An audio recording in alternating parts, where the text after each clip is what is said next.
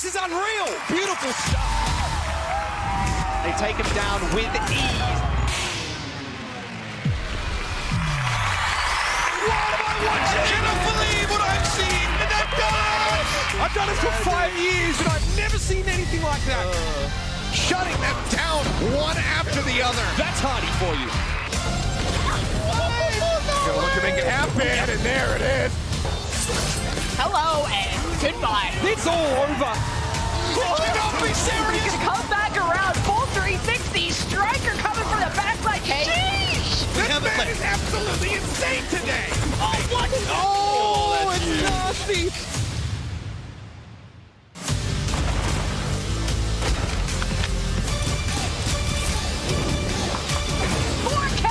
He strikes again! And Papa don't miss! Ladies and gentlemen, are you ready? Hi and hello, welcome to Watchpoint, everybody. Danny Lim here, joined by Jake, Costa, and Jaws. Guys, today is May 14th, which means it's Mother's Day. Happy Mother's Day, everybody. Did you guys all wish your moms a happy Mother's Day? Not yet, but it's probably says a lot about my family. We've planned to schedule a time that's convenient. It's fine. Or you could do it on broadcast. I bet your mom would love it. Call her Just, right now. right now. Right now. Get her on the desk. All right, sorry, Mom. We gotta move on to the next segment. 30 seconds. Happy Mother's Day. See you later. Love you, bye. How about you guys? It's in the future in Australia. So I called my mum last night. Oh. It was Mother's Day. travel, eh? Yeah, that's it. So she said Mother's Day is great. So look forward to that. Mother's Day in the UK was March 10th, so I called her on March 10th. 4 days ago. March 10th was not 4 days ago. Oh, no. That's May 10th. It's May, Danny. Well, this show is going great. Oh boy. I'm gonna be honest, I didn't wish my mom a happy Mother's Day yet, so I'm gonna do it right now. I know my mom's watching. My mom watches every show. Mom, Oma, happy Mother's Day. Thank you, I love you. All right, moving on. Let's take a look at our standings for today. Standings. Let's go. We got Atlanta Reign, of course. They got another win yesterday, and even Stalker yesterday. I talked to him. He said, they're pretty sure that they could go undefeated up until mid-season, which looks pretty likely because I believe it. Yeah, it's hard to know who is really going to contest them. I think a lot of teams we had hoped would put up a fight haven't really looked like they will, honestly. We'll have to see, I guess, if they're able to improve. And of course, we have to talk about this. We see San Francisco Shock on 10th and Toronto Defiant 11th. Of course, they did. San Francisco Shock had a rough time against the Washington Justice yesterday, right, Jake? That was rough. That was a It was rough. I want to highlight the Valiant as well, though. I think they're a team at the very bottom right now in the standings. I've got. That's a buy. That's a hard buy for me. Valiant stocks, I'm buying. Jake's starting to believe in the Valiant. I live for this. I never thought I'd see this. I'm not saying they're going to be the best. He's joining Pays on Day. I'm not saying they're going to be a top team, but that's a buy. I think they're going up. Yeah. All right, those are the standings. Let's take a look at our schedule for today. We got some great matches coming up. We got London Spitfire versus Florida Mayhem, followed by Justice versus Outlaws, and Shock against New York Excelsior, of course. I mean, I think for Mayhem Spitfire one, could be a close match, I think. Well, the one bright spot for Spitfire is that the Mayhem's biggest weakness against the Valiant was those fast rush comps that Valiant were executing really well on, and that should be in Spitfire's wheelhouse. We heard from Hadi that they're going to go back to their strengths. So, who knows? But I think it's going to be a tough one for Spitfire. Right. Yeah, I feel like we've just started to see Florida stumble, obviously coming out of the win of the Pro-Am, then had a very strong opening to the season, but we're starting to see some cracks in the armor here for the Florida Mayhem. Right. It could be exploited. Right. All right. I mean, I also do want to talk about the second match, Washington specifically, because they had a great match against San Francisco Shock, right, Joss? Yeah, they did. They did, yeah. Just unreal stuff. I don't know whether it's unreal on the Washington Justice side or it's unreal that the Shock lost this game. I mean, it was really funny seeing the kind of fan reaction to Ben Best coming in, just kind of diffing, jumping, and max. And there was a few funny tweets out there saying how Shock were so hyped coming into this season, especially with players from contenders from O2 Blast that are just so good. Yet they come in and they lose 0-3 to Washington Justice. I don't think anybody could have come into that day thinking the Shock would lose this badly. Maybe there were a couple of 3-2 Preds out there for the Washington Justice, but in general, you expect a lot more from the Shock, but it just didn't happen. But honestly, props to a lot of the Justice players too. I mean, Alfie kind of clapped. You saw it in the highlights just there, but Dude, his Genji is just ice Into the veins. Into the veins. Yeah. I love that. I love that. But I do think Houston has to be the heavy favorite. I mean, they're like the only team who's put up a fight against Atlanta. I think they have looked really, really strong in the rest of their matches. And so I would expect Houston to win. But this is a real test, I think, of what happened in that last match. I think both of our last two matches of the day are a test of what happened in Justice versus Shock yesterday. Was it the Shock completely crumbling, falling apart? Was it Justice overperforming? It's hard to say yet, and I think the matches today are going to give us the context we need. I also think you need to look back at the Washington Justice. The real concern we have for them is they lost that match to Boston Uprising 3-0, and that was a pretty convincing loss against them.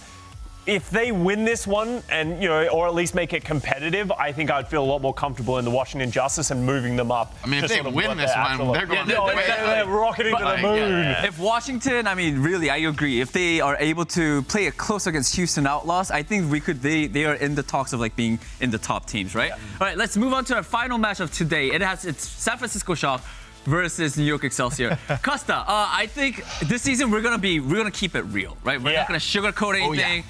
Oh, yeah. Especially with Jake on the desk. I have to ask you, can the Shock go any lower? I think that's the question to ask. Well, you look at the screen here on the right, New York Excelsior. They're playing Fitz on the support. New York, they are improving. It looks like they have some signs of life, but they're still not one of the stronger teams in the Overwatch League. And the San Francisco Shock and the expectations we have for them heading into this season are very, very high. If this match, it's kind of like yesterday. If this match is close, it's still a little worrying for me. How many of those are we going to get? No. The stakes have changed. The stakes have changed. We're at a lower point now. Yesterday, it was against the Washington Justice. That's a mid-table team, I think, to a lot of people. New York Excelsior are towards the bottom end. If Shock lose this as well, the alarm bells need to start ringing. Well, frankly, if it's even close, that's what I said against the Justice yesterday. Okay, if Shock want to cement their status as a top team, this needs to be a clean win over the Justice. Instead, they got slapped down. Yeah. And now against New York, it's like, okay, if this is a clean win against New York, Shock is at the middle. That's the best they can do right now. As far as that's the best they can deliver in this match. And I'm not even sure it's gonna be that clean. From what we saw before, I still think Shock's the favorite. I think there's just a raw strength here. New York, they gave him out to Vegas. I don't think they're gonna be a tough test for Shock, but you have to worry. You have to worry. True. We'll see if Shock can deliver. But now we got, our friends from the East. We got Achilles and Arrow to get us caught up on all the action that happened overnight. Hello, Achilles and Avril here once again to recap the action in APAC in case you missed it. Going into today's matches, we saw pretty dominant fashion here. The Soul Infernal taking down the Hangzhou Spark 3-0. Mag once again impressed so much, skewed on his back, healing him through. This team is just going from strength to strength. Yeah, really dominant performance from them. Infernal looking somewhat unstoppable, looking like they were going to be able to take that first place spot away from the Guangzhou Charge, but they didn't have too much. The Guangzhou Charge had something to say about that. They went ahead and took down the Shanghai Dragons. 3-1 scoreline here between the two, but Shanghai Dragons able to take away that one map as well as look competitive for the most part throughout this entire series. It's another surprising result for the Dragons, right? Because you thought it was going to be a 3-0, but then Dragons come through a lot stronger than you thought. Highlight of the match was Viper on Tracer again, 83.3% stick rate on Junkertown. It's a map you want to go back and see. But as we see now, we qualify our teams from the Eastern region into the actual brackets for the knockouts here in Group A. It's the Charge, Spark, and Dynasty all on this bracket. You have 3 Chinese teams here, with Rhodes coming through from contenders as well. So of the 2 Zhou teams plus Rhodes, only 1 Chinese team could potentially make it into mid-season madness from this bracket. That's going to be a brutal one. The Hangzhou Spark need to really rally back from, that loss earlier because it was fairly dominant fashion. So if they want to make it over there, they need to have a strong performance. Let's take a look at the Group B bracket, though. The Soul Infernal waiting to see who they face off against, either Panthera or O2 Blast. Obviously, O2 Blast, a lot of hype around that squad, and one that is anticipated to potentially be quite competitive against the Seattle teams. And Group B here has 2 of the more struggling Overwatch League teams between the Shanghai Dragons and the Dallas Fuel. Infernal looking like possibly the best team in the region currently, so this should be more of a straightforward bracket for the Infernal to make it through. Some resistance could be there from maybe a Resurgent Fuel, but O2 Blast going up against the Infernal could be a very strong matchup as well. That's one I'm looking forward to. Yeah, very much the same. But those matches are obviously going to kick off next week. We've got 4 matches across 2 different days, or rather 8 matches, I should say, across 2 different days, 4 matches per day. So plenty of APAC action is going to be coming your guys' way just next week. So make sure you guys tune in. And for now, we'll go ahead and hand it back over to the desk. All right, Achilles and Avril, thank you so much. Yeah, Dragons getting a map win, I'll take that. And also, Spark losing, they didn't get a map win at all. It was 3-0, right? Yeah, and that's Oh, Johnny. Johnny, where are you at? Oh, Johnny. Johnny. Johnny What's happening? Johnny doubled down boy. after last year when he sold onto Hangzhou Spark. They did pretty well, but this year he was like, these guys are going to be one of the best in the world. They're good. They're good, but Seoul Infernal, if you take away their first match against the Seoul Dynasty, they've had an incredible start to their season. Yeah. I mean, APAC matches, we got more coming. And why are we doing this? What's all this for? This is all leading up to the mid-season madness in Seoul, South Korea. Check it out.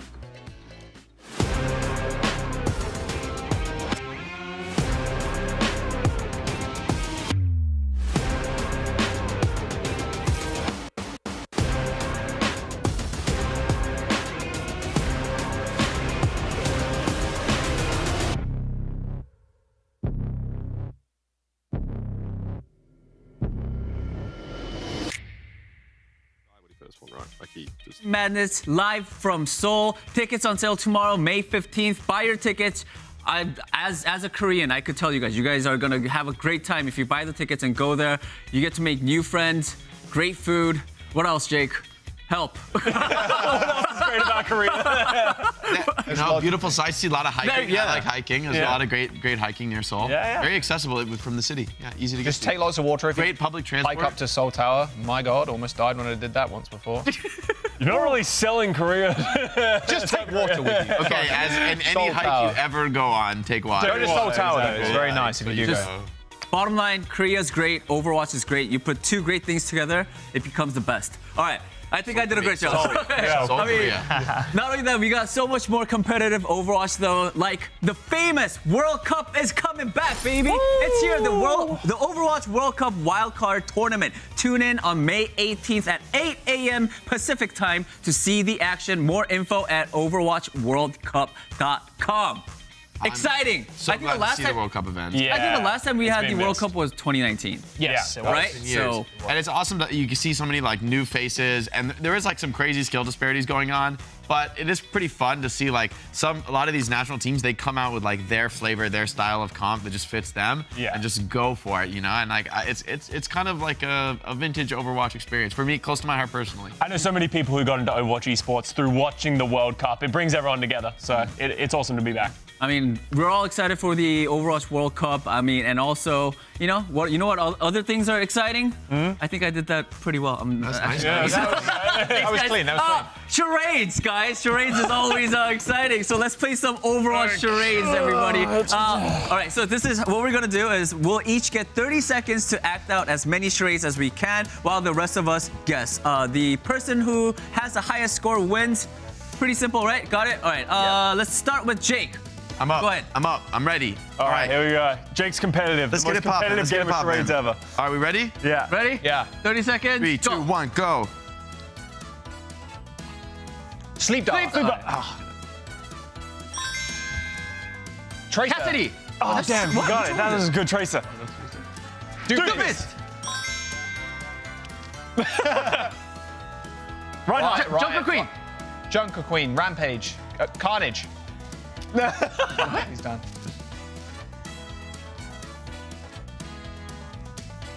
Oh, Simwall. Oh, dude, what was that? Projected barrier. Okay. No, was Simwal right? Damn, that was not bad. Projected barrier. Not Yeah. particle barrier. That's Damn, terrible. Jaws went crazy. Yeah. I know ability names. Now we're going to be in trouble now that Jack's getting out All right, of the this. face up. All right. Face up how I did. I'm good at this side. All right, No, Josh, your turn. Let's go. Okay, we'll see. Give us what you got. All right. Okay. That was pretty good. Thank you. As a tracer, I was the tracer. Wait, was which is the? impressed. Oh, That was okay. Cassidy for a second. Okay, you ready? Yeah. Ready? Okay, your time's going. Go. Ball, wrecking ball. Yeah.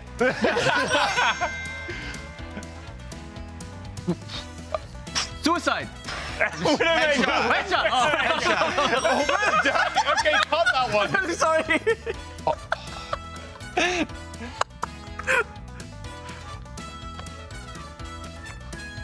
C9. Oh, yeah. Good get. Where's the jump? All right, I'll give it to you. What you gave it to him? Oh, Yes. my. I got what? I got three right? I see what. Good, I'm man. proud of my wrecking All right. ball. I'm proud of Yeah, that. honestly, Let's go. That was a nice wrecking ball. I like that. All right, we ready to go? Somersault. That's risky up there. Are you ready? Yeah. I got you. Go. Go. Dragon Blade. Why did I run so far? Oh, that's the same one. Resurrection. Mercy, resurrection. Thank you. Ugh.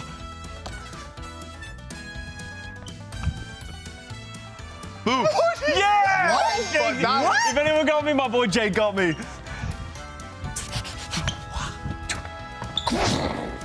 Oh, play the game. No, it was Diva. I was trying to self-destruct. How do you play? I was thinking that exact. All right, move out of the way, guys. I know I got the Daddy. boot from that. The real It's all good. actually. Charade King is coming. Have a look at the file. All right, Danny, the Charade King. Hey, Alright. just bring Shu here. We Holy got shot. the best combo. Which one? Wait, which ones are used? Are these? Put all the upside down ones together. No, yeah, those ones, yeah. All right, ready? Go. We didn't realize that part. Wait, you already did this. Trolled. Wait, you already did this. Wait. Either side, Danny. Ryan shield. Yeah.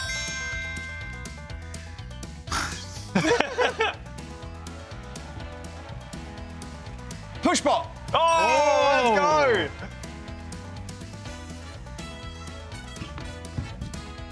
Primal Rage and Primal Rage or jump. Hey, time's up. Oh, this one. Let me just do one more. Okay. Let me do one more. This one's pretty good. All right, ready? Oh, Ninja gun. Yes. Okay, we'll give you that one. Yeah, Danny. yeah, We'll give you that. For the commitment. That's good. Commitment to acting. Oh my god. That was pretty good. That was pretty good. All right, who won though? I think.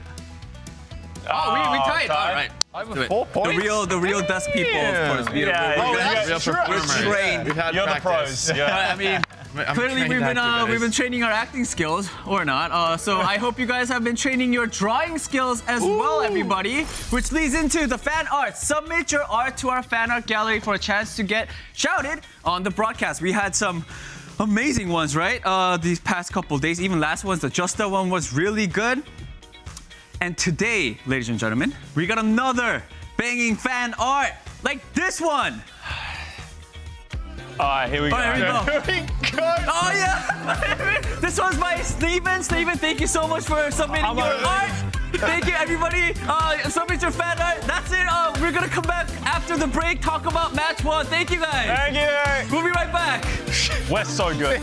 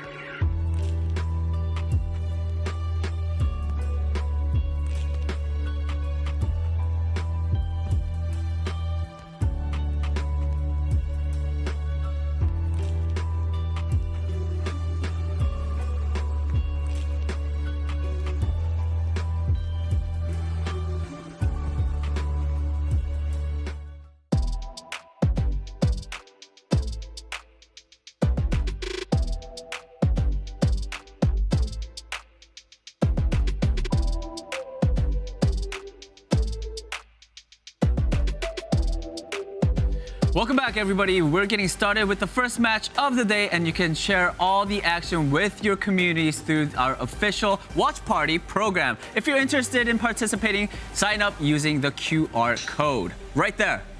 Right there. All right. With that out of the way, let's talk about our first match. Let's take a quick look at our schedule. First one is going to be obviously London Spitfire versus Florida Mayhem, right? I mean, about this match, I think Mayhem, their last match, they were up against LA Valiant, and Valiant played it really close, right? And of course, London side as well. I think they were looking a lot cleaner, a lot better. Sure, they do have more work to do, but I think compared to their previous matches, the very last one we saw, I kind of liked it. Yeah, I mean, they were able to beat Vegas. I wouldn't really call that a test for them, especially with like the substitution issue. So they looked great playing like the Lucio Rush comps, which in fairness, that was Mayhem's weakness against Valiant. That's where Valiant got those map wins for the most part, was off of some really clean rush plays.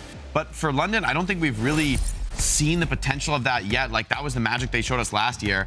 Florida Mayhem, on the other hand, they've been showing us plenty of magic. I like seeing Checkmate coming in. Yeah. Honestly, Sana, he's a great player. He has shown some good strengths, but I think Checkmate is just such a top tier player and especially an intelligent player too. He's not just like a pure mechanics player, but he can play everything very flexibly. So even for these rush comps, I want to see Checkmate in the roster. I think he's really strong. And I think for Florida, maybe they'll be honestly retooling a little bit. Maybe they'll be thinking more about how to deal with those rush styles. So in the end, maybe it's a good thing that Valiant played them close. They're going to be able to review and improve against probably what will be London's biggest strength.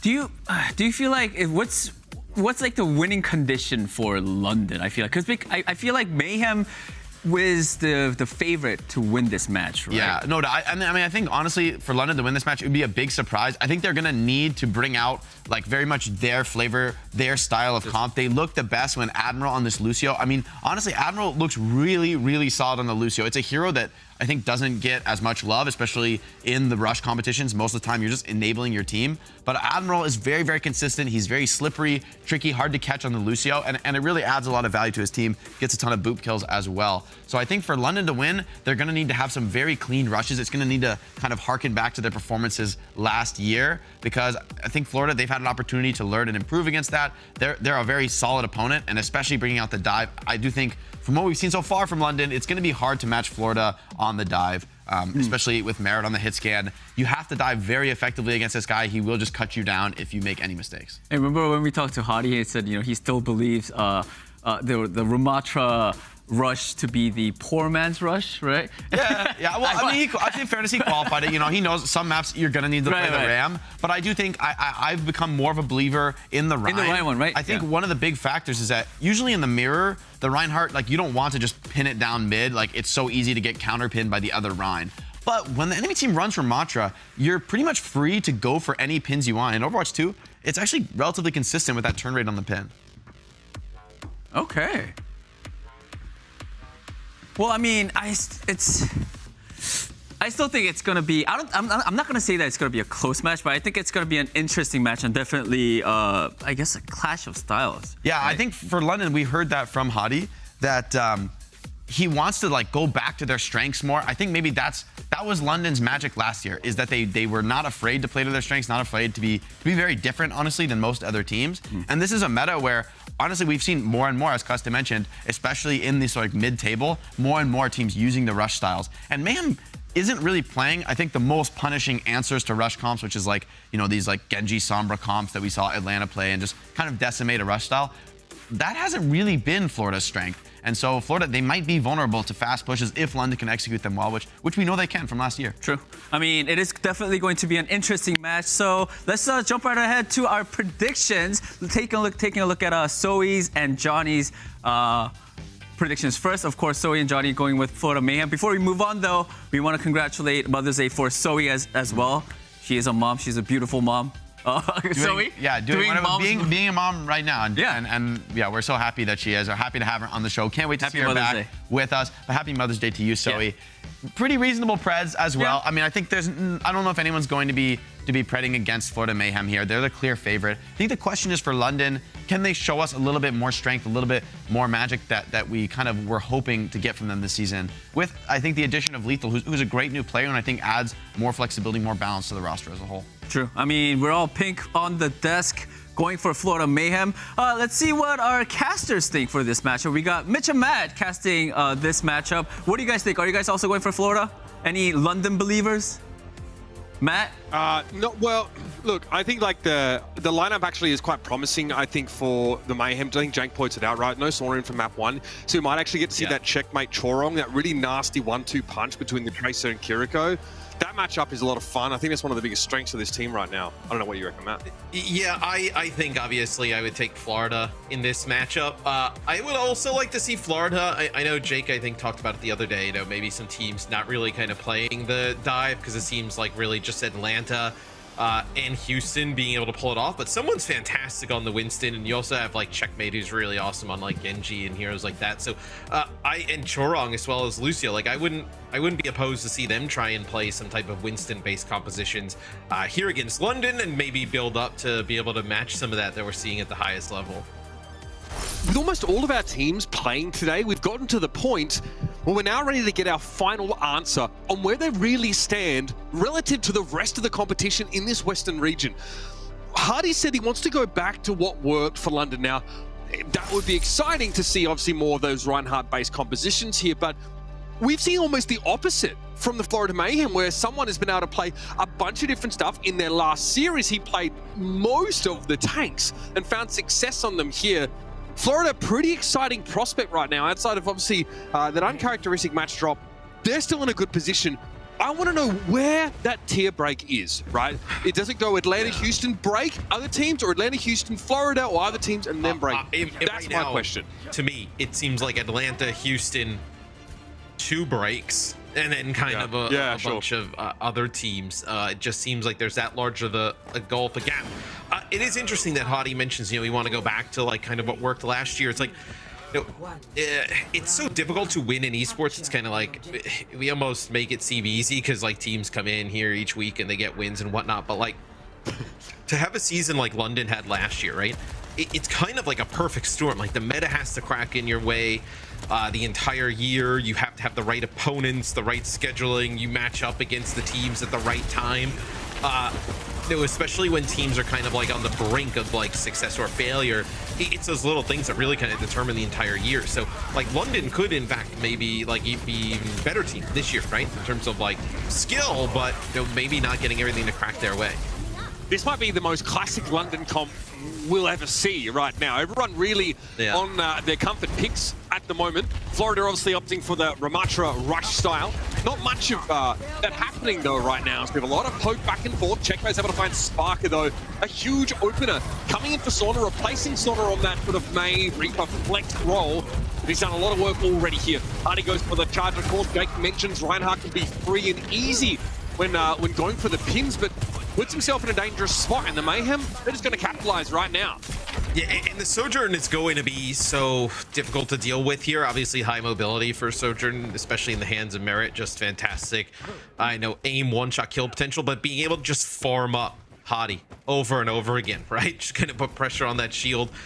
In the same way, you know, Sparker on the other side playing the Hanzo, a little bit more long-range one-shot kill potential, but someone's not as worried, like not really kind of playing around his shield for survivability. The Maywall doesn't last long. Amp Matrix thrown down. Backbone playing the off angle, and the Mayhem forced to play right towards the edge of the map. This could be dangerous, especially if Admiral starts to smell the blood in the water. Wants to push them off the point for now, and it's enough of a window for the Spitfire at least to be close to a cap. The Mayhem look to contest here. This is far from over. Ice Block already used here by Backbone. No, someone's going to have Annihilation. He's going to pop it and take out Sparker, so this is definitely not done. As the Florida Mayhem, they kind of kite that out perfectly. They get around that like central pillar on the point there. In London just doesn't push around in time. Like, you know, when you have that player advantage, it's only going to be for a brief period. You know, 8 to 10 seconds. They let them just kind of stall out the point on the other side, get back to full strength. And at that point, once you have that Annihilation on the point, I mean, they didn't, once someone pops Annihilation, he just goes, right? They don't kind of like wait for a sound barrier or like a blizzard of their own, as now the kind of ultimate advantage is swung pretty favorably here for the Florida Mayhem, right? You're going to have sound barrier here. I know, although double support ult on the other side, you're gonna have a blizzard here too. How does someone get away? There's no way he escapes that. Chorong didn't even have to use a sound barrier. That looked like he was dead to rights, but instead he's able to back away, get some health back. This time going to be shuttered down. This might hold the sound barrier, and it does. Nice move. Hardy knocked off course as he tried to connect the pin. Yeah, that's like a sound barrier that comes in for Chorong, and it looks like he also knocks Hadi off course. That's going to be Admiral and Landon both layering their support ults on top of each other there, but they almost have to. 99%. Hadi trying to come here from the high ground here over the May wall. Not going to work out. Is some bright spots here for London early on, but not enough. Yeah, again, but we talked about this is their comp, this is their style that they really like to play, and it doesn't get them not 1% of capture progress against the Florida Mayhem. Got to be a little bit demoralizing here. And of course, there were moments like you said, but my goodness, in aggregate, the Florida Mayhem looked a cut above. Yeah, well, London had moments, right? They're able to get advantages, but not really kind of like push the pace, really take advantage of those. Is when you see when Florida decides it's time to go, they go all in. You know, someone with that annihilation there, and then also beautiful Lucio play from Chorong. Yeah, really impactful here. And obviously, someone towards the end of the round who's playing pretty safely here knows that obviously Ryan kind of has him pegged in close quarters. Love that wrap around. My goodness. It's basically clean up from here on out with the Blizzard in play, Matt. And Matrix also a factor in that fight. It's, you know, once you start getting rolling on the Ramatra, it's difficult. I mean, you just see how much more versatile than like the Reinhardt, right? Where Ryan, you just have to kind of get him right up in the other team's grill to make an impact. I mean, if someone he's able to drop a shield, watch one way, do some damage at long range, bolster up, speed in, like those slow players down, you know, with the field there. I mean, just so much more that the Ramatra offers. Very confident there from Merit, looking for a flanking opportunity. Doesn't connect too many of those arrows though, and has to back away. But he's more than happy to use the defensive zone created by someone here to capitalize. A glancing blow on Spark is going to take him low enough for Chorong to finish the job. Immortality field thrown away. Landon also is going to get run down. Make it 2 for Chorong. This guy absolutely bloodthirsty today. The setup's been very good from the Florida DPS.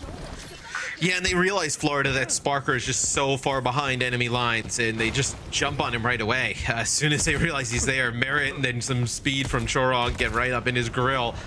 Take out the Hanzo, and although you get a kill on the other side by the point there for London, still just a large source of your damage there with the Hanzo out on your side, and Merit really just firing with no worry of being taken out.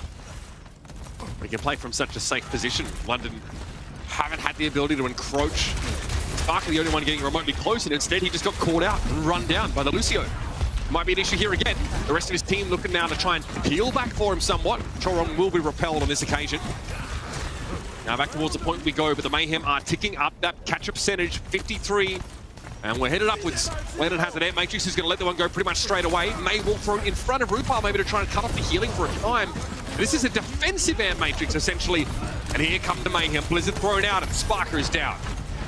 Yeah, it's a Blizzard with a Dragon Strike on through it, and the Dragon doesn't really result in anything, but still just splits off some of the members of the London Spitfires. This has really become all Florida Mayhem as they're gonna... Oh, they're staggering him. just... Yep. Oh, they're staggering him so badly! That's brutal. Man, makes me think of FRD on the old Diva days, you know what I mean? Absolutely nasty stuff. Yeah, but somewhere FRD is still being staggered out on Diva with a Titans jersey. Well, this one's done. I mean, they push up, they get right up. They know that Hadi's not going to be in the fight, right? He spawns in a little bit late. They push right up with the Annihilation sound barrier, and that is a dominant performance there in round number 2 from Florida. Florida want to go back to their roots, back to basics, so to speak. While it worked last year, it sure as heck isn't doing you the many favors right now. The Florida Mayhem look absolutely indomitable in that first map and completely really unbothered by this London strategy, the Reinhardt-based setup. We have Backbone and Spark are ostensibly on some of their best picks, and still it does not pay off. They can't get the job done. I mean, someone on the Ramatra is a big problem right now for the Spitfire. Yeah, it's just the versatility of Ramatra. I know we talk about Ramatra versus Reinhardt a decent amount, and you know, when you look at like the use of Annihilation, right? I mean, look at it here. Doesn't need to like land the perfect type of like shatter, right? Needs to just pop the ultimate, get in there and start doing damage.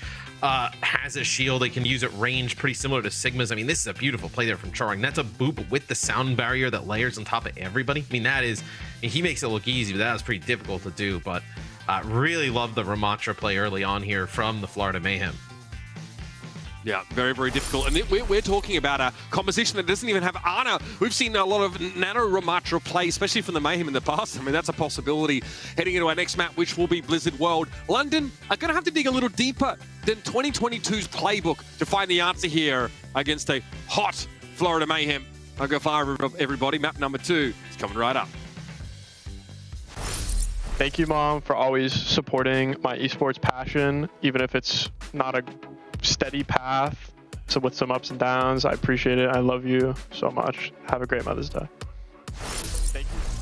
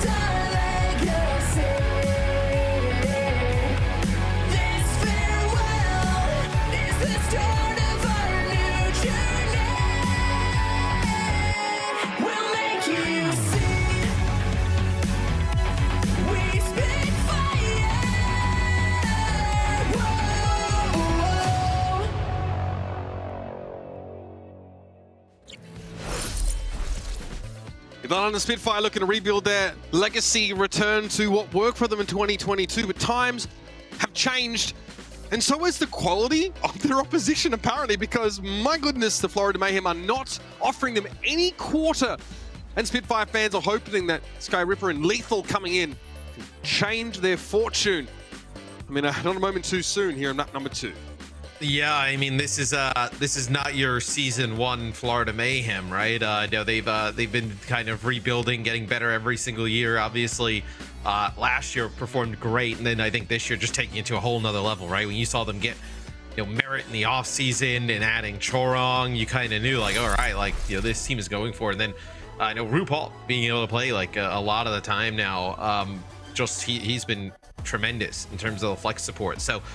While London, obviously, I know has been getting better last season, really surprised a lot of teams. It looks like, some of the other teams in the league obviously leveling up as well as we move into Blizzard World. We have that conversation every year, right? For most teams, and I really mean most, not all, there's an increase in talent, ability, capacity to win. But again, it's just how much can you improve a roster? Some teams really, honestly, they spend big to sort of build these sort of super teams, where other teams stick with what has sort of worked for them. And this definitely worked for London last year. They can't find it acceptable to be where they are right now, I'm sure, based on where they were. So I'm sure that there's more in the works, and they really have to think about how they want to be a driving force in this league going forward. Yeah, well, we'll probably see what.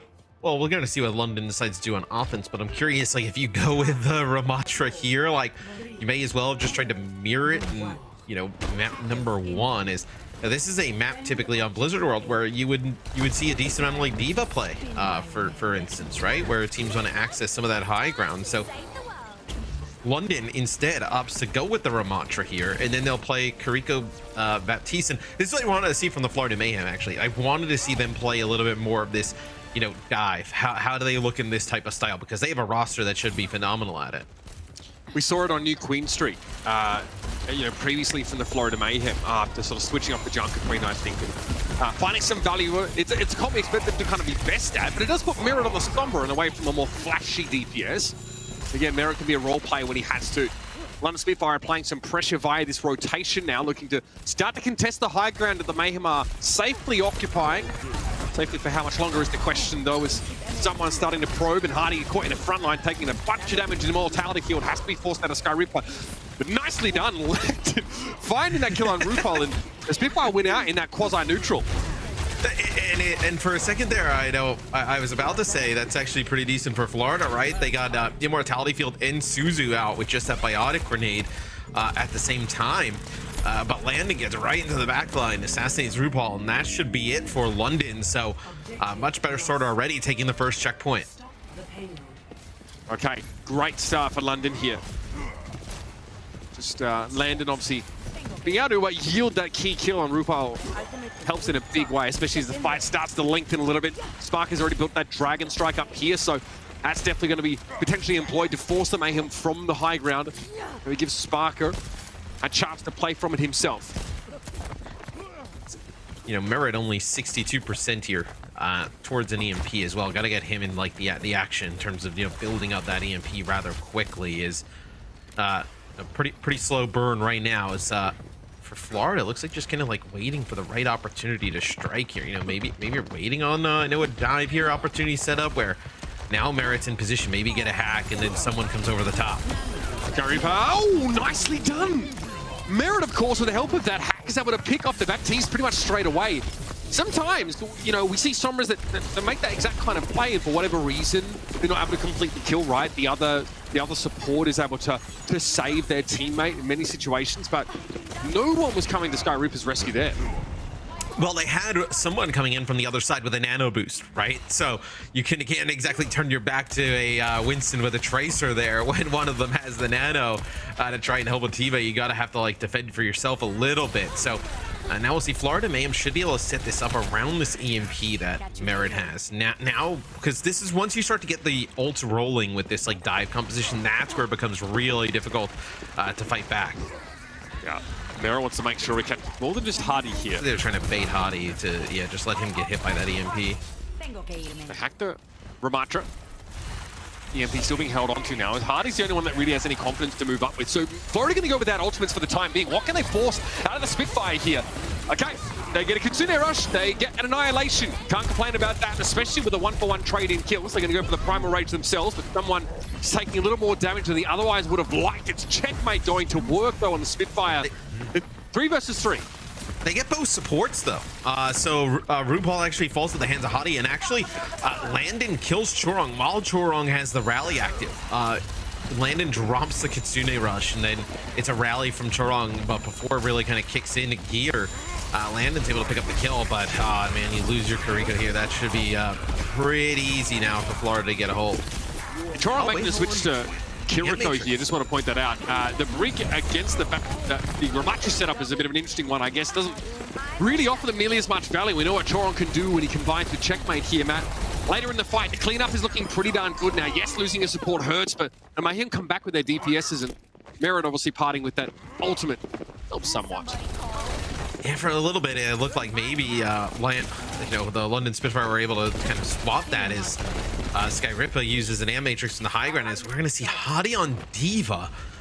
So this is something that we've really never seen. I mean, Hadi, like, you consider him Winston, Reinhardt, Ramatra, like tanks you would kind of like consider main tanks. Like D.Va, this will be really interesting to see.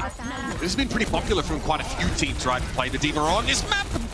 Love that combination again. Merit is there for someone to dive in. You can see Merit really commits to the hacked target when his Winston has a nano boost, and that was obviously what someone was benefiting from in that fight.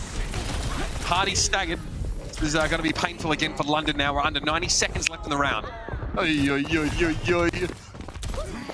man. Hardy's like, this is why I didn't play D.Va. They buy another 10 seconds off that. Pretty punishing stuff. Florida pretty happy with this setup, right? I mean, yeah. They've got a Kitsune Rush to work with now. Hardy, I want to get himself back into the mech at the very least here. London, there's a question of how they're able to get value out of this. Well, okay. I was going to ask about the Dragon Strike, but sometimes people just die when you look at them. Yeah. Chorong gets logged across the map. Sometimes you just fire into a choke point and end up with a kill. As someone's going to have a Primal Rage here, so it looks like he's just trying to put some pressure on the background. I assume, yeah, here it is, though. They always dive with that up. Nice use of the Suzu thrown at the wall there, I think, to secure its effect. And Sky Reaper is going to be left alive for the time being, and someone doesn't get very much at all for that Primal Rage. Still, Florida built that EMP. Full strength, though. The Primal, right? You deny them some high ground. You allow to get back at full strength. I think that's probably the idea there for Florida Mayhem, because only 20 seconds left here for London to take this checkpoint. We gave Merit time to build this ult as well. This could be pretty devastating. Merit gets spotted though, accidentally perhaps by Hardy, but that EMP doesn't quite connect. Most of the Spitfire are actually able to get inside the Nexus room here. They hide under their mortality field. Someone, though, cleverly knows to back away. He gets popped up as he returns to the rest of his team, but Checkmate is in a bit of trouble. Pulse Bomb, yes, but only sliver of health. He's able to replenish that now and return to the fray as Chorong lays down the Kitsune Rush. Lethal has to recall here. One blink available, but that should be enough. Florida backing away for now, but you better believe they're going to have a crack at this. Someone drops on in, Sparkin trying to create a little bit of space with the Dragon Strike, but someone was able to stall the cart for long enough for the rest of the Mayhem to have a chance to touch. But I think the self-destruct on top of the Dragon Strike means, yeah, it's going to be Florida having to give it up. Yeah, I mean, that should be enough there to kind of get the payload over the line, as Hadi now goes back to Ramatra here for the final stage of the map, where D.Va's pretty popular at that second stage, and I think if you're London, it's really important that Hadi, who's really been like a mainstay of this roster for a while now, really has to be a little bit of like a leader in that aspect. You want to be able to play him as much as possible, right? So it needs to be able to pick up tanks like the D.Vas. Merit does not want to be spotted here. Oh, actually, like Landon flips the knife to the side and catches him. Merit in trouble. That's a hacked health pack. Can he use the window of the recall? Yeah, he got topped up there, so Lethal cannot commit on this Sommer. Yeah, RuPaul as well. Another really high value one, right? Another support player picked off. Someone looking dangerous over this Primal Rage from this position. Sky Reaper would have been knocked into the abyss if not picked off in midair. Checkmate's down. Looks like Landon was able to find him with a kunai, and someone has to fold back as well. We'll be topped off. 22 seconds to go here. Both support ultimates up for the Spitfire, but the Mayhem have another EMP.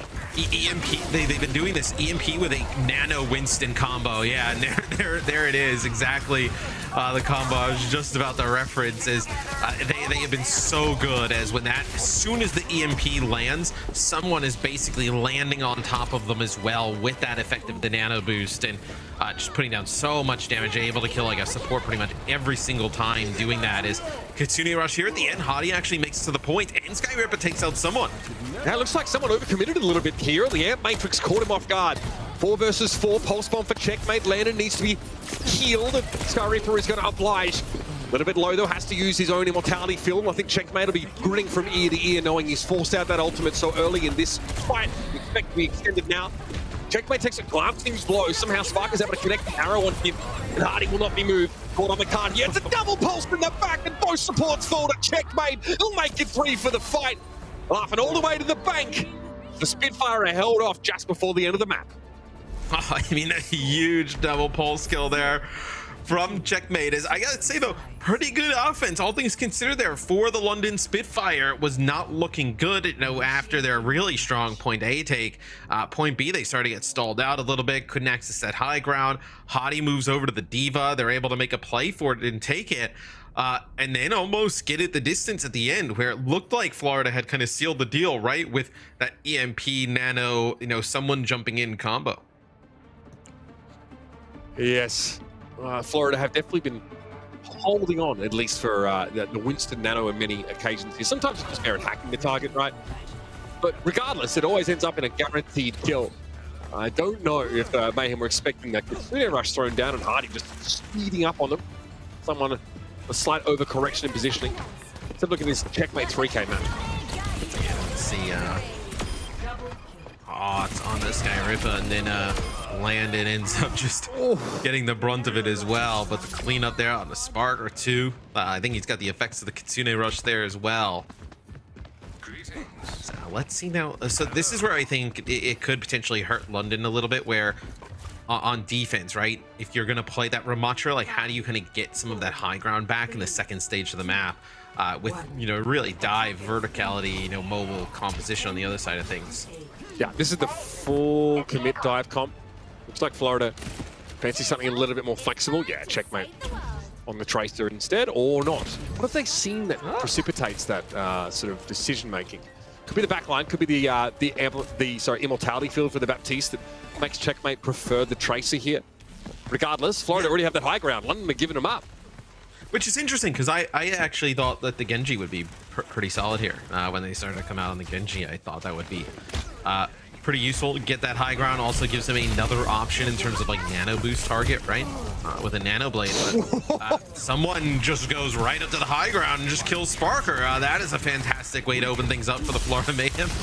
The look on Sparker's face, he didn't expect that. It might have been a mild miscalculation there, I think. He doesn't really...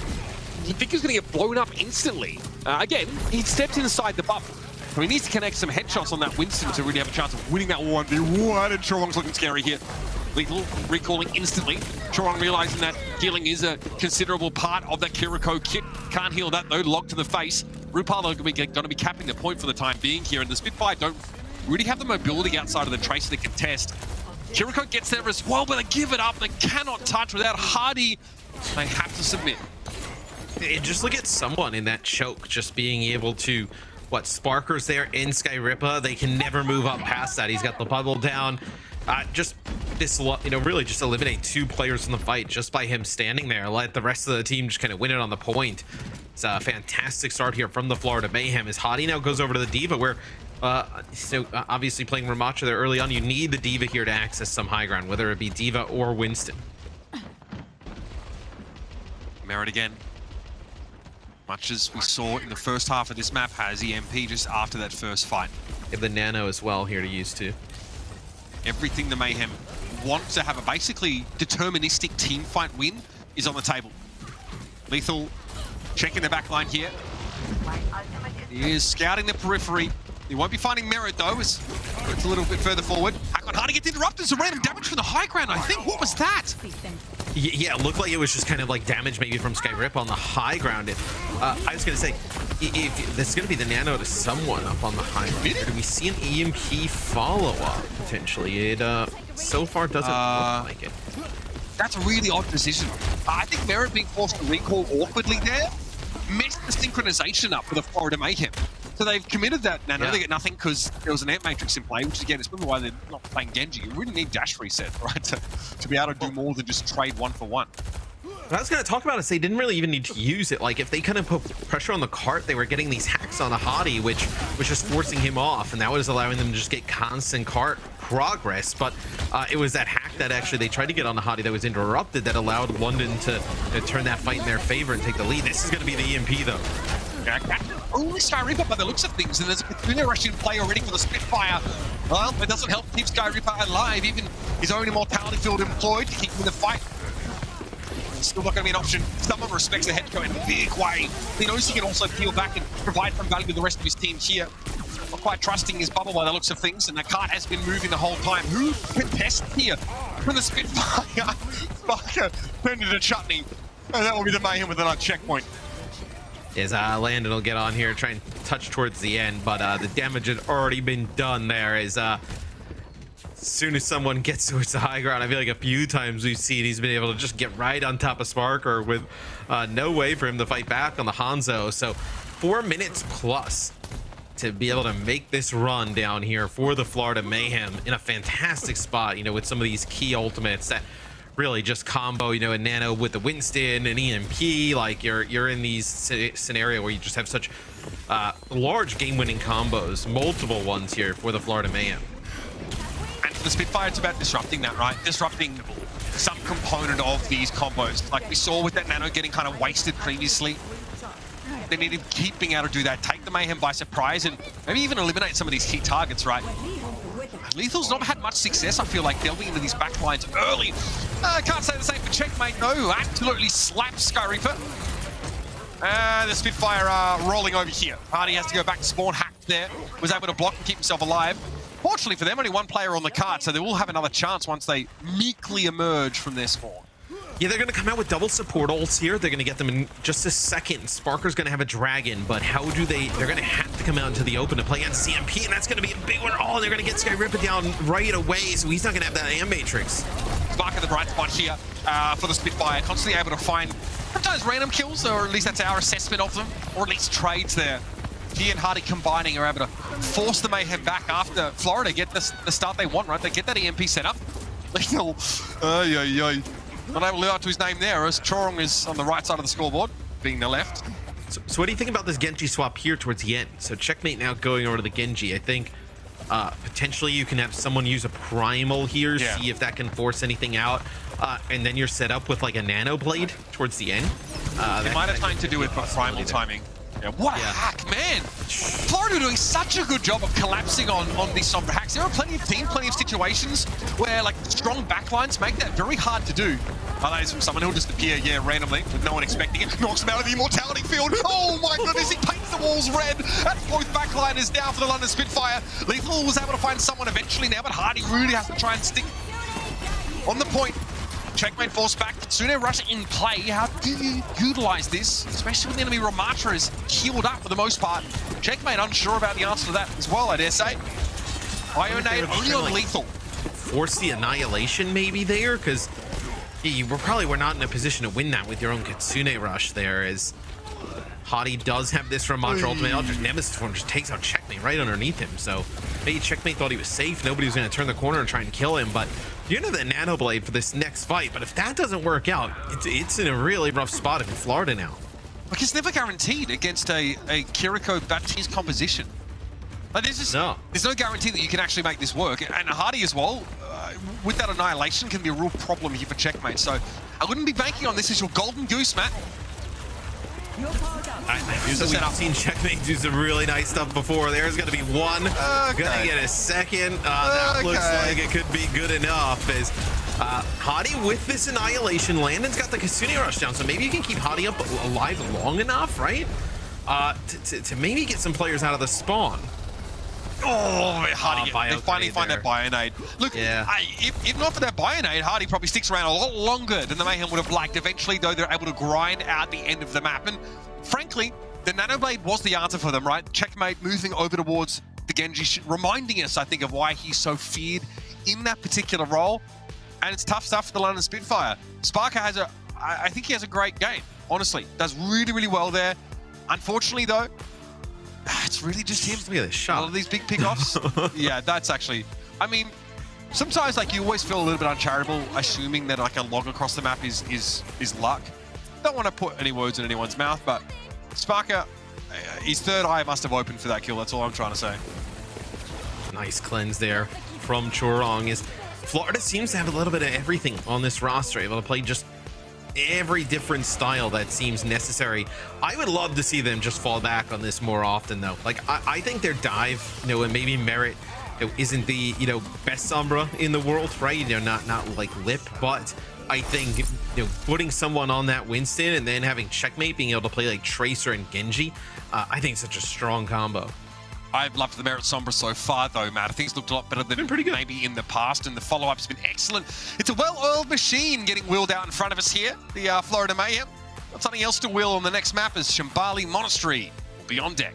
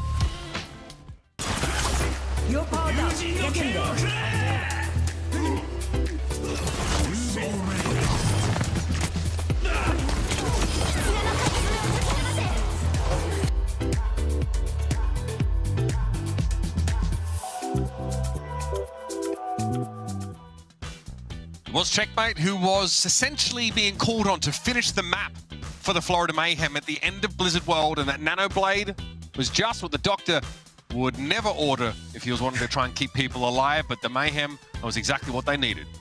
Yeah, it works out perfectly there for Florida. Great use of the Nano, whether it's on someone or Checkmate altered out. 2 subs there, as you saw, for the London Spitfire, going back to the composition and lineup we saw in map number 1. So Shambali Monastic, the next map up in the series, potentially the last one if Florida is able to get it. The London Spitfire staring down the barrel of another ominous 0-3, potentially. The question is, does moving to a new map really make them feel much better? Because frankly, when it's been pound for pound, they are firmly behind the 8 ball when it comes to the matchup here. Florida have caused them a lot of problems. Merit, I think, getting a ton of stuff done here on this Sombra. We see London not really opt for it. They prefer actually just to sort of try and make the Tracer Hanzo setup work. And while Sparker looks great, as Sparker always does, there's something lacking. London are not fully complete here, and the Florida Mayhem are punishing them for it. And we'll see what London ends up deciding to do here on defense right now. Running with that Reinhardt yet again, where we were, this map also, it has a lot of verticality. You want a little bit of mobility. I think that's where Ramatra really wins out, right? It's not like, he's got this super jump, right, that he's able to execute, but just the nemesis for him with the extra health, the mobility, it's such a game changer, especially when Reinhardt's mobility is really just kind of tied to him just moving in a straight line, where Checkmate on the Junkrat here early on, just to fire some shots out, put some damage down on Hadi's shield, is London wants to play close. Yeah, I think that's why we saw the Junkrat hover at least, a concession to a close range hold. Backbone, it's absolutely rolled. Checkmate throws out the wall, makes it very hard for Hadi to back off. Not that he particularly wants to anyway, but it does mean that Checkmate's quarries are held in place a little bit more. Much easier to land those endothermic blasts. So right clicks, and then on the Spitfire get absolutely deconstructed here just outside of the spot. It feels like the Reinhardt comp is just such a dated old version of this Ramatra-based setup, right? Yeah. It's almost like, one team is discovered 4K and the other team is still on 720p, where but I want to make a joke about that so bad, but Sean Miller's gonna kill me. It seems like London at least gets a pick off there. Stop the bleeding a little bit, but it just feels like there's just so many different ways that Florida Mayhem can win fights and play fights, where London is kind of pigeonholed into this one specific type of style with this Reinhardt. I know Hadi can play the Ramatra, he just doesn't want to. Not the plan. The Spitfire. We'll see if that proves to be their undoing. Maywall thrown up to block off that amplification matrix, but there's much more in the arsenal here for the Florida Mayhem. And the Spitfire are preparing to be hit by a broadside. Great TP to get Hadi out. That is incredible. That is legitimate Saving Private Ryan stuff. Hadi back in position now to man the front line, and someone is dragged off his horse. Yeah, they do a nice job of getting the TP back and forth, getting Hadi in and out of trouble there. So some nice. There we go. We got a smile out of Hadi. I mean, I think he made that smile 90 seconds ago. Yeah, I mean, maybe, but at least got a little bit more of a smile out of Hadi. Florida come in with 4 ultimates here. That sound barrier, where I think if you see Hadi go as aggressive, I imagine you're going to see Blizzard come out and try and really trap him. Hadi split from his team here by necessity, if nothing else. Checkmate now returning to the front line. This Blizzard wants to put in between Hadi and his back line. Shatter came in, someone was knocked down, but it's going to be in. Oh, nice.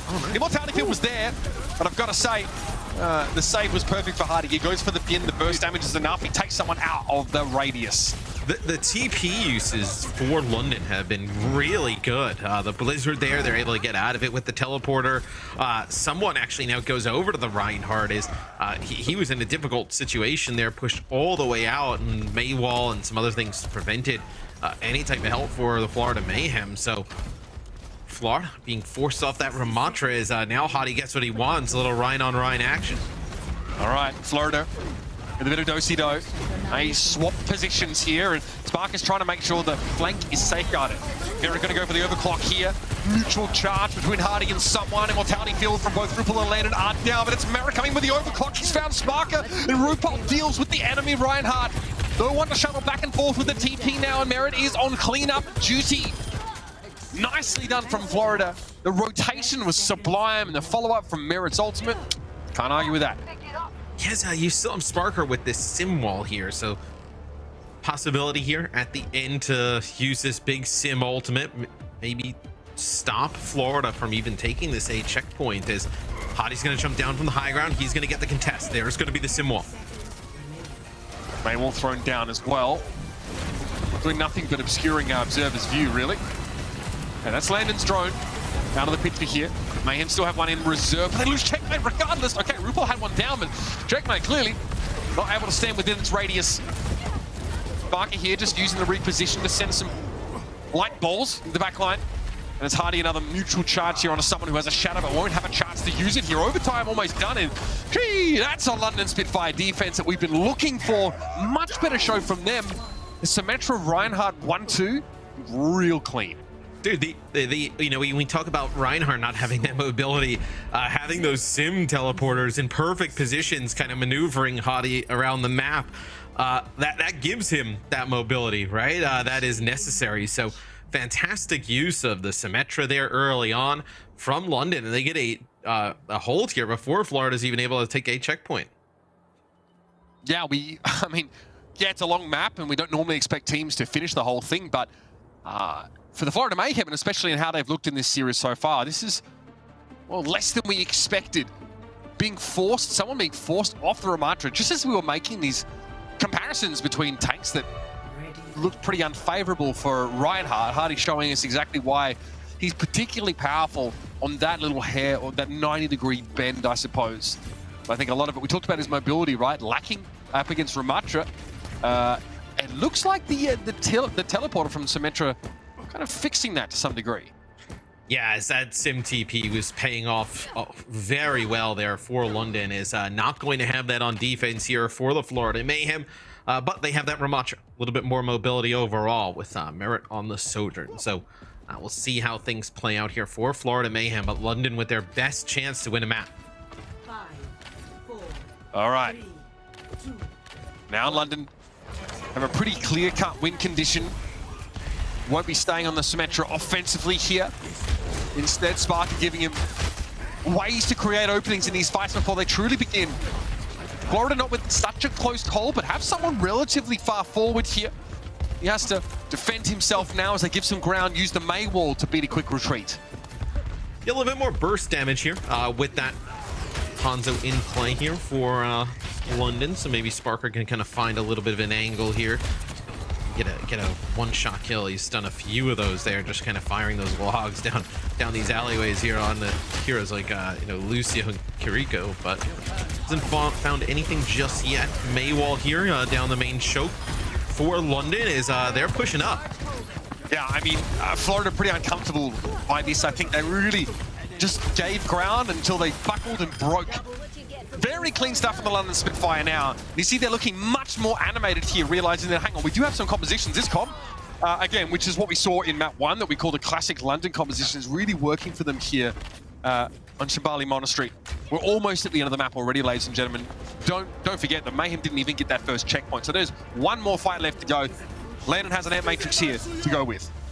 Yeah, it's going to be, London just getting the touch over the line. So the Spitfire there end up taking this map where you thought that Florida potentially could end up closing the series out.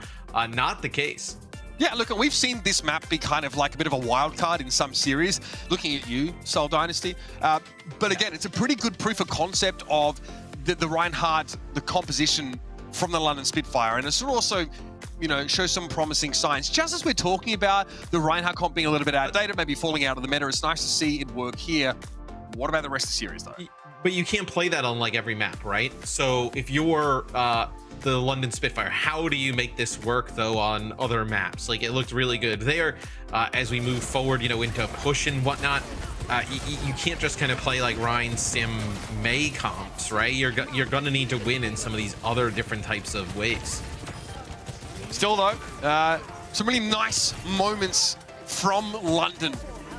Quite enjoy, watching Backbone set up a lot of these May walls here. So often you force someone to make the switch.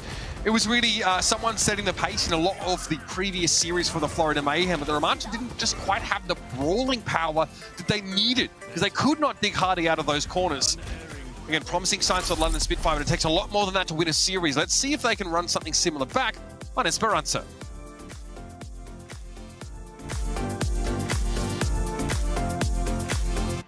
Hey Mom, just wanted to say happy Mother's Day. Thank you for being my #1 supporter through all of the years of me going pro and grinding the game. Yeah, I love you.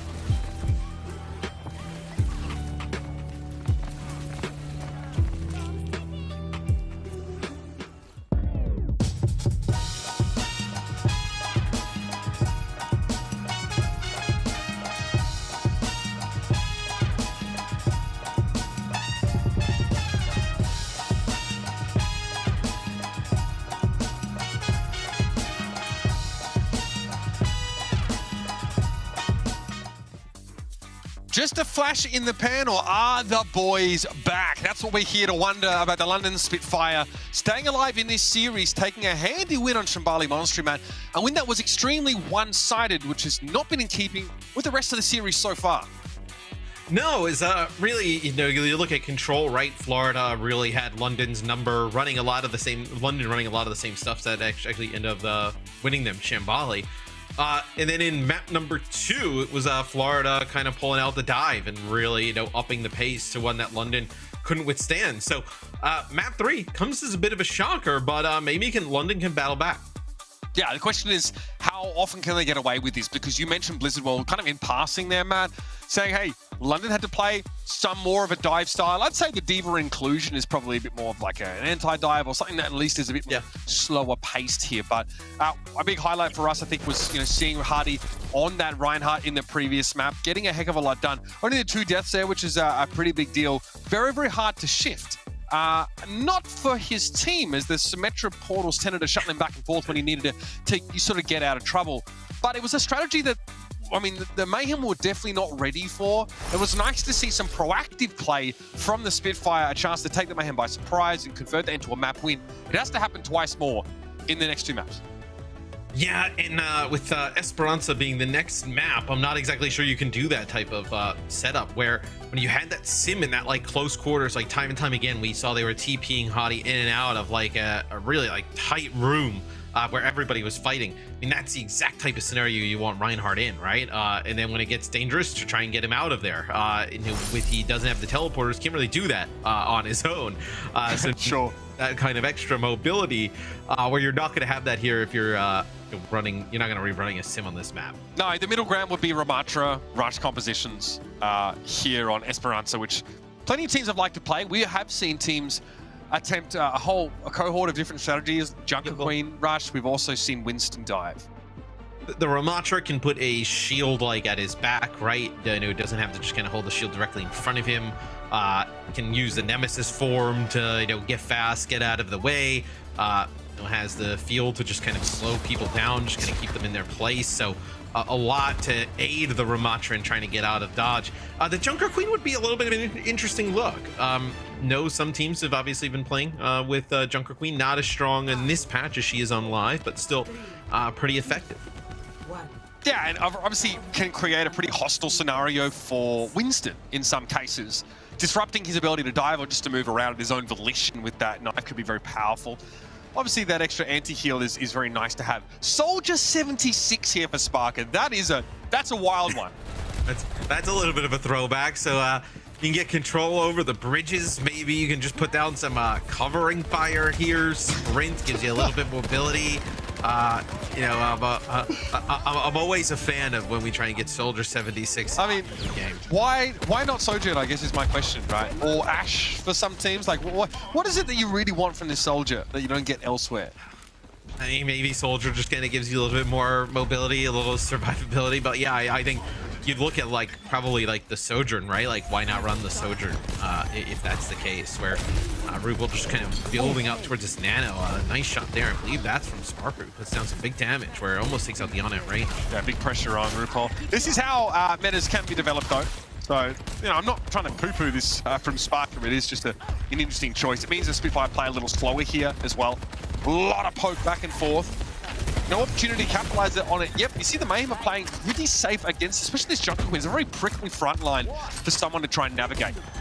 Well, they want the Florida Mayhem to dive into them, right? And then you can get kind of the shout, the bleeds up from the Junker Queen, right? The survivability for that is this going to be the Nano here onto someone. So let's see how London play around this.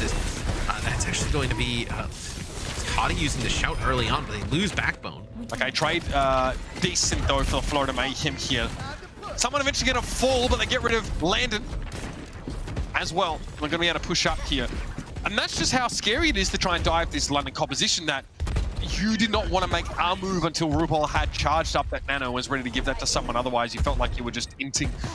So, the London Spitfire are back. Hardy in position here in the middle of this choke. And Merit might want to start off another fight here. Cascade fight wins now with an EMP.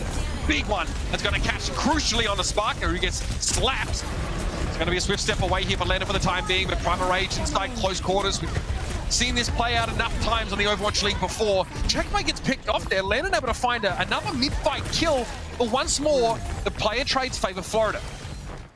And the Rampage there actually just hits someone. He's got Primal up, so not a huge value out of that. Is he just kills Backbone. It looked like from range. Zapped him, right? The worst case scenario here for London, right, is that Florida builds a little bit of a lead, because with the composition that London has, it's clear that they don't want to be the team that's kind of running into Florida. They want to be the team that kind of like waits a little bit, baits them into the Soldier and the Junker Queen and whatnot, where then London has to be the aggressor and go on offense. I'm not sure how this comp's going to work. You need a really good Lucio to make this happen. Thankfully, Chorong is that one. People trying to stuff bagfuls of money in his direction when he first made his way to the Overwatch League. Sparker has that tactical visor right now. Merit's already farmed up most of another EMP. Very scary. Rebellion. Nano Winston. Run it back, ladies and gentlemen. Speaking of running, Sparker wasn't able to get fast, as Matt put it, in the pre-game. They'll be able to pick up the Junker Queen as well. That durability goes a long way for someone. Now, I think you have to consider London. Do you switch off of this, right? Do you try and match like dive for dive? Like, because this has not worked out thus far on the Junker Queen. You know, maybe a little bit when it was really early on in the game, but right now it's all Florida Mayhem, as they're getting very close to taking this first checkpoint. Oh man, it's one fight after another. The ultimate economy is favored Florida. They destroy his translocator, so they got to wait a little bit. Merit, yeah, look, he's forced to back up here. Sparker's hunting. Another EMP on the Soldier or the Kiriko, or both would be fantastic. Sees Hardy here, a little bit low, might be an opening. Oh, they're walking into this one, surely. Into the low ground, all grouped up together. Merit's in there, and that's a 3-player EMP. Oh. Someone, again, perfect timing. The hack lockout duration isn't nearly as long as it used to be, so you have to act quickly. The coordination was absolutely flawless from Florida. Yeah, it's the EMP damage combined with just someone getting in there, landing down with that jump pack, and just putting down some damage on top of the squad, and that allows Florida to win really fast and easy fights when they have that EMP. That'll be the first checkpoint here taken by the Florida Mayhem. They are looking clean here on Esperanza. So at some point, London have to find an opportunity to use these ultimates. They're getting lapped in some cases. Haven't had opportunities to actually set up for a favorable fight. They're trying to group up together as the Junker Queen composition requires. They're going for it now. They have to use these ultimates. They need to start pushing back here. Gonna play from the choke for now. They've got everything. Here's the attack visor coming in. Janeway takes a bit of damage with the Primal Rage in Sparker's face. Makes him hard to find any sort of target, so that ultimate expires without him finding any final blows. Kitsune Rush also being used here. Once more, the Florida Mayhem are nowhere to be seen. Playing right back here past the choke. Grouping up, and they're gonna get ready for a Chorong sound barrier here. The aforementioned, getting in position for it now. They lose Sparker. It's all gone wrong for the Spitfire, man. This beat comes way too late. You're not even going to need this beat potentially here for Chorong. They actually use a nano boost there onto someone in a fight where it looked like London just throwing a ton of ultimates at really everything outside of their rampage. They don't even come out on top, and what's worse is that the barrier's still going to be pushed further into their part of the map, and you're going to have sound barrier and EMP to work with here for the Florida Mayhem. And we need a mercy rule in times like this. London had no real business losing that team fight so badly. Attack visor, I mean, raises further questions about the Soldier 76 and his role in this composition. Also, his efficacy against Florida's quite mobile dive composition. Merit's just going to do the thing. Setting up here for this EMP. Oh, looking straight at this back line. Have to translocate out here, but he's definitely put them on notice. They're moving into the same position that they all just kind of got mowed down with the last EMP. Everybody got down to the bridge. That's a 5-player EMP. There's no way you're coming back from that. You are moved out to the farm. You're trying to make a living here by candlelight. So I mean, they rampage and that gets the beat out. So you kind of trade what rampage. I mean, the EMP comes out before, but you trade the rampage for the sound barrier. But still, I think, looking at it that way would just be trying to find any positives here for London, as that is the biggest cope kind of committed to this comp here. Yeah, it is large amounts of copium there. Pulse bomb for checkmate. Merit again, maybe hoping to combine with a nano to someone in the next few moments. Good reaction from Sparker, able to interrupt the hack from Merit, force him to translocate away. So buy some space now for London. Get through the choke. Florida doesn't even care about pushing up, Mitch. They just keep pulling back and just playing from this bridge.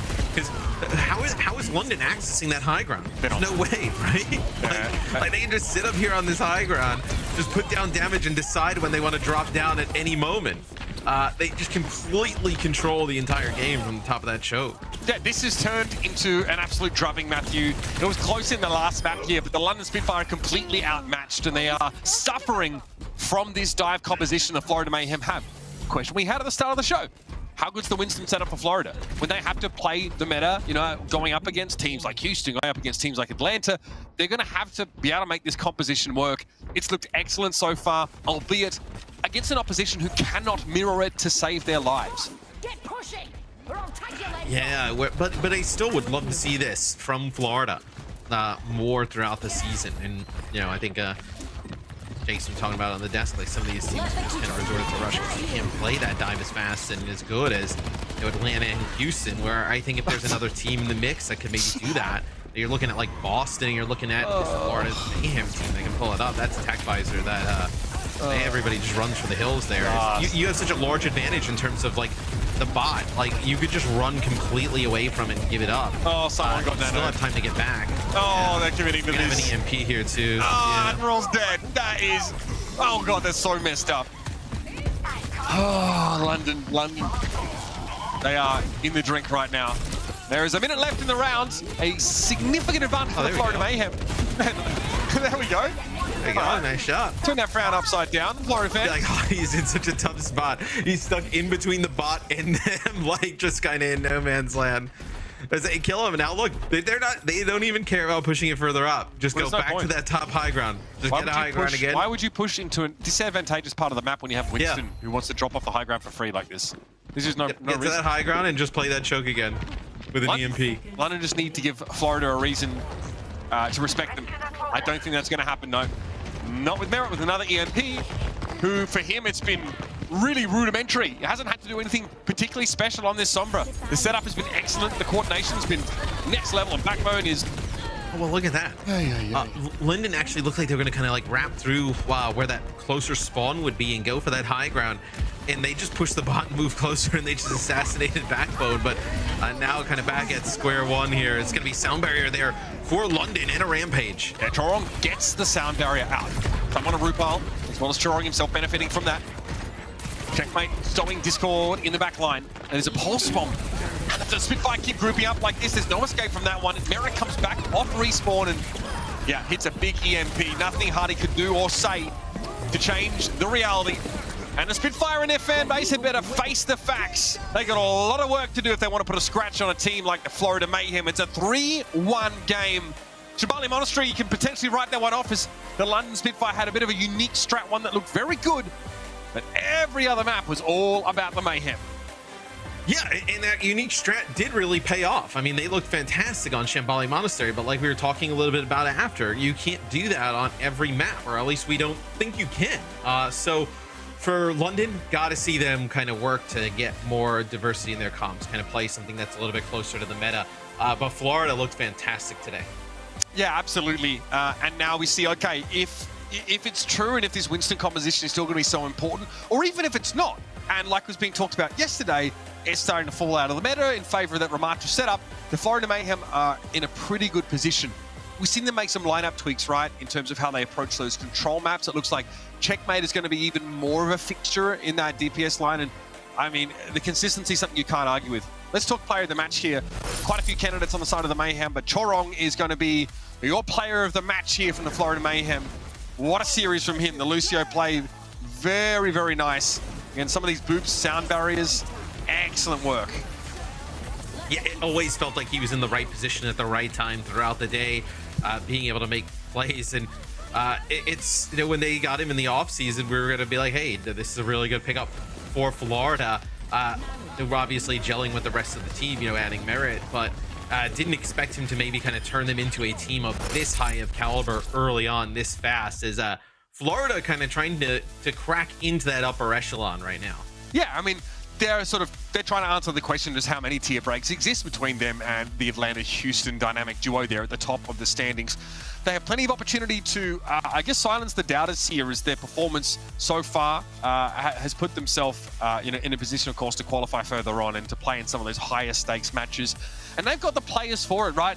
Being able to switch Rupal in as well between Ana and Baptiste quite effectively. Chorong on the Kiriko looked very, very good. This team is I didn't want to call them a dark horse. I really don't think they're that far behind those top 2 frontrunners.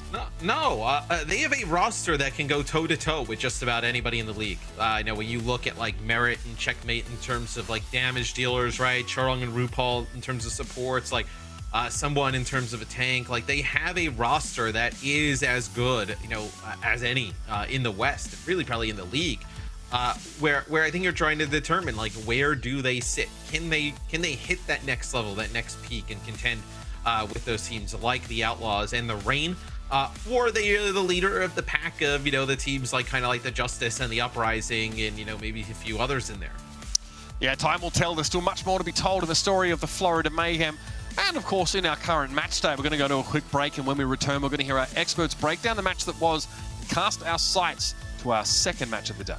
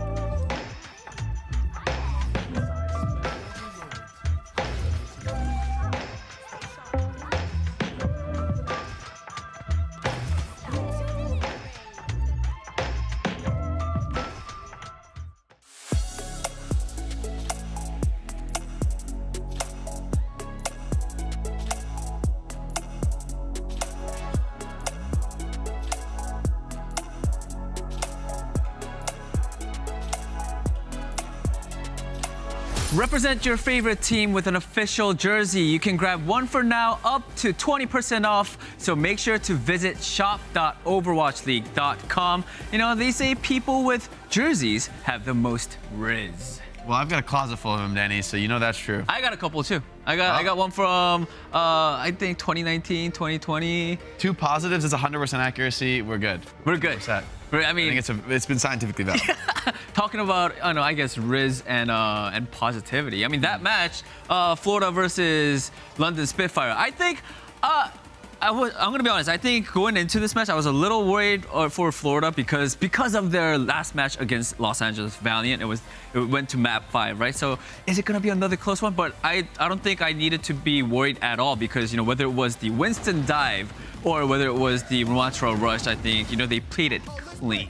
Yeah, to be honest though, I think London, they needed to take this first Koth. We're seeing here on the screen. I think this was the chance for London to maybe have a chance to win the series, but Florida just matched the rush and played it better. London did look really strong on Shambali, like making it work really well, especially I think bringing out the sim. I think that's going to be really important actually for London if they want to use more Ryan comps. I want to see sim with it. I think that's kind of a key element of taking down this Ramatra comp. Ryan's pinning in, sim's going for plays, maybe you can TP the Ryan to enable him. I feel like there's a lot of synergy there, and for London, I'd like to see more of that. But from Mayhem's side, they kind of patched up the holes that might have been exposed in that Valiant match. Yeah. Quickly though, this is my personal question. In Esperanza, I remember London pulled out the Soldier, Junker Queen. What did you think about the Soldier? So this is I would say a controversial subject in terms of like how you want to play against the Winston comp. I think in the past, Soldier was really not used against these Winston Ana comps because you're so vulnerable of dropping that heal pad and then just taking an Ana nade and okay, it's useless now, right? You just got to run. So you might as well play a more threatening hit scan, like say the Ashe or maybe a Cassidy who can roll away. But right now, I think with the Kiriko cleanse, maybe you can drop the cleanse on the heal pad and the heal actually heals like 3 or 4 players at once. That's pretty high value in those comps. I think there's an idea there. I don't think the pick is completely crazy, but I'm worried just about the comp overall. I think especially Chorong plays the Lucio instead of the Brig. I think even though that doesn't seem like a huge difference, it's just a little bit more poke, a little bit more flexibility. And ultimately, I think the Junker Queen team is just ceding too much of the map to the Winston. Like they're going to just surround you, play wherever they want. And if you ever fall behind, it's going to feel really hard to come back. Right. I mean, I like that London is trying different things and also, sort of using their strength as well. But they definitely do need to, they still got some work to do, definitely. We now have an interview ready with one of the players from Florida Mayhem, and that is none other than Merit. Merit, hello. 안녕하세요, 메리 선수. 들리시죠? 네, 안녕하세요. All right, Jake, do you want to... 잘 지냈어? How you doing, Merit? I'm good. Oh, he says he's good. Okay, all right. I'm gonna start off. I got one question for you, Merit. I mean, you guys did beat the London Spitfire 3-1, but you guys did drop a map in Shambali Monastery. So I want to ask you guys, like, what went wrong with the, I guess, within that map? 자, 오늘 승리를 거두시긴 하셨지만 3대1로 한 세트를 넘겨주시긴 하셨습니다. 샴발리에서 2세트였죠? 3세트였나? 3세트였다. 3세트였던 샴발리에서 아쉽게 패배를 하셨는데 좀 거기서 어떤 문제점들이 있으셨나요? 일단 저희가 실수한 부분이 좀 많은 것 같아서 그 맵은 실수를 많이 해서 그렇게 된 것 같아요. 혹시 그 실수 중에 많은 실수 중에서 하나만 말씀해 주실 수 있을까요? 제가 좀 살짝 도는 플레이를 좀 했어야 됐는데 그걸 좀 늦게 해서 그렇게 된 것 같습니다. All right.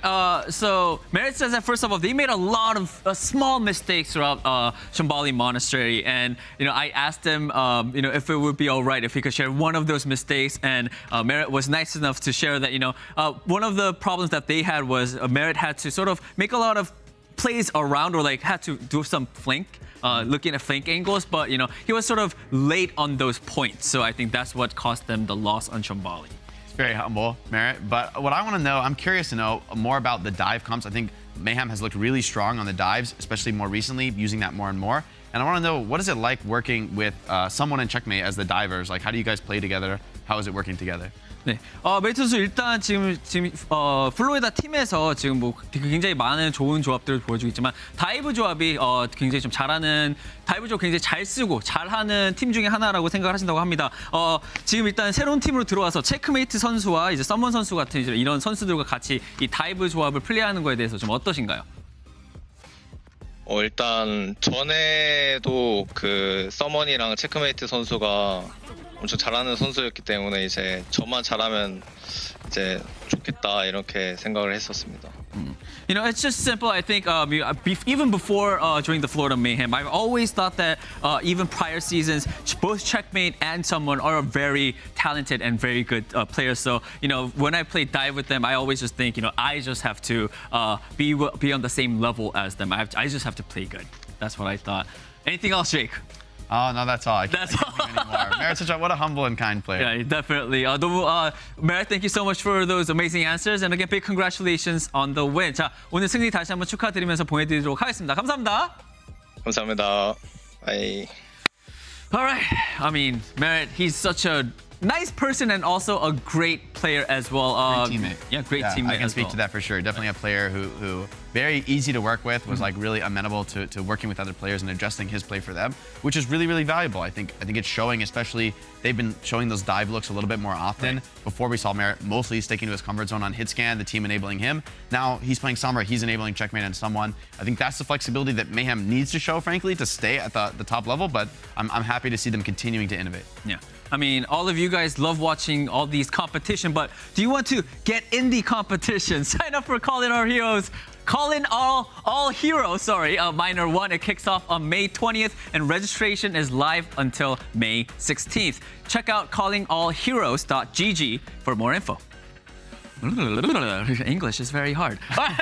Let's talk about our next match. This one is definitely going to be a good one. Washington Justice versus Houston Outlaws. Washington coming out of a great win against San Francisco Shock. Quite unexpected because we all thought Shock was going to win, but they looked clean. But this match, I do feel like it is going to be sort of a tough battle because their opponent is none other than Houston Outlaws.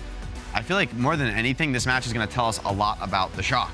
Weirdly enough, considering they're not in the match. But, you know, with that dominant win yesterday, Washington are making the case that, okay, maybe it was just an outlier performance that they lost to Boston Uprising. I think if they can even look competitive against the Outlaws, we have to start considering Washington as like an upper mid-table team, you know, above, I would say, the middle of the pack pretty solidly. They're already there in the standings, although I think they did have some easier opponents. So I want to see more from the Justice. I think, though, Houston is going to be a very tough test. The pressure is on, especially for Taro and FD God. I mean, we're looking at these beautiful players from Washington Justice. Here's Washington's lineup. I mean, as you guys could see, some of these players, because today is a very special day, today's Mother's Day, I've heard that they recorded something special for Mother's Day. So let's check that out really quickly.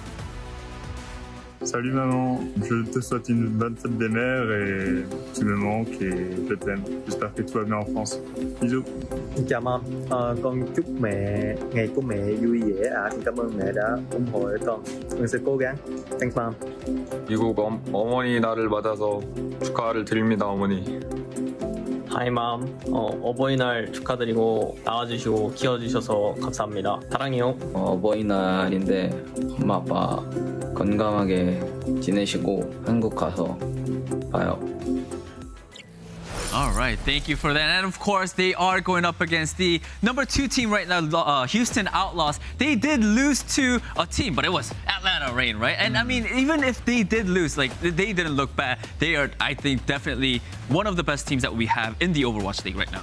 Yeah, I think this is an opportunity for Houston to reassert themselves as, you know, a very, very dominant team in the league, as second only, it seems right now, to the Atlanta Reign, although I do think they're going to want to have another shot at that title for, you know, truly the top, especially at the midseason madness. Perhaps we could have already seen the finals matchup potentially. But here against the Washington Justice, it's been a resurgent team. They've got momentum. But, you know, Houston Outlaws, right? This is going to be a really, really deadly situation, especially, I think, for Taro and FD God. These are the guys I have my eyes on. I'm expecting Alfie and Flora to hold their own. They've looked really solid. Like, I don't think they're going to just take it easy and fall over.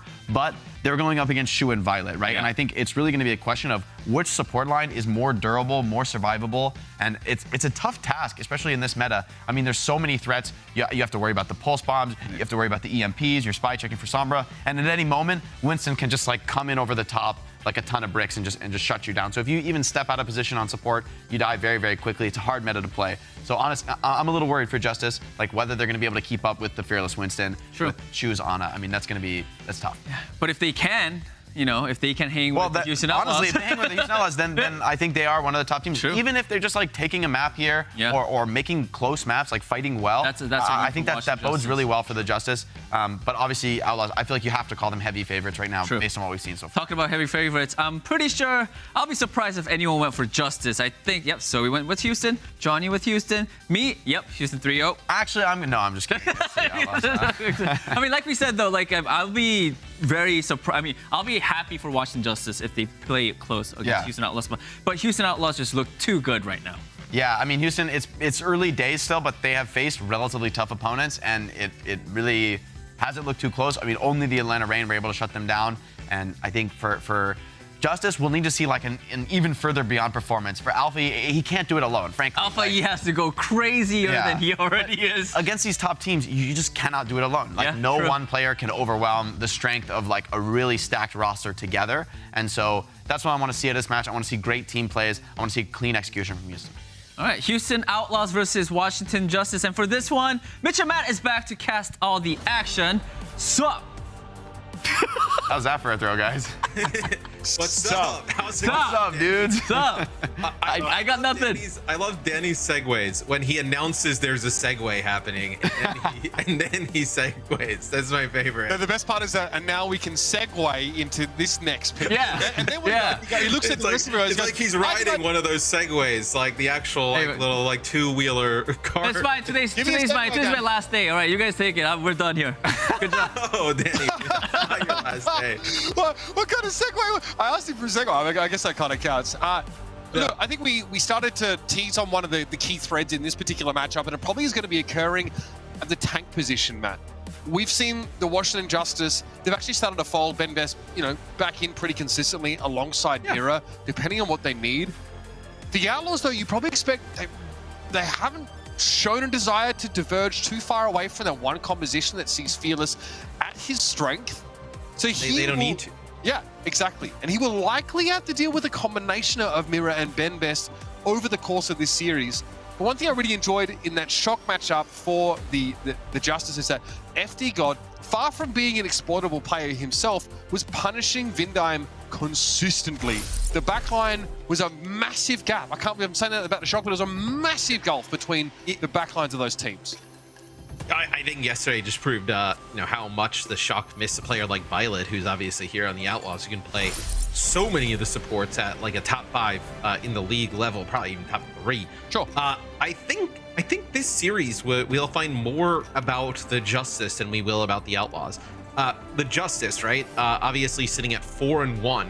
Their wins are London, Vegas, and then the Valiant really early on, right? They lose 3-0 to Boston, but then come back the next game and 3-0 the Shock. So just like the last 2 games have been super bizarre, really took care of business in those first ones though. Like, typically a sign of like a pretty good like mid-table team is when they get those lower teams in the league, they take care of business. 3-1 of London, 3-0, 3-0. So of Vegas and the Valiant. So they've taken care of business when they've needed to. Let's see if they can put up a good fight here against the Outlaws. The Moira from Violet. This is such a classic. We used to see this all the time from him on the Shock as well. Combining with the Kiriko. So very different backline compositions. He already happy on the Sombra. Pelican, of course, we often see the Echo from him. Looks pretty darn good. Very good at putting pressure down on someone like Mira. Yeah, it can put a lot of pressure down on Mir with the focusing beam you see there, as he kind of goes into the block during Nemesis form. Also can put a lot of pressure on Flora, who's a high impact player there for the Justice. Alpha there has a crack at Pelican, takes a bite out of him, but not enough to bring him down. Violet forward Flora though, as that railgun was charged up. The Moira, no opportunity to avoid it. Fearless is going to be beating a hasty retreat here, gets a cleansing Suzu as well. I think just finding a kill on the exit there, it will be the Justice to cap first. Yeah, because it's both supports that go down at the hands of Flora at range with railgun shots. So really good start here for the Justice. Looks like the Outlaw is going to come back and fight this rather quickly. It looks like Pelican has moved on to the point with Violet. Flora's still in a pretty safe position, right? Not a lot of pressure on him. Playing from here, so Pelican has to approach him over a wide open expanse and expose himself to having his wings clipped. Another rotation here from Flora, just playing, again, this off angle. All charged up and ready to go. The Justice kind of allow the Outlaws to take the point there on the back of that initial thrust. EMP. Hack on FD got to start it with here. Maybe trying to shut down the sound barrier potentially. Comes out regardless, he's happy to back away. He refines a kill on Violet. He's able to play a bit more aggressively now. Yeah, it's interesting. They end up using the nano early on onto Mirror and then using the sound barrier to keep him up. Really not even worrying about the EMP. As the EMP comes through now, they're able to deal with Teru though. Right, Manuel on Fearless, he's stuck there. There's no way he's escaping. Pelican elsewhere there was able to find FD God. The focusing beam brings the Lucio down, and he'll make it 2. Getting rid of Flora, but Mirror is a big problem. It needs to be dealt with, and Happy just jockeys back and picks him up. Pelican trying to drop below the sideline to avoid the pressure from Alpha Yi. Eventually goes down, but at least secures the trade for his team. The Outlaws need to cap here, though, as the Justice are still in control. Yeah, as FD God gets on, gets a touch, but then more importantly, gets out with his life as there'll be a flip here for the Outlaws. This Pelican will have the duplicate here. Whoa. Happy has to be so careful. Yeah, just like a headshot there from Alfie. You just send him back to spawn, be a disaster. Always a dangerous game trying to accost that particular superstar. Mira, sticky bombs on him. Is going to be a duplicated Ramatra here. Pelican put to sleep instantly, and he cannot hold on. He's knocked out, and Thor is going to clean him up here with the overclock. It's going to be 2 and counting for the young prodigy. Wants the pressure violate away, and Fearless is very low. Houston again unceremoniously evicted from the point. This is a really good start for the Justice. And especially if you're a Justice fan, just kind of wondering how they would stack up to a team like the Outlaws. They have played great here in this first point. Double support ult here for the Justice as Fearless now goes over to the Doomfist. So really interesting setup. They want to get really aggressive behind this Moira with the Doomfist and the double dive DPS. Okay, well, the EMP starts the fight off well. It's unlikely we're going to get a real good idea whether the Doomfist was the correct choice here. There being no Sombra on the Justice's side probably helps his case. He wants to push into the dojo as quickly as he can. He gets outside the Blizzard, which was used defensively, but Fearless is able to the Justice still control the point, though. Yep. I mean, and again, the Outlaws are fighting on 2 fronts here, so they commit heavily to the dojo first because all of the Justice are holed up there with the exception of Mira, and now they'll turn their attention on the larger target. Mira eventually will fall, but look at that extra percentage the Justice got for free. Does it look like a contest there for just a second and then back up? So Justice get this to basically a 1-fight game for themselves. So Shu will have the Kariko ultimate here. You'll also have Doomfist Meteor Strike to work with here if you're the Outlaws. Mir, I think, just has to like pick a target and run them down, right? But with how mobile the Outlaws comp is going to be pretty difficult to do that. Laura's on the sneak. Like he's out of the Doom. Okay, continue rush there. Hack instantly on Shu. He has to Suzu to the ground. Luckily, he was able to get unlocked out just in time. Pelican found the pulse bomb on Mira to shut down the rampage. That is a devastating blow to strike here to the Justice. We're poised to take the map. Now that's definitely in question. Alfie is forced away from the action. No Blizzard for him. No real key ultimates available for the Justice at all. Meanwhile, the Outlaws now starting to heat up just the right moment. Going to turn around this first round in a big way. It's Mira coming back on the Doomfist, the hero he's definitely been known for in the past, but it's still a full cohort of Outlaws players, and the Justice are just dripping in one after another. That will not be enough to slow the Outlaws down. It's a come from behind finish and a win in this first round. Yeah, good win there for the Outlaws, but also really competitive back and forth where it really didn't start to turn until the Outlaws went with that fast, aggressive playstyle, playing with the Doomfist, switching off of the Echo, going with the Tracer and playing like the Tracer Sombra look. With this Doom, it's something, can it carry over into the rest of the series? We'll find out. Justice feeling obliged to switch to mirror this somewhat, no pun intended. I guess now with the Sombra in play, can be a problem for Doomfist, of course, as while he's stuck in that power block, there's not a lot he can do about it. See Symmetra TP's out. The question will be if either team wants to maintain that and actually TP point instead. Probably not if we see Winston or Doomfist comps. Interesting. Do the Outlaws run with this far a Mercy with the Doomfist here?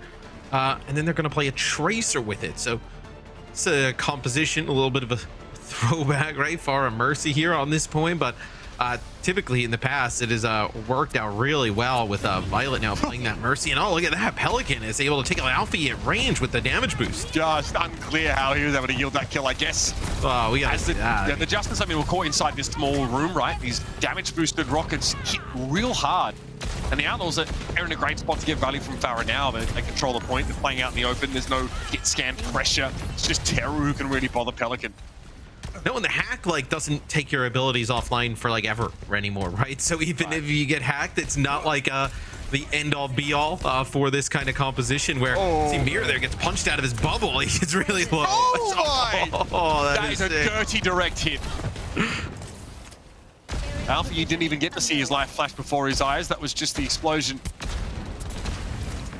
Nicely done. We haven't It's seen so this in good, a hot man. minute. We see this on Ilios, I guess, a little bit. Some teams are opting for like an Echo style, but Farah's very different, right? She really wants to... No, not again. That can't be happening. You are getting... yeah, I mean, I've been mad if I was Alfie as well. He's getting absolutely farmed. I mean, What's what the do you do? I mean, you gotta go.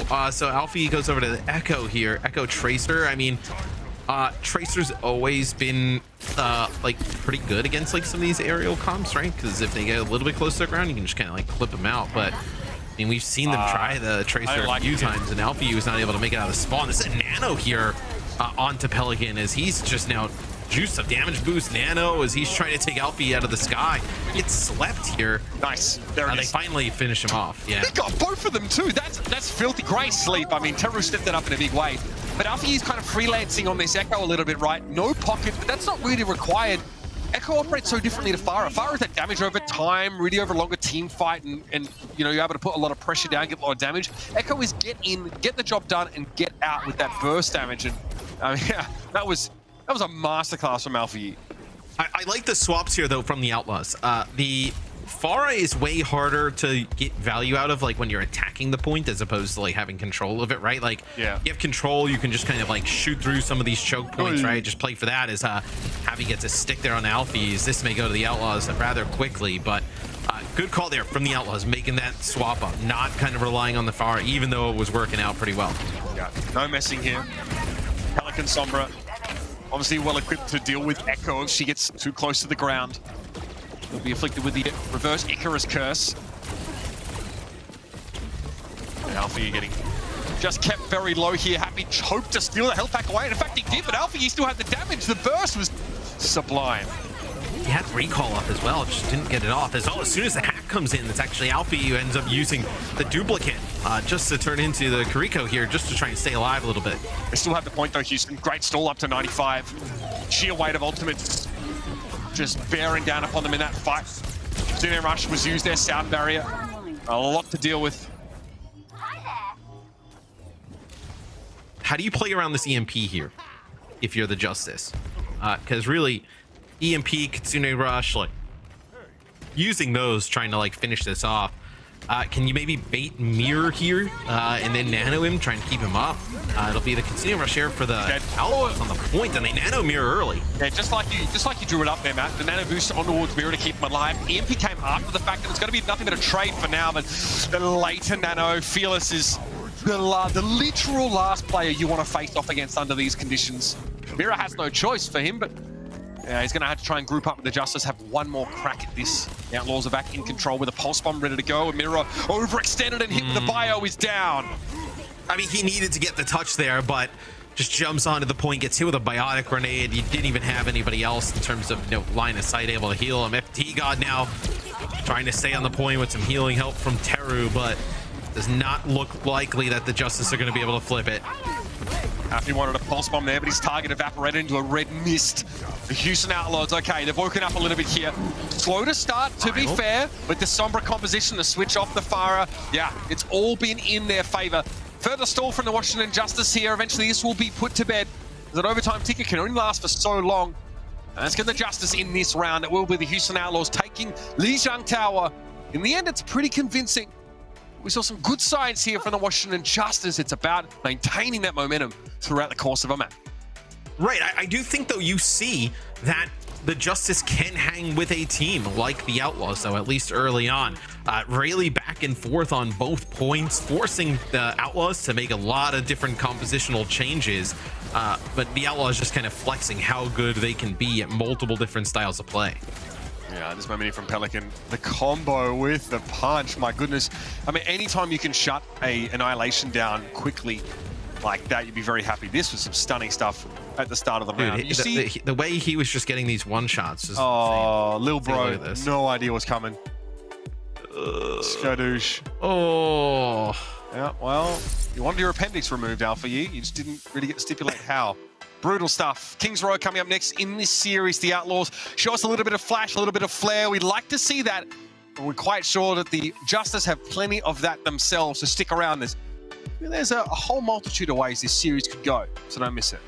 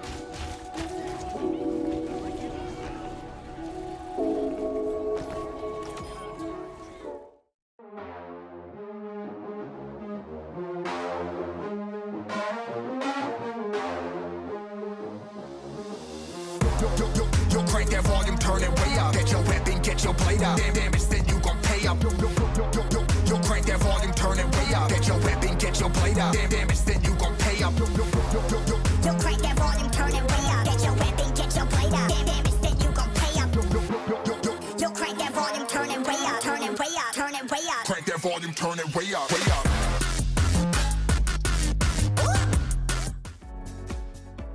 A lively outing so far between Houston and Washington here in our second match of the day.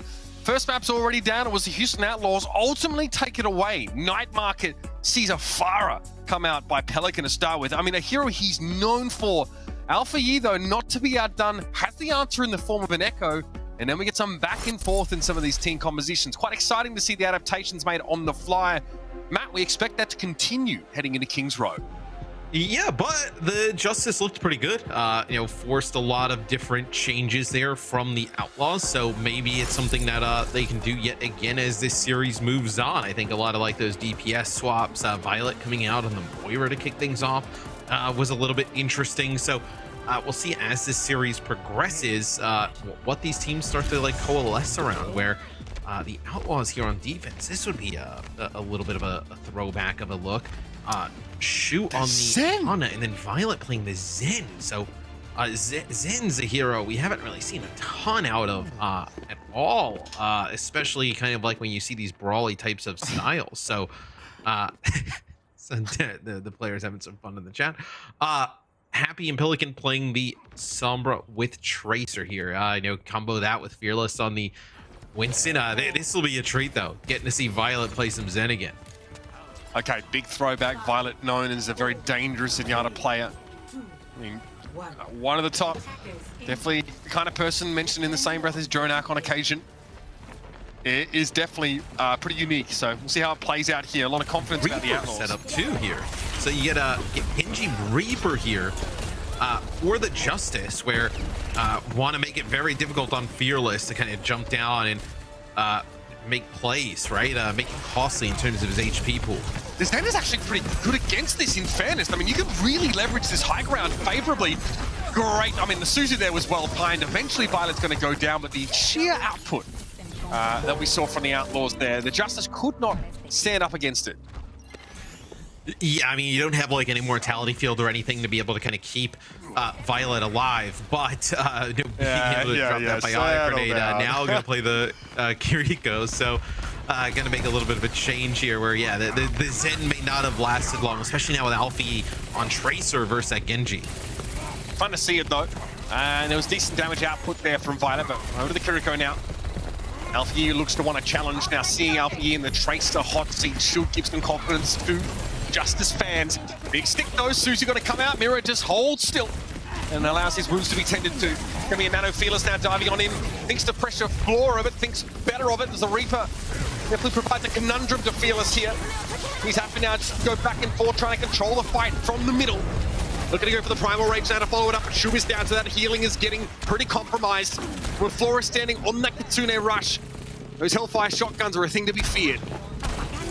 Yeah, I was going to say a little bit of shades of last year's. That's going to be an EMP here as the Outlaws pick up 2 off the back of that. It's going to be a Death Blossom. Is that enough, though? It's going to get Fearless really low. He's going to get back in the line of sight of Shu there to get some healing. My goodness, that was dirty.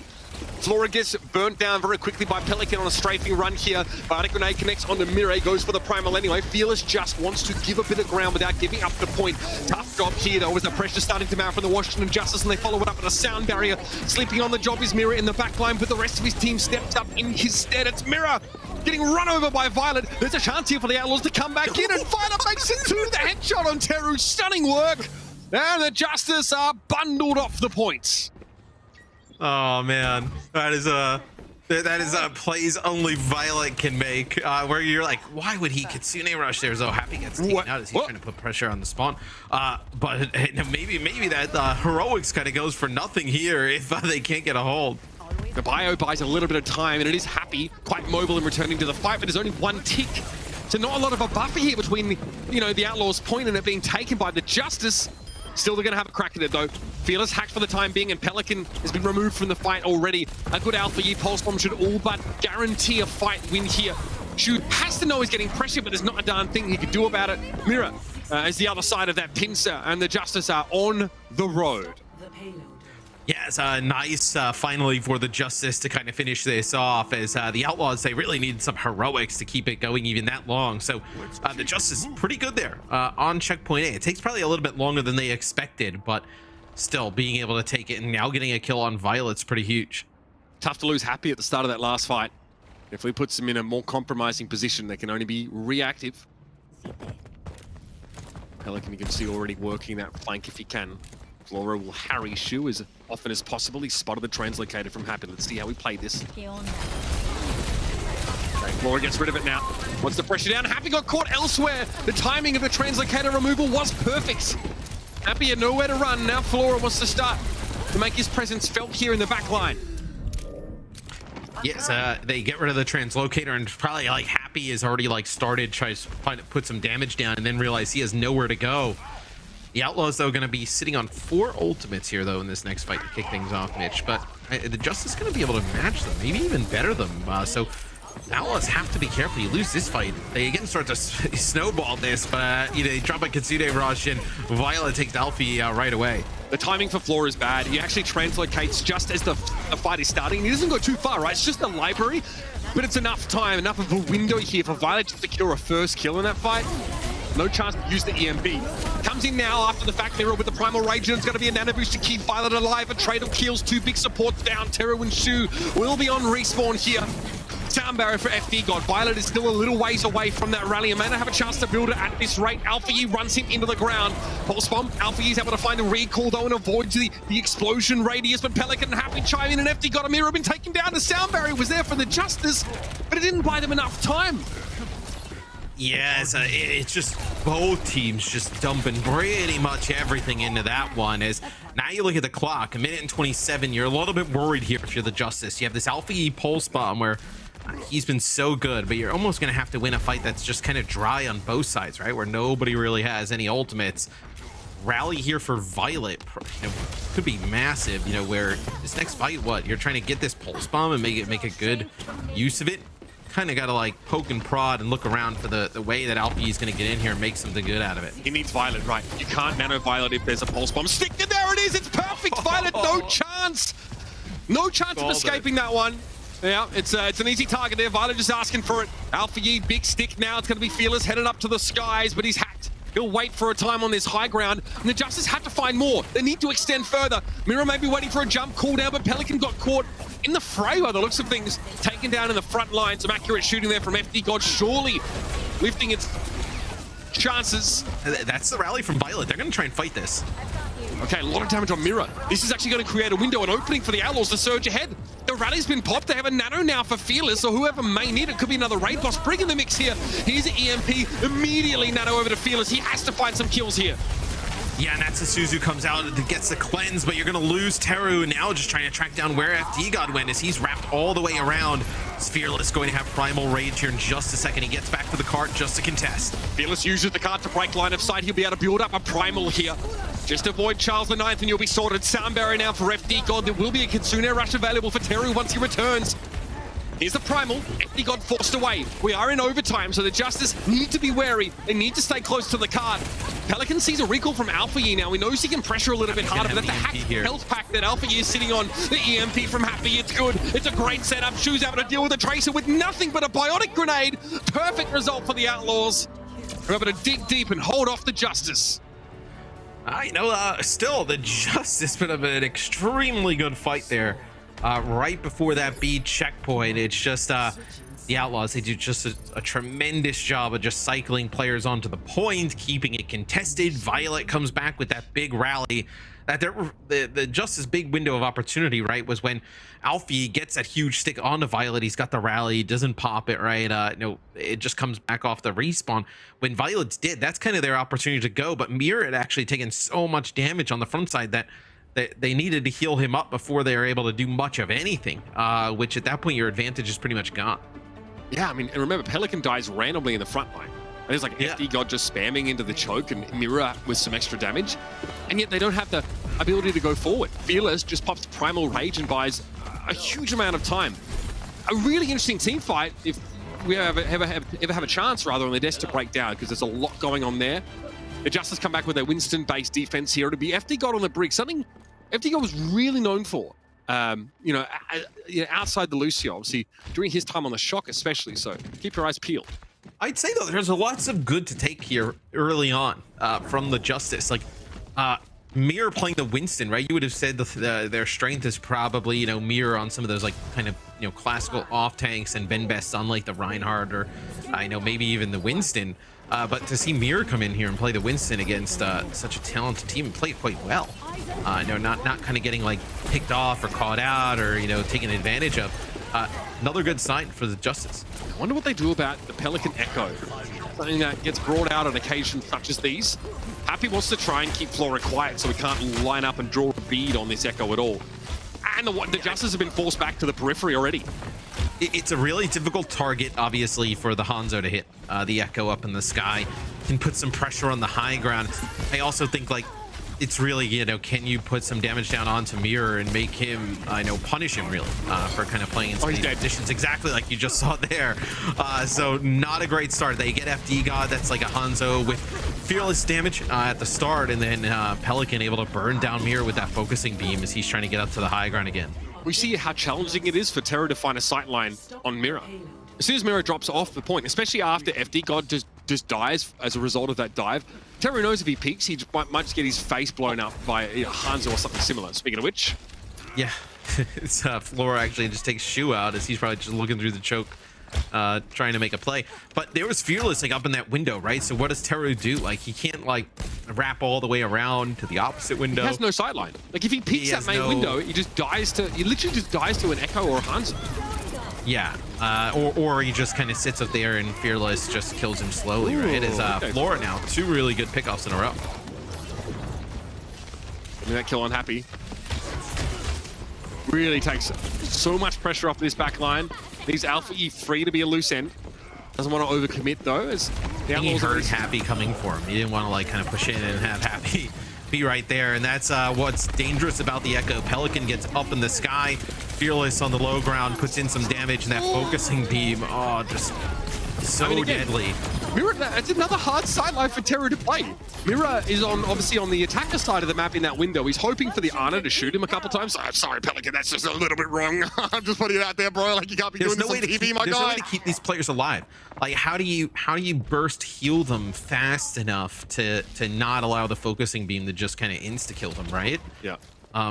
It becomes very difficult to deal with. Not many teams go for this. Even Atlanta Reign, right? We haven't really seen them, or rather, excuse me, the Defiant so much. With someone like Speedily. The Outlaws able to get away with it here, and again, it's not really his favored meta, as has been discussed already. Pelican gets another one. The sticky bombs claim their target, and just Teru waltzes and hatches that pulse bomb like an egg. I think it's going to be a tough road here for the Justice, Matt. They are in trouble. And I think, like, one of the keys as well is that they're allowed to go in and be this aggressive as the cart's just rolling on in. But the Outlaws, it's really the supports, right? Like, you can allow Fearless, Pelican, and Happy to go in and make those plays, and you're almost like, okay, well, we're just gonna rely on Shu and Violet to stay alive and, like, win, like, a 2v3, and they consistently are able to keep each other alive throughout all of that. Really impressive stuff. It's going to take a lot more than this from the Washington Justice, I think, to really have any chance of unseating the Houston Outlaws. Their defense setup is really nice, right? They start with a Zen, which is kind of very exciting, but, we can see it struggles against the dive setup from Washington. Houston, though, they stick with that Sombra Tracer setup and find a lot of success. Violet's Brig, obviously, is pretty scary as well. We saw Alpha Year, right, have some real moments in that round, opportunities to pressure down and remove people like Violet from the equation before a fight begins, but then Mirror's taking too much damage, they can't follow up, and then, it was all about Pelican on that second half. Yeah, just absolutely tremendous on the Echo. Being able to just pick up these fast kills, right? Following up on some of the damage from the rest of the team and say, look at this one, right? The focusing beam before, like, even the sticky damage, like, kicks in, right? So as soon as the damage comes down, the beam is already ticking on and just no way to even react to that. Yeah, brutal stuff. We're off to Havana for our third map in this series, potentially the last. Unless the Justice have something to show us we haven't seen before. Only one way to find out if that's the case, and that's to stay right here. We'll be back after the break.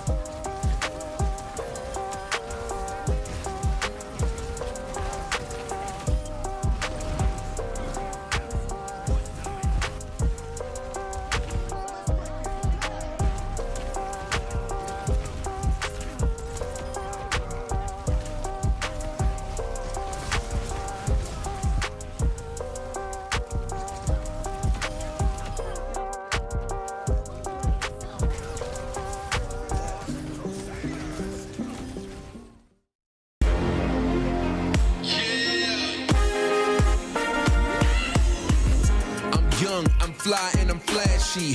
It's the reason why the people always ask me, where you get that?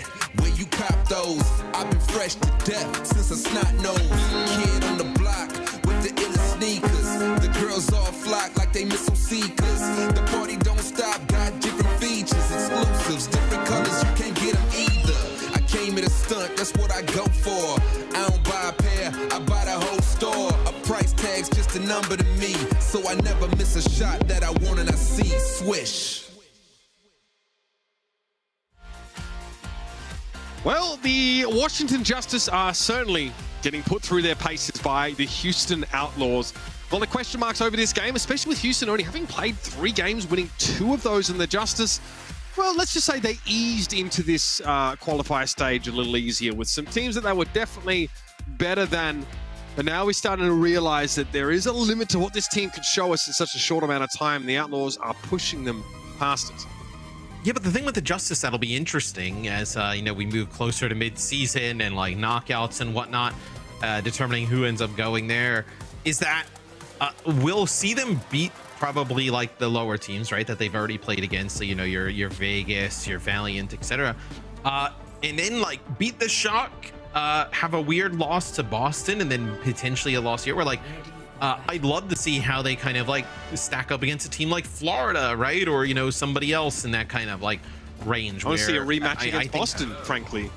Again, right, with the Gladiators. Yeah, rematch against Boston. Yeah, to get games against the Gladiators. Like, I think those will be the real kind of like litmus test there for the Justice, where, you know, at least from what we've seen early on, I think they can definitely play on that level. You know, they can keep those games close, competitive, probably even win some. Right now, they're not really thinking about how they stack up against the rest of the table. It's about trying to eke out some advantages here against a Houston Outlaws team that aren't showing them very much respect. We saw we're going to have a strong spawn camp here, so the theme is going to continue for Houston. Yeah, though we see a spawn camp kind of set up from everybody here. So it'll be Pelican on the May election, mirror matchups here, actually outside of the Sojourn versus the Hanzo setup as Flora gets a nice off angle and gets a headshot there, so finishes off Pelican. The perfect pick, right? You can't ask for a better target to eliminate for free than the May, who is very often very hard to kill. As Alpha now is going to play forward here, tries to use an ice wall to keep the Outlaws in his face. They're able to break back around it. Again, with that shoe in the picture, Fearless is not going to have enough healing, and the Justice will break free of this initial hold. And it's a really good break there. It's Flora coming from the opposite side of the spawn door, being able to get a kill on the Pelican. That kind of opens everything up there for the Justice. And the Justice also, they build up closer towards these support ultimates in that first fight as well. So really good start here for the Justice, getting that payload moving, not letting the Outlaws burn a ton of clock outside of their spawn door. So they're satisfying some of the base prerequisites here to pose any sort of threat to Houston. They're able to break the spawn, they're able to demonstrate their understanding of the meta. Now they're going to handle this. Houston pops up behind them with an air matrix. Shu is trying to find a keyhole shot there on Flora, but he gets punished for his hubris. It will be traded though, is happy. Ever the dependent one is able to respond and deal with Flora, punishing him. Now the Outlaws actually going to win this fight in the end. They do pop the Annihilation here. And it'll give them the fight win and solidify this defensive hold further. That's 90 seconds now elapsing in the round. He saw Teru pop the Ant Matrix, and then they let FD God know that that is a Ajax there. As you actually saw Teru actually pop the Ant Matrix behind the car, and like Shu was trying to shoot his feet underneath it, and Flora just kind of came out of nowhere with a Hanzo arrow, finish it off. But not having that sound barrier, that's going to be brutal here for the Justice. Yeah, nothing worse than trying to bounce back from a bit of an Ajax here. Mira though, they get Fearless. Yeah, that's interesting because the sound barrier, yeah, maybe it comes a little bit late here from the Outlaws. Well, I also wonder about where the immortality field was in sort of relation to Fearless. Or does it get sort of removed early? Either way, you don't expect the Ramatra to fall there so early. And what's even scarier, Fearless does fall, and yet the Outlaws are still able to push back quite comfortably on the Justice. The latter do have a spawn advantage, somewhat, but Fearless has already returned to the fray for his team. It's Pelican with a Maywall, trying to... interesting, they try and separate them and then throw down that Ramatra field, which slows players down on the other side. So, like, as they're kind of running away, not able to make it fully out, that's going to be a Blizzard. And look at this, they get Mir off to the side, but he's got the Annihilation rolling. It's just, can he stay alive? Oh, nice Immortality field. Yeah, Teru sends that well across the map. FedEx to Mira, and he makes excellent use of that Immortality for that brief time. The Blizzard really only serving there to split the Justice apart, but to have a lot of remote healing or long-range healing. Somehow Fearless able to hang for the time being. Shu's going to keep him topped up here, but Fearless will... Oh, I just saw the idea. I could see what you were going for there, Shu, but doesn't pay out. Now he might have to use this Air Matrix aggressively. They had to use their Immortality field as well already, did the Justice. So you're not going to have that for a brief period of time. You're going to allow some players to get back in the fight here for the Outlaws. This is not over just yet. Terror with the Air Matrix now. Shortage of targets though, it's safe to say. Card very close to making it towards the point here. Teru going to be pressured. It's going to be Happy exploding out from the spawn and dealing with FD God instantly. It's going to be dangerous. Mira's trying to surge ahead, but Pelican's comfortably jockeying back. Gets rid of that Immortality field now, and Mira's looking worse for wear. He's found his way into the backline, but the Outlaws surround him and bring him down. There's 10 seconds left in the round, and the Justice are running out of juice. This has been brutal here as the Justice almost able to get that first checkpoint. Here's FD God with that sound barrier, but it's not the one you would have wanted, as that one a little bit earlier that just gets away. That might be one that decided that first checkpoint as the Outlaws get a hold. Looks like Violet there with the boop. I think everyone calling C9 in the chat, but I don't know if that quite satisfies the condition. Regardless, for the Washington Justice, that was painful, right? They actually start a few of these fights off at a player advantage, and somehow Houston are able to even the ledger almost instantly in many cases. We thought they were done. In that sort of second to last fight, Shu unable to keep Fearless alive, but all of a sudden, 2 players come back off spawn. Shu still has an amp matrix to work with, and the Justice are cowering. It's that old Dallas Fuel / Shock type of, they consistently win these fights a player or 2 down. They always seem that like, oh, this fight's unwinnable, and it is winnable, right? It's you have some of those players from these rosters on there, and maybe that's really it. It's Violet with a nice boop here. We'll take a look as this is the Ajax sound barrier. Oh yeah, that's the Annihilation rolling right on the other side of that too. I mean, that's a rough spot to be in to have to use it. That's painful stuff. Okay, Zenyatta on attack would be fun. The Outlaws, though, they have a decent buffer to work with here. Pretty scary for Ramatra, so for anyone ready to deal with that Discord orb. Go for it. Show us something a little bit special. I wonder how it plays into like a full spawn hole here, a spawn camp rather. We're about to find out, I guess. I mean, well, you just got the Discord orb, right? Lay it down, just collapse on a target. Maybe they're looking at Teru, maybe it's FD God. We'll see. There's a biotic grenade. It connects with Flora and Mirror. And the sleep here on the Teru right away. Oh, that is... Well, this didn't even really start. This is long. Like, it's over. This hasn't been a fair fight in a little while. Yeah, we are in full Bing chillin' mode. Pelican is having the time of his life.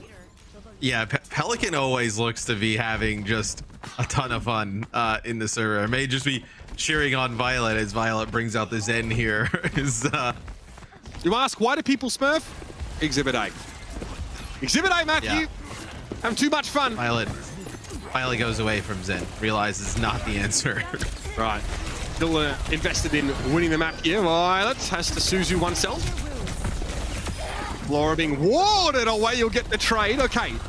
We're not what he's looking for, though. Maybe would have preferred to be able to offer some of that defensive utility to Fearless, especially, who's forced to jump away. Hey, 2 minutes 42 on the clock. Plenty to work with for Houston. Yeah, and Houston's going to have a nano here, so you can nano Fearless with an EMP to kind of follow that up. Could be what seals this series in favor of the Outlaws, as the shot there goes into FD God.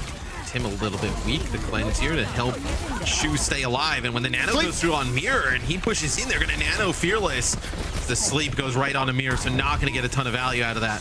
No, I mean, they've been crucial. Mirror doesn't use the Annihilation before the sleep comes out, so there is that at least. However, you really need to wait and try and keep the Ramatra topped up. And Mirror doesn't really have that, so another Nemesis transformation though will yield him that extra armor. Losing Shu, not ideal, but there was a Kitsune Rush in play for Violet. Here's an EMP. Gonna be pretty bad for Pelican now. Can only sort of dodge around. Oh! And he's able to find the deflect just in time. Alfie gets bisected. They go get Mirror. They double back and they go kill Mirror. Now they're gonna push up. This is Hive Mind play from the Outlaws here. They're making some very quick rotations, Matt. Hard to keep track of, and especially if you're the Washington Justice right now. FD God is done. Blade going to be connecting with him. Flora forced to translocate out. At risk, of course, of being hacked himself, and it would have been deterministic from there. Alpha Yi's dancing. Mirror's been taken down already. Fearless wants to extend that advantage, and they'll get there. The Houston Outlaws make it convincing. There was some resistance. Some. From the Washington Justice at the start of this series, but that crumbled soon after. And the Houston Outlaws have demonstrated that yes, they are indeed well and truly above the vast majority of this Western region, and there is a gap between these two rosters. I mean, you need to play absolutely perfect to beat this Outlaws roster. You know, really for anybody in the league. I think this also just shows how good Atlanta is, right? Being able to kind of handle this team 3-1 the other day. But man, what a tremendous win here for the Outlaws. Yeah, and they'll be happy with that one. They probably had a decent idea of where they stood in terms of the rest of the league, even after only 3 games. But now being 3-1 with the only loss there to the Atlanta Reign, that's probably the only loss they're going to be expecting to take within the near future. They're well and truly set up to be a huge factor heading into mid-season. They play some electrifying Overwatch. It's very exciting to see. Let's talk about our player of the match here in just a moment for the Houston Outlaws. A number of candidates that really could have stood up. I have to say, we got to see Houston play some slightly different strategies, show us some different heroes. Now, player of the match is going to be one of those players leading the charge in that sense. It'll be your boy Pelican, player of the match. Yeah, we saw the Pharah come out from Pelican, Tracer play throughout, the Echo on King's Row. You know, when you just have a player who can do everything at this explosive of a level and high of a level, it just unlocks so many different compositions for your team that a lot of other teams just can't really mimic. Can't really even come close to playing at this type of play style and just comp. So, I mean, Pelican obviously today had a tremendous game, but also just kind of what he does for this Outlaws team sometimes may even go unnoticed. A skill check for a lot of teams that the Outlaws play will actually be that Tracer Echo composition because it's so up-tempo. You need to have all the answers and you need to have them very quickly in those team fights. Otherwise, you're going to find yourself missing a tank or someone just insta-dying to the sticky bombs at the start of the fight, which is what we saw happening there in many cases. This is your Tracer stats, though, for Pelican as the hero. We mostly saw him on. And again, almost 10 minutes here, so you can extrapolate those stats slightly. 2 deaths. 2 deaths. Very, 10 very minutes. Yeah, 2 deaths in 10 minutes. You know, the pulse bomb attach rate, obviously above 50%, being able to get some big kills with that, where, yeah, nuisance on the Tracer always, but I know you get him on the Pharah and the Echo and, like, keep him in the sky, right? Even on the Genji, just so dominant. Again, we talked about the Washington Justice at the start of this sort of game, and you know, we wanted to know where they really sat in terms of the rest of the league after that win against the Shock. And so Jake said this would tell us more about the Shock than it would about maybe the Justice. What does this tell us about the Shock? I mean, I think the Shock are in a rough state. I really do. But I also think the Justice team is probably a little bit better than what we kind of like all anticipate. I think it's like once we see them play, they really didn't play anybody in the middle of the pack outside of the Uprising, which they lose that series. But otherwise, it was really, you know, Outlaws level competition or your, you know, Vegas Eternals, right? So I think, well, the jury's still out for the debate on, you know, this Justice team. Hey, look, not a close match, but a very fun one. I think it's very fun to watch teams like Atlanta and Houston right now. They play very clean Overwatch. It's very elegant. It's very satisfying to see. We can only hope to see more of that throughout the season from the Outlaws, and maybe we get more of it today. We'll have to wait and see, of course. We're going to head to a break. We're going to come back. We're going to hear from our friends at the desk, and they're going to lead us into our last game of the weekend.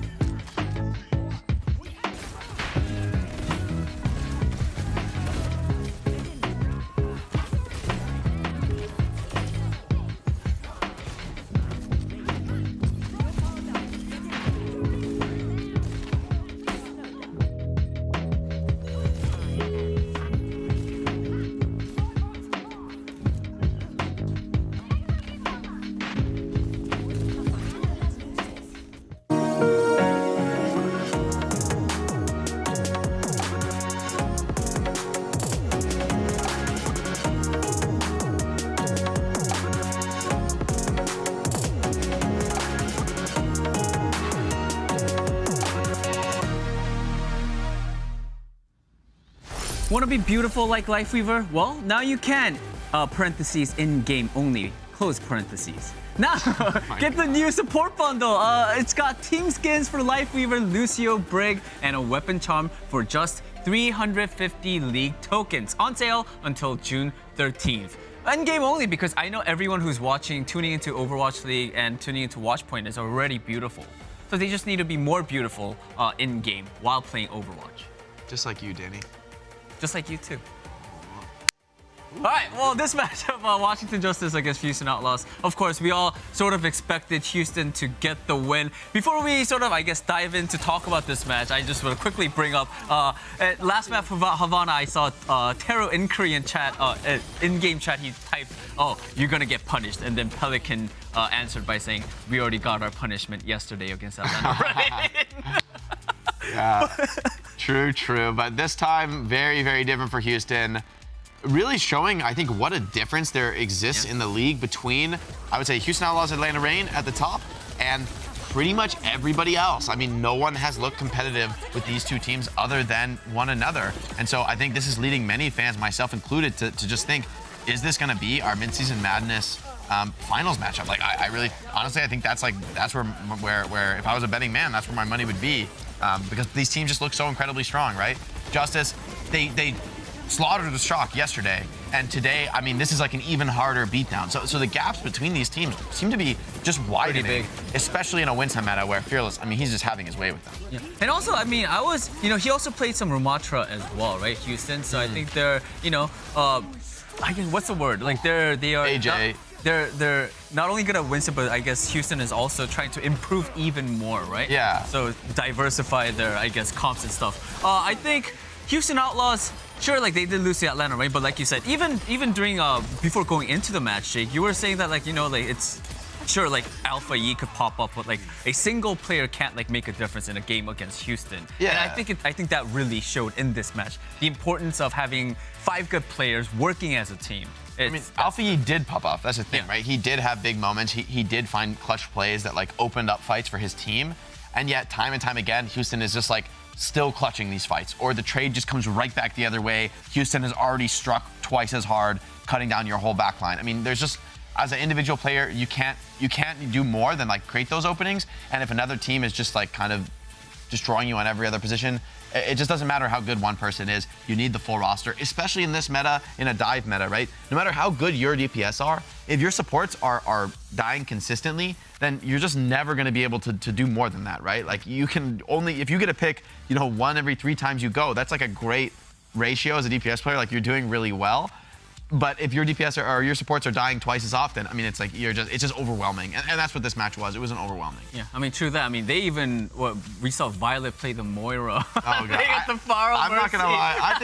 I think Houston's having a little bit of fun. I'm not. I think they're improving. They're trying to make different plays. You know, Moira, that's a Violet special. They're not just sticking to the dive anymore. Violet was just like, all right, guys, let me cook. Jungkook is cooking. Let me cook. And Jungkook's probably like, well, you know what? You just let him get. You got to get the Moira out of his system early. It didn't really work at all, honestly. In that map, they just still won because they're better. But I think the Farm Mercy, I think that's a very legit comp actually in my eyes. I think a lot of teams are going to be playing the Ryan and Sim on that map. And so for Houston, even showing this look that they want to bring out Farm Mercy, any other team that faces them on Lijiang is going to have to think twice about, are we really going to roll out with Ryan Sim? Yeah. And then the next time Houston play, they could run that comp, and then you come out with like a Cassidy or something, and you just get destroyed by Sim. Right. So I think this is a great look for Houston to show because it just makes them much more complex to play against. We saw Fearless not only on their Mantra, brought out a little bit of Doomfist as well. It looked very confident on that hero. Was very effective for Houston Outlaws last year. Different players, but Fearless, he's finally catching up. He's on to the Doom wave too. All right, talking about Fearless, we do have an interview with Fearless. I'm going to ask him about different things. I got some questions. I got some interesting questions for this. Fearless 선수 안녕하세요. 안녕하세요. All right, starting this off, before I start, of course, congratulations on getting the win. I do want to ask you guys about the Atlanta match. I'm pretty sure you guys did get the L because there were mistakes that were made in the Houston Outlaws team during that fight, during the game. What what was like the biggest mistake Houston made yesterday against Atlanta Reign? 자, 오늘 경기 승리 축하드리면서 일단 어제 경기에 대해서 아무래도 어제가 좀 굉장히 빅매치였기 때문에 좀 여쭤보고 싶습니다. 아틀란타의 경기에서 아마 뭐 휴스턴 팀 쪽에서도 좀 실수들이 좀 이렇게 거듭되면서 패배를 했다고 보는데 그 실수들 중에서 아마 뭐 한 가지 좀 되게 큰 실수를 했던 게 있다면 좀 뭐가 있을까요? 아틀란타 경기에서. 일단 아틀란타전에서 실수라고 하는 거는 좀 큰 실수는 일단 제가 쓰레기촌에서 펄스 붙었을 때 궁 먹히고 죽은 게 좀 큰 실수였고, 네, 애틀란타전에는 실수보다는 스토커 선수가 펄스 부착을 너무 잘해가지고 좀 많이 힘들었던 것 같아요. I mean, if I do have to bring up one of the bigger mistakes that our team made, I think it was on me, on Junkertown, especially when we're playing against Atlanta Reign. You know, I got paused and then I died when I was ulting. So I think that was one of the biggest mistakes. But more than the mistakes, the reason why we lost to Atlanta Reign was because of Stalker. His pulse attachment to the Houston Outlaws or our team was just too good. So I think that sort of that was the reason why we lost against Atlanta Reign. All right, let's talk a little bit about you, Fearless. I want to get your thoughts on Ramatra actually, because I mean we know that you're a great Winston player. You've been playing a little bit of Ramatra, I think recently. What's your thought on Winston? What's your thought on Ramatra currently in this meta? 자, 당연히 뭐 윈스턴 하면은 이제 피어레스 선수인데 요즘 들어서 뭐 휴스턴뿐만이 아니라 많은 팀들이 이제 또 라마트라를 좀 더 많이 기용을 하고 있는 것 같아요. 그래서 휴스턴 팀에서 윈스턴뿐만 아니라 오늘도 이제 피어레스 선수도 좀 라마트라를 좀 이제 쓰셨기 때문에 라마트라에 대한 좀 개인적인 의견이 있다면 좀 어떠신 것 같으신가요? 라마트라의 개인적인 의견이요? 일단 요즘 좀 러쉬가 좀 많이 나오기도 해가지고, 근데 라인 러쉬보다는 라마 러쉬가 좀 더 많이 좋은 것 같다 생각해서 라마트라 굉장히 좀 저는 좋다고 생각합니다. I mean, thoughts on Ramatra, you know, there are times where we have to use rush, or rush is being often shown recently. So when we have to pull out, or when teams have to use a rush comp, I do feel like the Ram rush is better than Rhine rush. So that is my thought on Ramatra in general. All right, Fearless, thank you so much for your time. Again, big congratulations, and hope to talk to you soon. 자, 이걸로 인터뷰 마치도록 하겠습니다. Fearless 선수, 감사합니다. 감사합니다.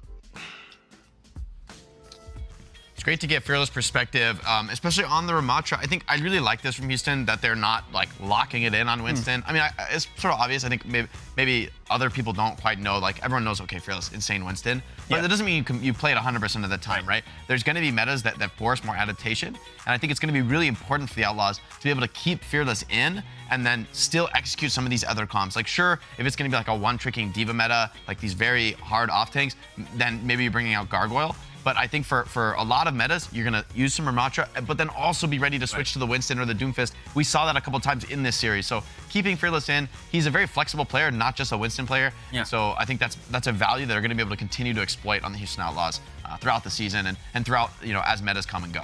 True, I definitely agree. All right, so that was that matchup. Let's move on to our final match of the day. As you guys can see behind us, San Francisco Shock I've been waiting for this one. versus New York Excelsior. I mean, San Francisco Shock definitely has a lot to prove for this match. San Francisco Shock is like teetering on the brink. I mean, it is trouble in paradise. Look at this roster. So many of these players had so much hype behind their names, so much excitement around them, and for good reason. I mean, they showed incredible performances. Proper last year, Rookie of the Year, MVP. I mean, All-Star. Yeah, just literally every award we can give, we gave it to Proper. You know, the only thing he couldn't win was the first place championship, and he got second. You know, so definitely the greatest debut of all time for a rookie player. But New York Excelsior, on the other hand, lot of interesting, you know, potential players here. But you're just looking at these rosters, you'd have to think Shock's the better team. I mean, yeah, definitely. I think it is going to be. But we said that again. We said that yesterday. We said the same exact thing. Yes, we did, Danny. We got Justa. Yes, we got Justa for a caster for this one. We said the same thing about Shock yesterday, right before Washington. You know, this Shock should win. Shock should win. It should be a clean 3-0 for the San Francisco Shock. But that wasn't the case. And that's the only reason that we're talking about this as a conversation of New York Excelsior have a chance. Historically, as Jake just said, if you look at these rosters on paper, the San Francisco Shock should be dramatically better than the Excelsior, but with how they've been playing, they're in Frowny Town, Jack. Oh god, we're all mixing up names now, Danny. Look what you did. It's hard, man. We're all, there's too many people beginning with J. Yeah, well, Jaws and Jack, and then Jake and. Well, tell my Jake, mom. That's your guys' fault. My actual Korean name starts with a J too. J. Oh, really? My brother's name starts with J too. Oh, really? All right, let's all list the number of people. Everybody begins with J. All right, I'm actually curious if anyone went with, I don't know, like who went with San Francisco Shock, if anyone went with New York Excelsior. So let's take a look at our predictions. Let's go by Zoe first. I'm sure she went with Shock. Charlie? Yeah. I'm scared. Right. Each time he's revealed, I'm honestly scared. Yeah. Danny, Lim. Hit it! Production! No! Let's go! New York Excelsior, 3-2. I'm so proud of you, Danny. I'm so proud of you. Can I back this up? I cannot, but hey, I'm rooting for New York Excelsior. No, that's fine. You've got the heart, Danny. I do. I'm with you. Honestly, I'm cheering for New York Excelsior. Tragically, I'm still gonna pick Shock. In this case, I just think that's the right thing to do. I think, to be honest, I mean, we saw a lot of weakness from Shock. I did predict that I think New York will get a map here. But I think for New York, I mean, they looked kind of weak against Vegas yesterday. Yeah. And they were doing some weird stuff with Fitz on support, which I think could pay dividends down the line. But there were some definitely rough around the edges right at the start. A couple, I would say big mistakes from Fitz, even though he did make big plays as well. So I think there's going to be a lot of openings for Shock to crack this one open and take the win. And I think it's really just a matter of them like finding what suits them and going for it. But they haven't had much time to turn this around. I mean, now the question is Shock a top team? Is Shock like a solid mid-table team? That's what they're defending now. This is the darkest time. I mean, there's a chance. Maybe New York's a team that like plays better with a better opponent. So me and Danny had a discussion in the green room, and Danny said, "Bro, trust me," and I said. I said, okay. no, I said, don't okay. get tainted Nobody by got I said, okay. 3-2. Danny, I've got you. I 3-2. know. Trust me. Shock not. I'm feeling it. They're not feeling it. No. They've not recovered. They've not recovered. You guys since are yesterday. off the chain. It's not happening. It's not happening. No, Shock is boomed right now. I'm with Jake. Dude. Let's bring it down to earth a little bit. Yes, they're in Frowny Town, but there's no chance here that the San Francisco Shock. You went 3-2 though. Yeah, well, that was when they were still playing Fitz on support. So I'm still not sold on New York. We've talked all about the San Francisco Shock. As you said yesterday, Jake, the New York Excelsior lost a map to Vegas Eternal. That was the first map for Vegas Eternal. There's no way the New York Excelsior are a team like the Washington Justice that are on the upswing. I still made it map 5 because I don't trust the Shock at all. But today's the day. I'm still giving it a shot. Give me a Shock Valorant, give me a Shock Boston. That's what I'm looking for. Yeah, exactly. I hope they're coming up soon because I want to see those tougher matches for Shock. I'm not convinced this will be it though. New York maybe still have to show a little bit more before I start believing. Hey, we'll Me and Danny got this. I mean, New York got this. New York got this. 3-2 for New York. Let's go. All right, let's get into game. New York Excelsior and the San Francisco Shock is the map on your the match on your screens in just a moment. Oh boy, do Shock have a lot to answer for over the last couple of weeks? What's happening? What's happening? Be their psychologist real quick. Break it down. What's going on? Well, honestly, it probably starts from just such a poor start, going all the way back to the Pro-Am. Remember, the San Francisco Shock lost a match. They lost a Trick Room, a North American contenders team. There was tons of excuses that you could line up for. We had an interview with Finn who sort of spoke about the woes that they were having to deal with. They were having to play late at night. They didn't have effective practice. There was ping. Krusty was jet lagged. Yes, run the list of things. Meta's not ours. The seats weren't comfy. Map pool was bad for us. Map pool was bad, bro. Yeah. Like what? Proper didn't have his afternoon snack. It could be anything. But at the end of the day, that pressure starts to mount. Because there is that expectation that this could be a championship roster, and now they're not even managing to get over the first hurdles. That starts to put the seeds of doubt into your mind of, is this team good enough? And these players need to shake that off. They need to get some confidence. And that starts in matches like these, where you can take down a team like the New York Excelsior. We said it yesterday for the Washington Justice. I want to see a clean victory. I want to see shades of what we expect this rookie roster to look like. Those seeds have been planted. Are they blooming yet? Well, we'll find out in just a moment. TP out for New York. Very different looks from both Shock and New York here. Monkey versus the Rhine comp. Very quick engagement for the Rheincom. Kellen just kind of squaring up. I mean, ideally here, you just want to hold the choke, Scott. Yeah, they're looking to engage onto the backline of the San Francisco Shock, but they've already forced Vindame into a very defensive position while Finn has taken the opposite approach and gone hyper-aggressive. Look at how far away the Kiriko and the Ana are from each other. That's too far for the Kiriko to swift step, so they're really playing different games. I mean, the TP is also so nice, util, right?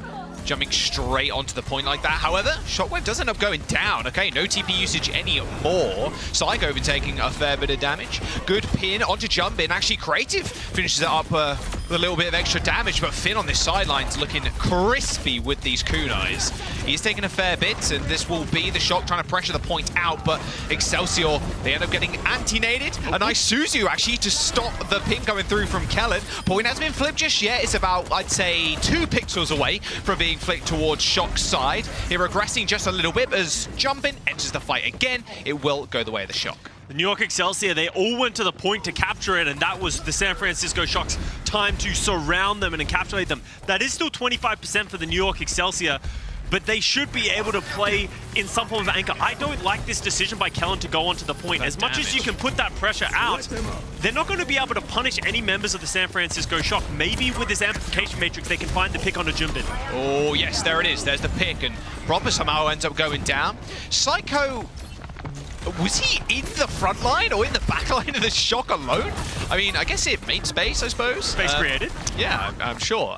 Anyway, Excelsior do end up capping regardless. And now they can play close. They Blizzard, Shatter, they got a lot of tools to use here. Junbin has been pinned twice already in this match, and it's defined a lot of this, these team fights so far. He has to be careful. Needs to play better around this Kellen Reinhardt.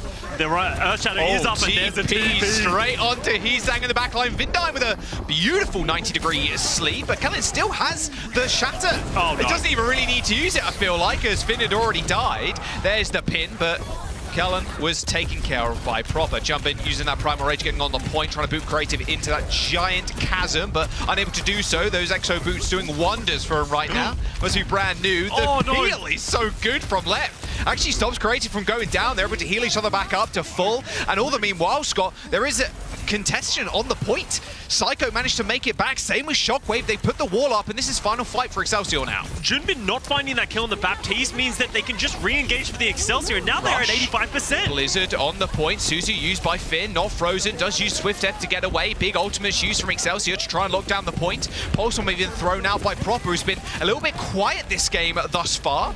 Vindame taking a little bit of chunk damage from Lep, who's just been holding this high ground, just making sure Shocker kind of funneled into the Excelsior. They're going to need to funnel onto the point in just a moment. Is this going to just tick away from them? Proper super low. No mega health pack to him to actually get back to as overtime is here. Jumping on the point. He is getting kept up by Vindime and Finn, but this overtime is going to disappear in just a moment if they're not careful. He actually just gets chased away, and Excelsior looking to take this first round. The San Francisco Shock just look lost. They don't have any coordination going for their team. The New York Excelsior aren't even doing anything special. They're just anchoring on the point, and the San Francisco Shock not utilizing their ultimates effectively. Junbin, we've hyped him up as this massive rookie main tank coming into this league. He needs to find that kill on the Baptiste. Yeah. He needs to. Because that one failure to kill the Baptiste had so much of a snowball effect to help the Excelsior close out that round. And that's a worrying first round for the San Francisco Shock fans. I don't mean to be a one-round Andy, but looking pretty good. And guess what's very good here? The May and the Sim. Just play it again. This is the roulette wheel that you spin when you go onto control, which stage you're going to go onto, and it's going to favor New York's comp, you would have thought. However, the Shock, is this happening? It is. All right, Proper Farah. Vindime on the Mercy to pocket. And then we have Junbin Ball. Junbin Ball is known to be very, very strong. One of his best heroes. Maybe just going back to the creature comforts that they know. The value that the Excelsior have here is that they can anchor onto this point, and it gives them a little bit of respite from the aerial assault coming down for Proper, but he's going to keep getting so much ult charge. He's already at 70% to a barrage. 80 make that, Scott. My God, this barrage is going to be online before the cap comes through, it feels like. And Psycho's already dead. A very classic way to disrupt this bunker style. from Excelsior. They do end up finding the cap, but Barrage is available. Now, what can the rest of Excelsior do? Maybe teleport to high ground? They do attempt something like that, but Lep actually caught on the cross. Here comes Kellen. No chance for a pin there on Proper. We're not on the experimental April Fool's patch anymore, as Kellen ends up dying to Jumbin's ball. Now the Shock are going to have a pretty easy time defending this. Defending this with a Farah, Scott? I mean, it's just too easy sometimes, especially against this kind of comp. Like, you're running into a Barrage right now. However, capping the point is also quite difficult. There's the Barrage as Creative does put down a window to try and create some more space for the rest of his team, but is slain doing so. It's one of the biggest problems with these Pharaoh compositions is as much as you can get picks and advantages, it's hard to actually clean up the opposition, but now they've been able to get them all off of the point and make the flip. This is where it gets difficult for the Excelsior. They need to find a way to get from spawn to the point without losing somebody, and with Proper just raining it down. They are literally like vertical rockets. Boom, boom. He's trying. He's very much trying right now. That window, or the wall even, completely obliterated by that EMP from Heesang. There's a nice sound barrier to stop them getting insta-killed by the mines, but the EMP only finding that wall is not a good start for the San Francisco Shock, who end up losing Finn. Is Lep trying to interrupt the resurrection, but Vindone takes matters into his own hands and kills off the Lucio. Flip does go through for Excelsior though, but they're lacking support right now. Hey, but they've gotten so much percentage. Even if they go on to lose this fight, you're okay with this. It cost them a lot of ultimates, but they're up to 60%. If they keep doing this, they only really need to win one full team fight, as you see them just throwing their bodies to the point to get more percentage. Someone killed the turrets, please. Okay, there you go. They're finally dead. Flip. There you go. They're finally dead. 70%. Someone cap. Someone cap. Okay, we're capping. Okay, I was okay. All right. Good. Any cap on the point? Okay. 70% though for Excelsior. Feeling pretty good about that. They've been getting a lot of value out of this Farah, and Proper's doing a lot of damage, but it hasn't given them the advantage in the round at all. It feels like they're in the driver's seat, but they're actually not. Another TP going towards the point, but they've actually split off the dead, team. Kellen. Oh Smart. my. Beautiful stuff from Proper there. Stops Kellen from teleporting onto the point to join the rest of his team as he just hits him with the barrage in the back. Finn already dead though, but a flip does come through. A wall and a blizzard available for Excelsior. Good luck Shot getting onto this point. There's the wall, splits the point in half, and the blizzard also comes through. I mean, Jumpin just kind of rolled out of that one like a marble on ice, so he's going to be good, but again, stalling the point out, Scott, enough for Kellen to come back. And he has the shatter. This could be enough to just sort of kill a couple of players to the point that Shock won't have an advantage. We're up to 92%. They only need to win one team fight, and they're on Finn. What a TP! Finn dead. Beautiful stuff from Shockwave, helping Kellen set up for that kill. There's the shadow to Jumbin. There's the no touch either. The San Francisco Shock go down on map number 1. And that is the dicey thing about playing Farah on this point specifically. It was a very popular strategy in the early days of Overwatch, but people moved away from it for that exact reason. It's so hard to assault the point. Yep. If they get on there, the sim turrets, the AoE healing, and the Farah can't really peek and shoot rockets in the same way that you can do on like Lijiang Night Market, for example, because you at least have cover and can get angles. These TPs were very strong from Shockwave. I was questioning why isn't Fitz in the lineup when I first saw it. He wasn't playing support or DPS, but Shockwave was very strong on that Symmetra. Highly impact TPs, and Psycho doing his job. You can't even really, obviously we're talking about the woes of the San Francisco Shock a lot, but that was very masterfully played here by the Excelsior, playing to their own strengths. Yeah, extremely well executed. Really good stuff so far. We'll see if Fitz wants to come in for this next series. I say, like, we'll see if he wants to. We'll see if I have decided. I am playing this next match, actually, and I will play the entirety of it, or maybe I'll sit on the bench, I'm not sure. We're going to King's Row for our next one. We'll see if the Excelsior coaching staff want Fitz in for this one. Havana and New Queen Street and Legion Tower, they're the map set. But strong start from Excelsior already. Hey, look. 3-2 for both of us. I went Excelsior, you went the San Francisco Shock, so we'll see how this goes down after the break. Don't go anywhere. King's Row up next. Hey Mom, happy Mother's Day. Thank you for supporting me through this journey that I'm going through. I always think about your support a lot. And shout out to all the other moms. Yeah.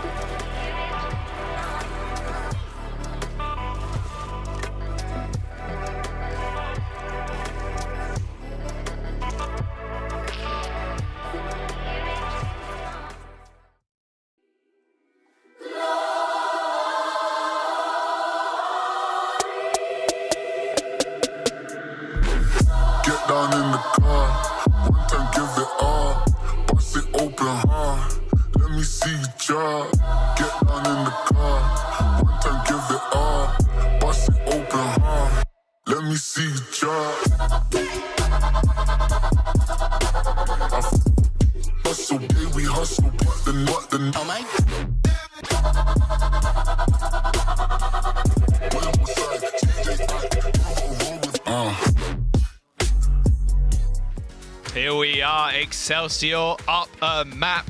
And who do we have in? Okay, we'll talk about Shock first. Max is in. However, look at that. Fitz on the support again. Little Fitz-eater, little Fitz-brig maybe.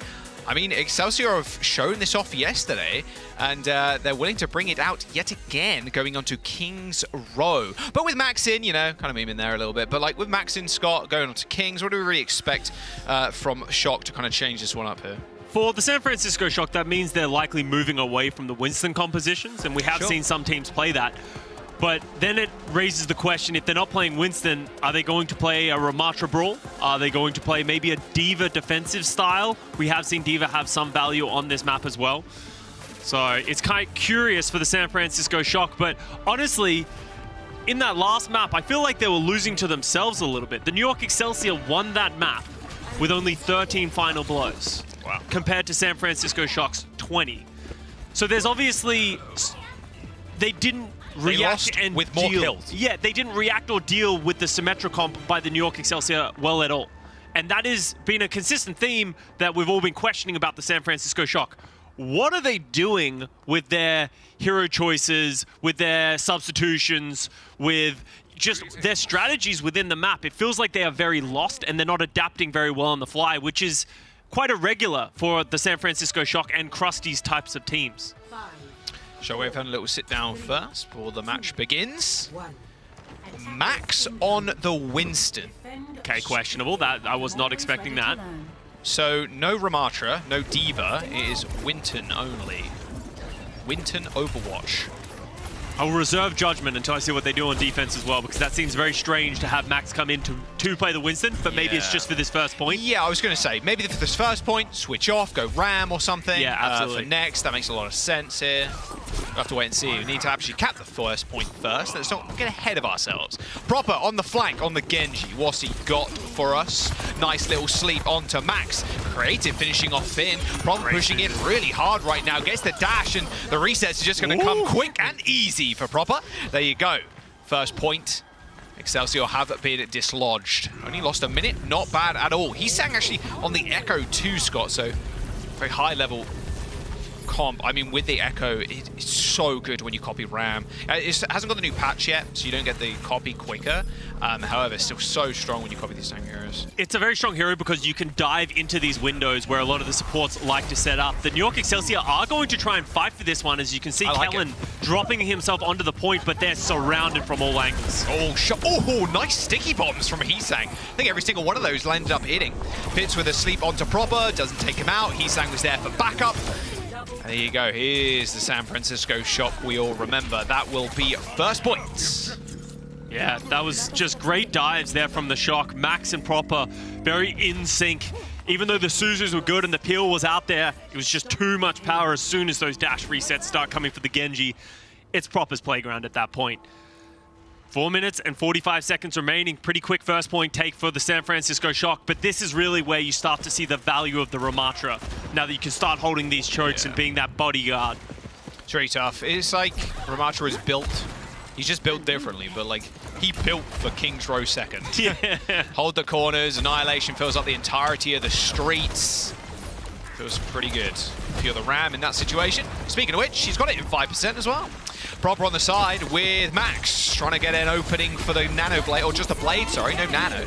Nano, speaking of which though, Shockwave does have it applied to him, and the beat even for the San Francisco Shock, but Max isolates Fitz with a Primal Rage, and they could just kind of tearing him apart. Even Kellen using that Annihilation in that fight. I maybe heard the voice line there, but I didn't see too much value, that's for sure. Yeah, he tried to pop that Annihilation, and Vindame responded in kind with the sound barrier, and it was just too many ultimates there for the Shock. The extra health, the extra speed, everything to do with Kitsune Rush, just too oppressive, and Fitz getting split from the rest of his team. And now Excelsior are kind of getting rolled right now on this defense. Creative does have the Kitsune Rush of their own. They can have their own level of aggression, but they're going to have to deal with Proper's Blade. He is so clean with it, and his decision-making is second to none. See where he's saying copies too. Easy Blade, as soon as that Nemesis form comes up or down, I think Proper's just gonna rip it, just go to the back line. Now Heesang finding a nice little angle too. There's the copy straight onto the Ram. Nemesis form instantly activated, but Heesang's just getting focused. Almost instantly popped out of the dupe. And here's the counter engage from Excelsior. That was a really nice response there from Shockwave. As soon as he hears that duplication go off, he just lobs in the bomb. Ash has way less HP. Blade, though, for Proper, he's already used that reflect, finds one reset, jumps straight to Creative, but Creative meets him halfway there with a kunai to the dome. Proper dead, Shockwave to follow. With Excelsior holding onto this choke point, Scott, it's going to be so hard for Shock to open this one up without ults. I really like that disengage into the ring, engaged by the Shock, but some brilliance by Creative taking out Proper. He could have potentially cleaned up right there, but puts a stop onto that. So probably is going to switch over to the Sojin, not wanting to play the Genji against this type of style. It's going to be too hard to get into the backline in the second and third point. Yeah, he's sang on the Tracer too, so they're swapping one dive here for another here. Here's the Kitsune rush. Finn only just earned it and instantly pulled it. Psycho tried to punish Max's positioning there with a pulse bomb. It didn't end up working out as Psycho too many forward blinks there. You have to backpedal a little bit, I'd imagine, to get to safety. They do end up nanoing. Kellu's on the point. He's got Nemesis form, but Vindime drops the beat, and this is an easy point take. Yeah, I don't hate the nano there by Fitz because it gives you a chance, but it was such a slim chance that it doesn't come to fruition. As you said, Kellen got the Annihilation, but was just too low, and with how much of a distraction Max was creating with his Primal Rage, they weren't able to keep him up, as Max is actually going to go back to switch over to the Ramatra himself. His Winston, honestly, looking pretty clean. Not expected to be the player for the San Francisco Shock, but couldn't have asked for better. Oh yeah, it looked really good on point 1 and 2. All good, all good. He's warmed up. Now he's in the hot seat though on the Ram versus Ram. Almost a pure skill matchup here. Support lines differ quite considerably. We've talked about how strong Ash is on this third point. If Shockwave can get on that high ground, he can just rain down shots. Well, but you can see Proper's taken the high ground and Shockwave got caught on the low ground. Yeah, Shockwave dead already. Wow. No Bob chance for Shockwave. He's only a couple of percentage points off it. There's the Kitsune rush. Kellen, just look out, swinging. Missing, unfortunately. I mean, he's doing a little bit of damage to Max, but that's about it. Now pops the Annihilation. He had that last point, but wasn't able to use it. Even tagging people on the high ground, which is pretty nice. But Shock are going to be able to sustain through this. All the healers are way, way back in the scenery. However, Creative opens it up yet again on the Kiriko. His Kiriko play is awesome this game, and to be fair, over the last couple of games too, Creative has really shone up. Creative deadlifting for the New York Excelsior right now, 5 of their 10 final blows, and you can feel it. You can see the impact of the kills he's getting right now just in this match. He's been awesome and absolutely justifying why Fitz is coming in to play this flex support. If they need someone else to play Anna, and Fitz is the best candidate for it, hey, it's hard to knock it.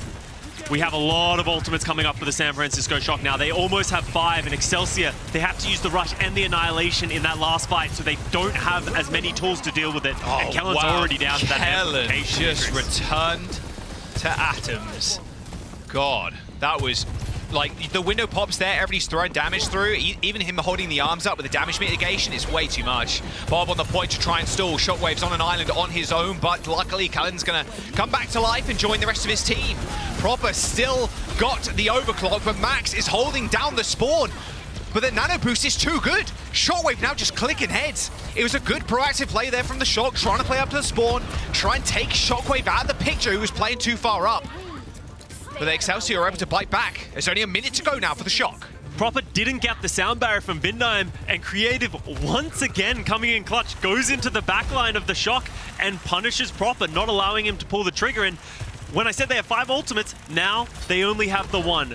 Proper with the overclock. He did it a lot in the playoffs last year, but this is a monumental task that he has ahead of him. All right, he's switching over to this Genji super late. Only 40% towards that Blade Scott.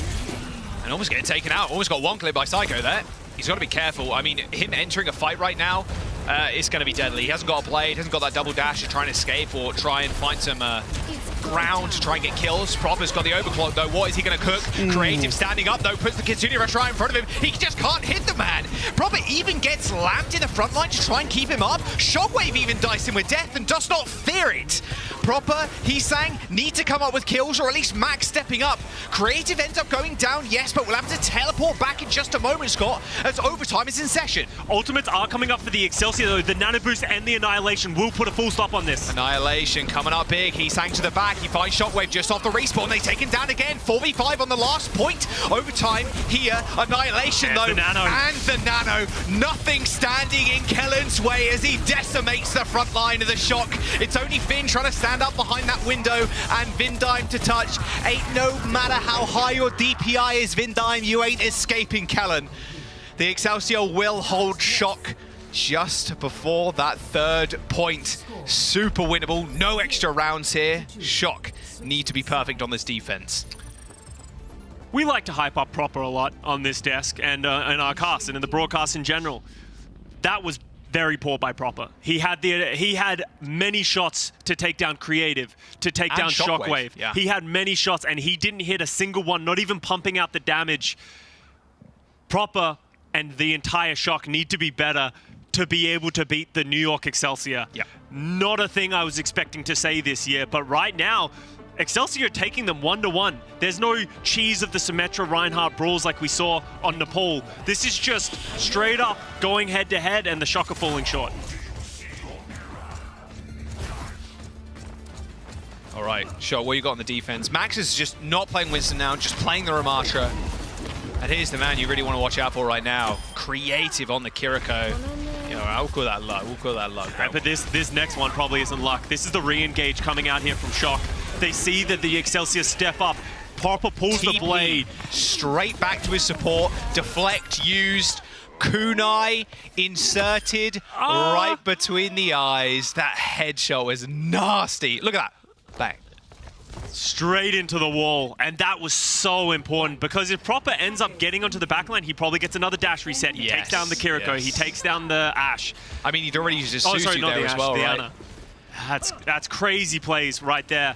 San Francisco Shock are going to play the Baptiste Kiriko Ramatra style, something popularized on King's Road just lately.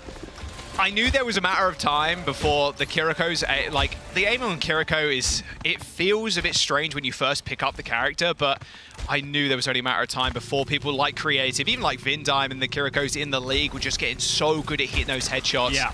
A Genji dashing forward to you like that and nailing them in the head, like, God, it looks so nice. Nice little flank here from Creative and Psycho. Already forcing, oh my, okay. Force both Lamp and Suzu check very early. This is a dangerous time here for the Shock. They need to be careful about getting overwhelmed because they don't have those defensive ultimates. Look at this flank that Creative and Psycho on right now. This is how you want to play this comp. Absolutely. You play as a little unit, this little two-person unit on the flank to almost corral Shock into a position they don't want to be. Speaking of which, they do end up trading backlines, but Creative again, a TP onto his support, helping take care of Shock's own flank. Kiriko, Tracer, dead, and Creative still putting up the damage. And the healing, he teleports straight back to Cullen. He did a great job of getting that 2K, helping Fitz out as much as he lost Fitz. He got the damage done, took out the players of the Shock. It's about cleanup now for the New York Excelsior. Pulls bomb down, manages to live. Nice dodge. 11 HP, still peaks. Kellen going very aggressive there, trying to split off the rest of the team, but goes down. That 3x. should give an opportunity for the Shock to touch. 3x. You can see Heesang's going to go for it. Triple blink. Oh my, Shockwave. Okay, no touches now. No touches now. Heesang hoping he could live for more than a 0.4 of a second there. Shockwave and Psycho have been great for the New York Excelsior today as well. Yes. Being able to play multiple different heroes, they're going toe-to-toe with Proper and Heesang and almost getting better of it. You love to see this for the Excelsior. We've been hyping them up and how they've been improving, but they're just hitting new heights time and time again. They are still on the Winston and the ultimate's coming up, but the two-man hit squad of Creative Psycho taking this flank. It might actually be a 2v2 on the right-hand side. Oh no, come on, have the little 2v2. Little Tracer, Kiriko 2v2. Nano boost onto Kelly, just dive straight in. That's a whole lot of damage in that Primal. Juggler looking fantastic. Does send the BAP sky high, but Finn somehow managing to live. A lot of heals coming in from Vindime as Fitz ends up going down. A perfect response there from the Shock. They end up popping Annihilation. Max just goes Hulk mode, runs down the back line. It's a great play by Max. That's what you need to do. If they're going to play Kiriko, Tracer, Winston diving into your backline, they have no support in the back. They need to keep putting pressure onto Fitz, force Creative back, or they will lose their backline. Oh, that would be a good skin. I'm just thinking about it. Hulk for Ramatra. Wait, Max, get out of the... Okay, he, permanently in the Dragons. I'm going to say that was probably a bad play. He perma put himself in the Dragons, although he was trying to get back to the rest of his team, right? Wow, that fight was fast. That rush straight into death. Vindame used his rush as well. Swapping. Yeah, Vindame used his rush. Both teams used it, but that Dragon by Shockwave just forcing so much positioning. Finn going over to the Ana, Max over to the Winston. We're going to get a mirror composition, but Proper also making a change himself over to the Echo. Wow. Oh my. Creative is insane. He must have the most final blows on the team, right? Surely. He's got to be. Close to, at least. All right, 2 and a bit minutes. We'll make it 3. We'll call it 3. Oh, nice headshot. Go on, go for it, go for it. I mean, this dude's feeling himself right now. You've got to just live up to that confidence, seriously. Sometimes the enemies aren't really expecting it, but you definitely should be if you're the San Francisco Shock right now. Creative just lobbing in kunai after kunai after kunai. No ultimates on either side, so this is why we're sort of just having this stare down right now. Max is going to go aggressive, but you can see the peels coming out. Yeah, indeed. Creative does have the most final blows on the team right now, sitting at 11 currently. Wow. No real surprise there, the amount of time he's been in the kill feed. Nano, Kellen in. A lot of disruption. Oh, nice little backup here from Kellen. Actually, he's going to force a Nano onto Max to try and keep this fight alive. Pulse bomb missing, but it's all good, because guess who's alive? It's your boy Kellen. It's your boy, Kellen. Nice Max sleep. was aggressive. Oh, beautiful sleep. And the bubble came down from Kellen too, so it stopped all that healing. And that'll be Creative killing Max. 3 meters to go. Heesang picks up 1, but is it actually going to be enough? I mean, Creative is still here, and same with Shockwave on the point. Shockwave hits a great shot there to take out Heesang, and Max just going too aggressive, assuming he was going to get the Primal Rage. Maybe a little bit of inexperience, maybe a pop-off there by Fitz, but he doesn't get it, and now we have 3 minutes remaining on the 3rd point here for New York Excelsior to lead the series 2-0. Kellen still has this Primal Rage, both teams getting Kitsune Rush as well. See whose Primal's better, Max or Kellen's. Duplication could be massive here from Proper. Last time, Excelsior managed to dispatch with the duplication pretty quickly. You have to focus it again. A bit harder with the Winston, of course. You can just instantly put down the bubble and then just juggle yourself in and out. Rush, wow, that was a... Oh, that's an unfortunate rush. I don't think it actually went down to the floor there, Scott. Mistake. Yeah, that feels really bad. Nice TP, though, trying to save Shockwave. And Max doesn't really get anything at all for the Primal. There's no follow-up, and Heesang dies. That's so strange there from the San Francisco Shock. Max is going deep, but Proper and Heesang are nowhere to be seen. Psycho ends up taking them out, and now they're in damage control. Oh, post bomb, swing and a miss. Still a little bit of damage. Forces Finn all the way back. Double Ana on the field. Nice sleep from Proper on the high ground to keep himself alive, at least for the time being. Might be a free Nano too, 2% away. Boom, there you go. It's going to fade away in a couple of seconds, but the damage has already been done. However, Scott, there's 2 minutes to go here. Yeah. The copy by Proper onto the Ana, pretty unconventional one, but he actually got the Biotic Rain out onto Shockwave. That ended up being the way that Shockwave went down. So Proper finding some value, switching over to the Ashe directly after that, trying to take that high ground that we talked about Shockwave did on their defense. 80% ult charge for Shockwave, though, on the Ashe on the other side. So he's going to have Bob way quicker than Proper is, and that really could just end this one. Taking the high ground is an imperative order right now. You've got to get up there, and Proper's dead. Psycho with perfect follow-up, and Psycho again. Double kill for the Tracer. They've nanoed Heesang to try and find anything. He tries to stick Psycho, a little over-eager, I think, as Psycho just instantly recalls away from it. And a later nano here from Fitz onto Kellen to create even more space. Couple of meters to go for the Excelsior to be 2-0 in the series, but Proper is going to come back. Same with the supports from the San Francisco Shock, but Psycho is just creating so much space for Excelsior right now. They have no ultimates as well. Max is the only person getting close to an ultimate. It's Bob. Kellen pops the Primal Rage, but unable to find anything right now. Bob comes in, flattens Heesang into a pancake, and here comes the cleanup. Max is dead, Vindime, no CDs left, and the Excelsior are going to pop that payload in. 2-0 in the series against the San Francisco Shock. New York Excelsior are just playing better. Just straight up. Their coordination on these dives, how they're using their ultimates, their hero choices. They're playing their game, and it feels like San Francisco Shock are the ones, once again, scrambling to find a solution to these problems. Oh my lord. I would feel so silly right now if I predded Shock, bro. I would feel so silly. Imagine if I predding Shock. That'd be crazy. God, that would be insane. Imagine coming into today and thinking, you know what, Shock? Bro, it's okay. 170 ping. Krusty's sick. Prophet didn't have his fruit in the morning. Like, you know, chairs are uncomfy. Our mouse is a little greasy, you know? Like, oh, that would be crazy, man. Creative finished that map with the leading final blows. Oh, give me how many? 11. He stayed at 11 through the end there. Actually, 12. I lied to you. Shockwave was at 11. Me when I lie. Yeah. Max had 11 final blows as well. Honestly, the Winston looked pretty good, but the coordination just didn't feel like it was there for them. And just Creative is just playing a ridiculous Kiriko. We were questioning this Fitz coming in to play the flex support, but you can understand why. Creative's Kiriko seems so important, so that means someone else has to pick up the reins, and Fitz hit some important sleeps as well.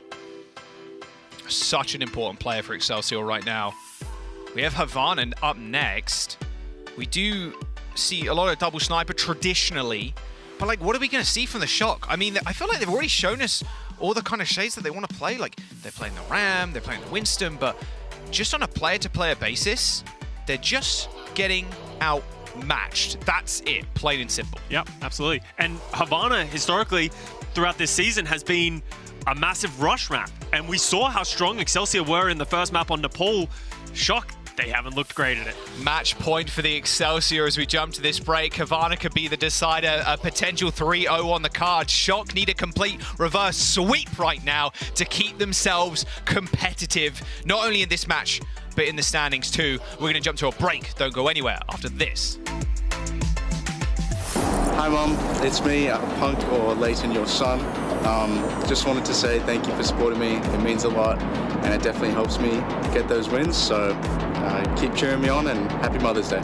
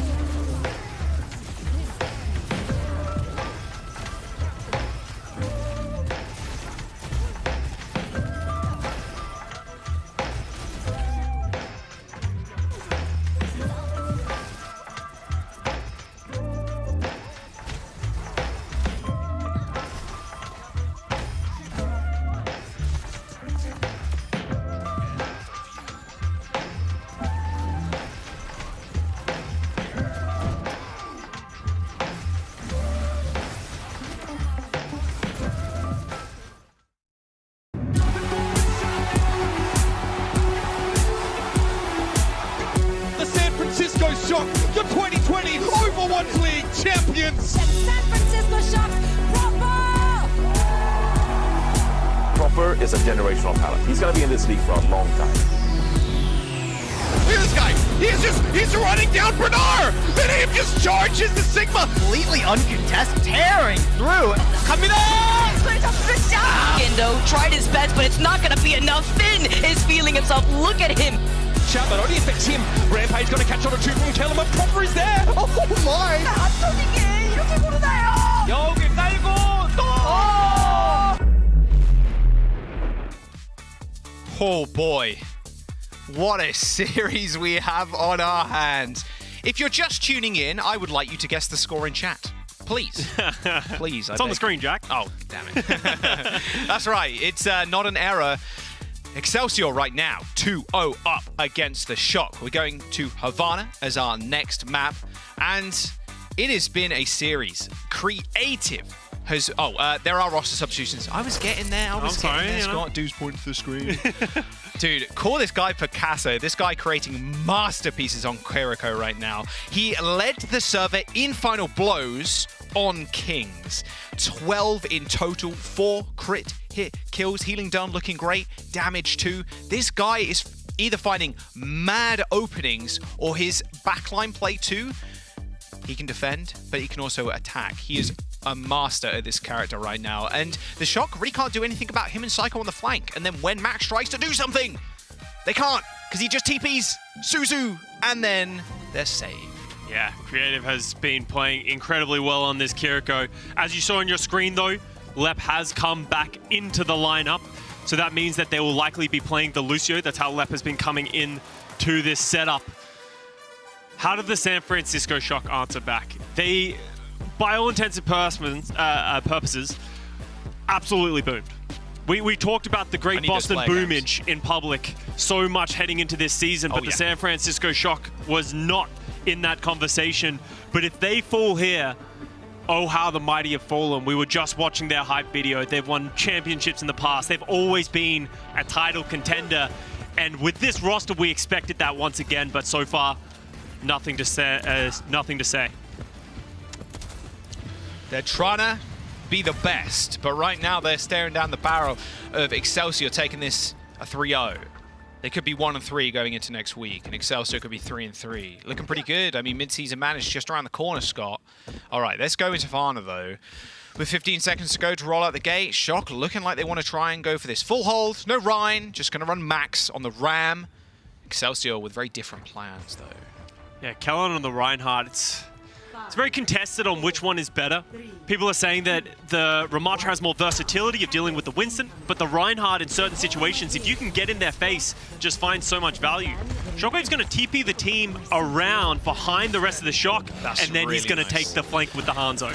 Yeah, I was going to say, they should know you can't hear that Sonic Arrow on the other side of that wall. Fitz already used the regenerative burst. You saw his arm come up, so he's already used his shift when he took 10 damage. So not the best use of that ability. However, the Lamp looking to even this one up. Proper Kellen traded.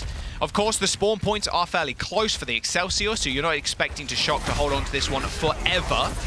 However, still making it work, even though they lost Proper. Yeah, Proper going down is bad, but it's not the worst thing. If you lose the support, then it's really bad. But that should at least force the Shock to give them a little bit more space, and you can see them letting them out of the spawn doors this time.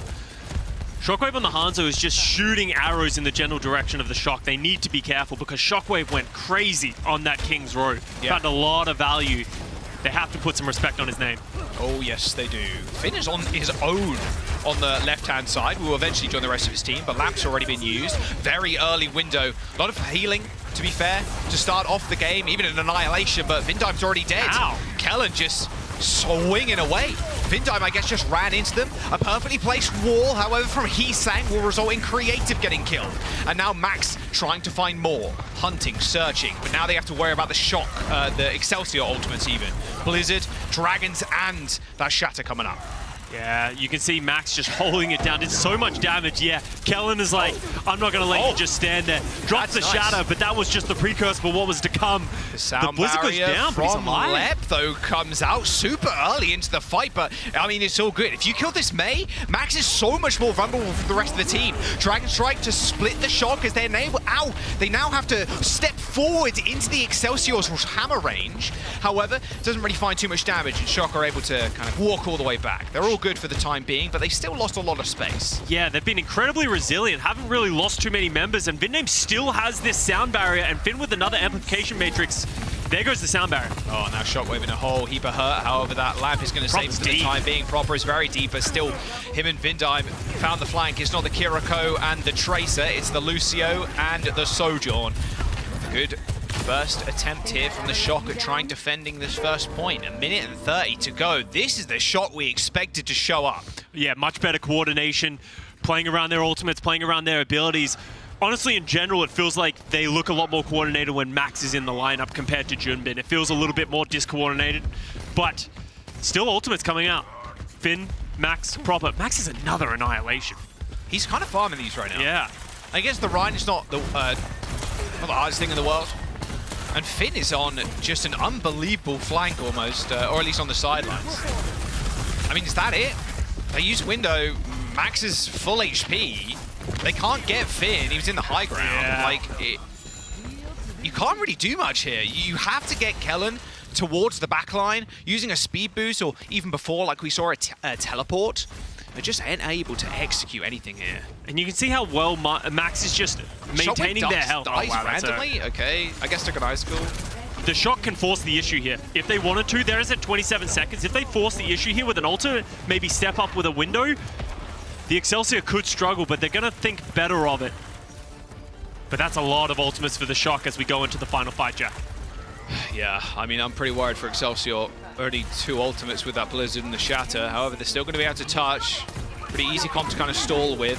As long as Finn doesn't open up this with a giant window into Proper, just hitting some mean body shots. There's the Shatter. Window comes up. It is wide, so Proper's not benefiting from it just yet. But look, all cues from Shock being used. And they kill Psycho. Over time, does get re-triggered. Oh, but Proper's there. Of course he is. Overclock. Everybody from Shock just hit Q. Excelsior had to do the same thing. That is a hold that Shock wanted to see and need, to be fair, as well. Still winnable for Excelsior. To be fair, but it's a bit optimistic. Bit optimistic. Look, it's a rough point to actually climb up on. You need 2 clean team wipes to do it. Yeah. In reality, the San Francisco Shock feel way more coordinated. Maybe with Junbin in, a little less coordinated with Max. It felt like they were all on the same page. Everybody was kind of taking an off angle. Prop was on one side, Finn was on the other, and Vindime as well was also escorting Proper around too when he needed it most. So, yeah, all right, Shock. There we go. Maybe they needed that little half-time break. Slap some senses into them, and they're back in. Just sort of resetting a little bit here, and the Shock, as you said, were just feeding off of each other so well. Max is going aggressive, gives space for Proper to do things like this, goes aggressive with the rail. Oh, there's a 2 for 2 for 1, buy 1, get 1 free. That seems so fortunate, and then it reminds me that Merit hit 3. Yeah. On the first season, Sojourn was available. We got a triple collat. I don't think we'll see that again in a long time, but I'm waiting for the Quadra. Yeah, okay, you might be winding a while, mate. Yeah. Hey, you never know. 2 supports, 2 DPS lining up. Yeah. You never know. All right, forward hold. Who's really shocked? Yeah, you can see still sticking onto this Reinhardt for Kellen. Ooh, he's going to try and throw a Fire Strike in. Early wall, but supports are there to help him. That was a wall just for Proper. Yeah, Proper, stop it. You do be shooting the wall. At least you get charged, though, when you do shoot wall. It's not as much as if you're just shooting somebody. But it's still free charge. Stopping it from going down. As you can see, both teams just throwing abilities, trying to force cooldowns out, but Proper ripping off Psycho's head. Yeah, Psycho was on a mean flank. However, they do trade maze. So a random Fire Strike did scorch Hisang. And Shockwave comes up with a big kill on the Hanzo. Like you said, of King's Row really shown up. Him and Creative. Creative not on the Kiriko, unfortunately. Another beautiful arrow from Shockwave. feel like we haven't really seen the full power of Shockwave. We saw glimpses of it in 2020, ages ago, but he's been bouncing between teams since then. He's really showing up here for the Excelsior as, you know, that's 1 minute. That's one team fight that the New York Excelsior needed to win. Shock though, obviously have those close spawns. Ultimate's starting to come online. Yeah, he do be swinging. Jeez, has Shadow already. Here it is. Shadow into that car, but you can definitely shatter the back line. Beautiful shift from Proper. Actually sends him sky high before he ends up going down. However, Finn does meet his death. 2.5 minutes to go for the Shock. Only one ult expended by Excelsior. This is starting to get a little bit more worrying if you're a Shock fan. Obviously, it's not too bad just yet. Window fire strike. Yeah, there's a lot of things that can be done here. Teams don't want to use too many ultimates at once. You got to win multiple. Dragging through the windows, doesn't do extra damage. All good. There's the Blizzard. Actually isolates Excelsior. You see both sides of the team kind of splitting up there. That was beautiful stuff from Heesang. Perfectly placed. And there we go. The payload finally moving. But Scott, I mean, 2 minutes? That's not bad. In the time bank. But the important thing to remember, they don't need to get to the end of the first point. It's actually a little bit before that. You'll see the golden box of victory is a little bit further. So they only really need to win one more team fight here for the San Francisco Shock. And smartly enough, they held on to the Annihilation. They have the sound barrier. Well, Excelsior do have a beat of their own, and they have Blizzard. So if Max does want to go aggressive, can be followed up with a Blizzard from Psycho. He sank very far away from his, but huge. A nice Icicle kills Proper. Reset, reset, reset, reset. Shock have to get out now. Any stagger here is disastrous for them. Max looks like he's still probing around, looking for an opening to potentially pop the Annihilation, but decides not to. Proper will be back soon, but 1 minute and 15 seconds remaining. I can hear people in the chat right now screaming. You're sweating right now if you're the Shock. Screaming. Proper on the high ground, got overclock. Perfect position to use it. Lep has to hit a key soundbar. If he gets Ajaxed here, it will be over. If Proper pops this overclock, you don't want to have to use the sound barrier. But Shockwave again! Vindime dead. No speed for Shock. Max unable to really use Annihilation here. And he's going still! Backline death. Shock, they're just getting torn apart. The Excelsior, they end up using the Blizzard, but look at the whole fledge of ultimates still available. You have to question if the San Francisco Shock are playing too slow. They're against a Hanzo and a May. Someone's gonna get hit eventually. If they're just standing around, they're not gonna find value. I want to see Proper pop an overclock, force the Excelsior to do something that then gives you the advantage with your ultimates. But as you said, Jack, a wealth of ultimates on both sides. This could go either way, and it's last fight. San Francisco Shock fighting for their lives to beat and just match the New York Excelsior. Shockwave's on a tear right now, but Kellen's got that shatter in his grasp. Oh, he hits the table and shares, but he's actually stopped Max from the rest of his team. A nice Annihilation. Oh, the C9! What? Shock end up capping the point. The C9 from Excelsior. They had all the tools in their bank to try and make it work. But the Shock, oh my God. I mean, we're going to a map number 4.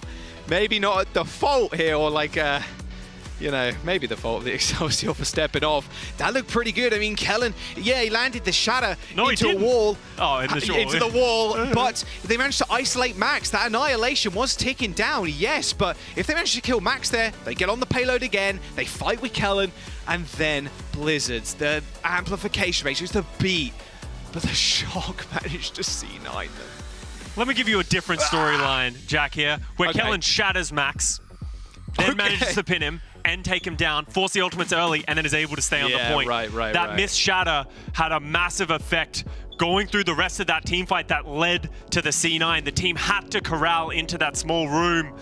So a mistake, and the San Francisco Shock get a lifeline. We're going to a map number 4 in just a second, but very winnable for Excelsior, even with a payload that close to the first point, that checkpoint.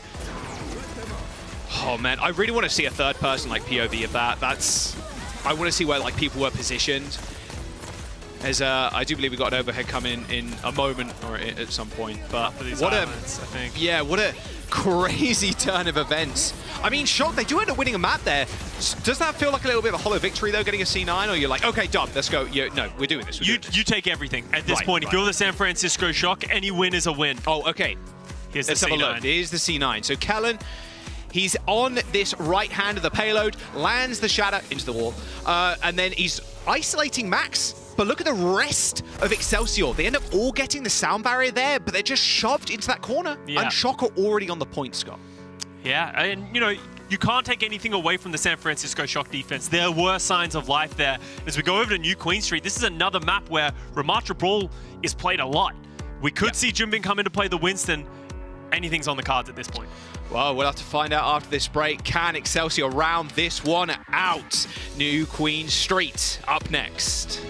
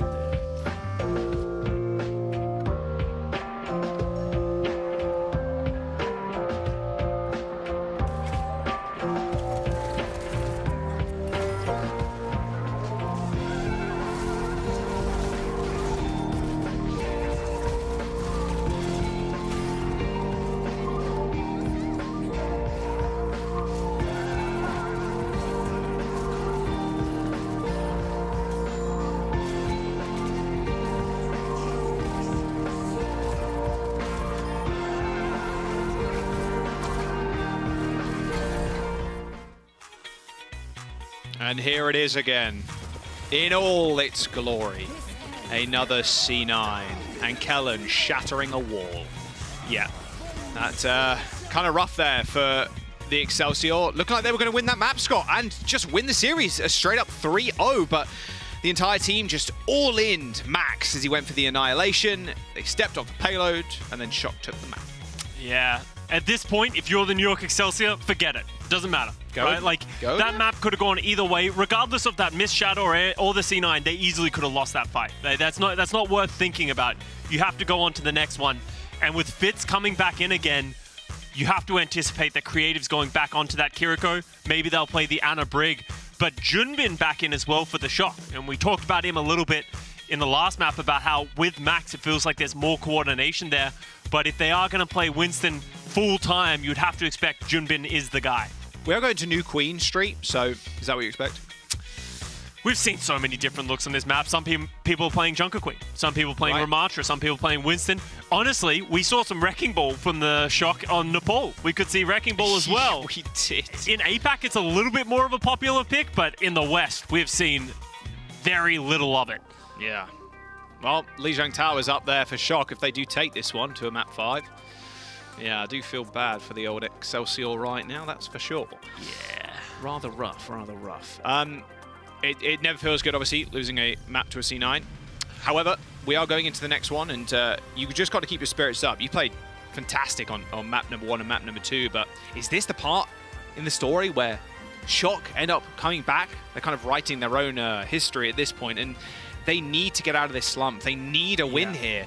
It's not convincing, no, where obviously everybody kind of needs it to be, but a win is a win at this point for the San Francisco Shock. Yeah, you just take anything, as much as it's not gonna, convince everyone that you're a top tier team again. Right. At least you're getting a 1 in the win column, at least another one. Importantly to remember as well with Lijiang Tower, it's a great Reinhardt Symmetra map. And that's exactly how the New York Excelsior dismantled the Shock in the first map. So that's something that gives you a little bit of comfort if you're the Excelsior. A little uncomfortable. Exactly. If you lose this map, you can go and play the Rhine, the Sim. But also, if you're the coaches of the Excelsior and you're talking to your players, you're the better team.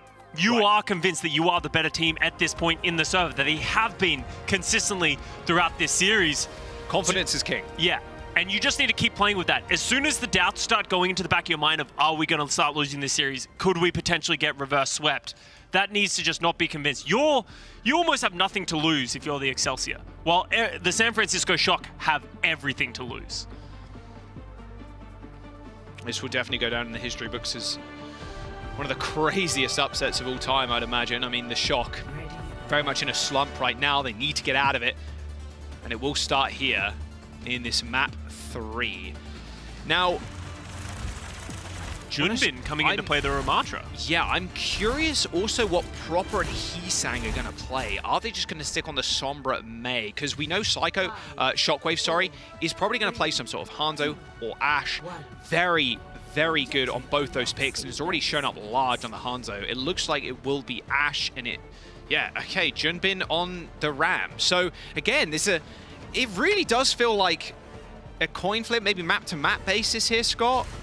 Yeah, who plays Ram? If they're going to play Ram Rush on Havana and put Max in, why is Junbin coming in to play Ramatra? Maybe they want the potential flexibility of playing other heroes, like the Winston if they want, but we saw Max's Winston as well. So the questions about the subbing strategy of the Shock continue to mount up, but it doesn't really matter at this point. Creative, though. Shockwave on the Ashe, creative on the Kiriko. We saw this on Kings Row and how much damage can come out.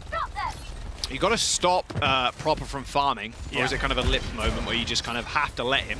Oh, Psycho goes down first to a boop of all things. Yeah. Not great. And that's going to at least prompt a little bit of a retreat by the Excelsior. They can slowly start to peel back, but Shockwave gets caught. Wow, okay. Shock with 2 nice kills on both DPS of Excelsior. God, I hate that window so much. What did the window do to you, Jack? Look, that's what it did to me. Oh, it's you can contest on the window. The window. It's just like Colosseo being able to contest from the bridge. high ground. Yeah, I know. Yeah. Drives me crazy. Proper is charging a pretty quick EMP here, and you have to question whether or not Shockwave is going to be able to accomplish enough on this Ashe with all the pressure coming out. But Fitz getting Finn. An unlikely elimination from Fitz there, actually killing Finn of all people, yeah. Kellen is being booped and bopped around, but all good. Creative to the rescue, just TPing, Suzuing him up, and now they're just healing each other. Creative and Fitz. No, he nanoed him. Why? Oh my God. They were keeping each other up for so long. It forced Heesang to Blizzard, but I mean, you take that. Fitz using the nano to try and keep your Kiriko alive in the Blizzard. That was a questionable nano by Fitz. Suspect. Maybe once again showing his inexperience on the Ana. There's no chance that Creative lives through that, even with the nano boost. He's fully frozen up. It's the freest shot of your life. And now, San Francisco Shock closing in on this checkpoint, and Proper still has this EMP. Look at how slow the Excelsior are getting their ultimates. No, Kellen's been manual hacked there, taking a lot of damage. There comes the Nemesis forward already.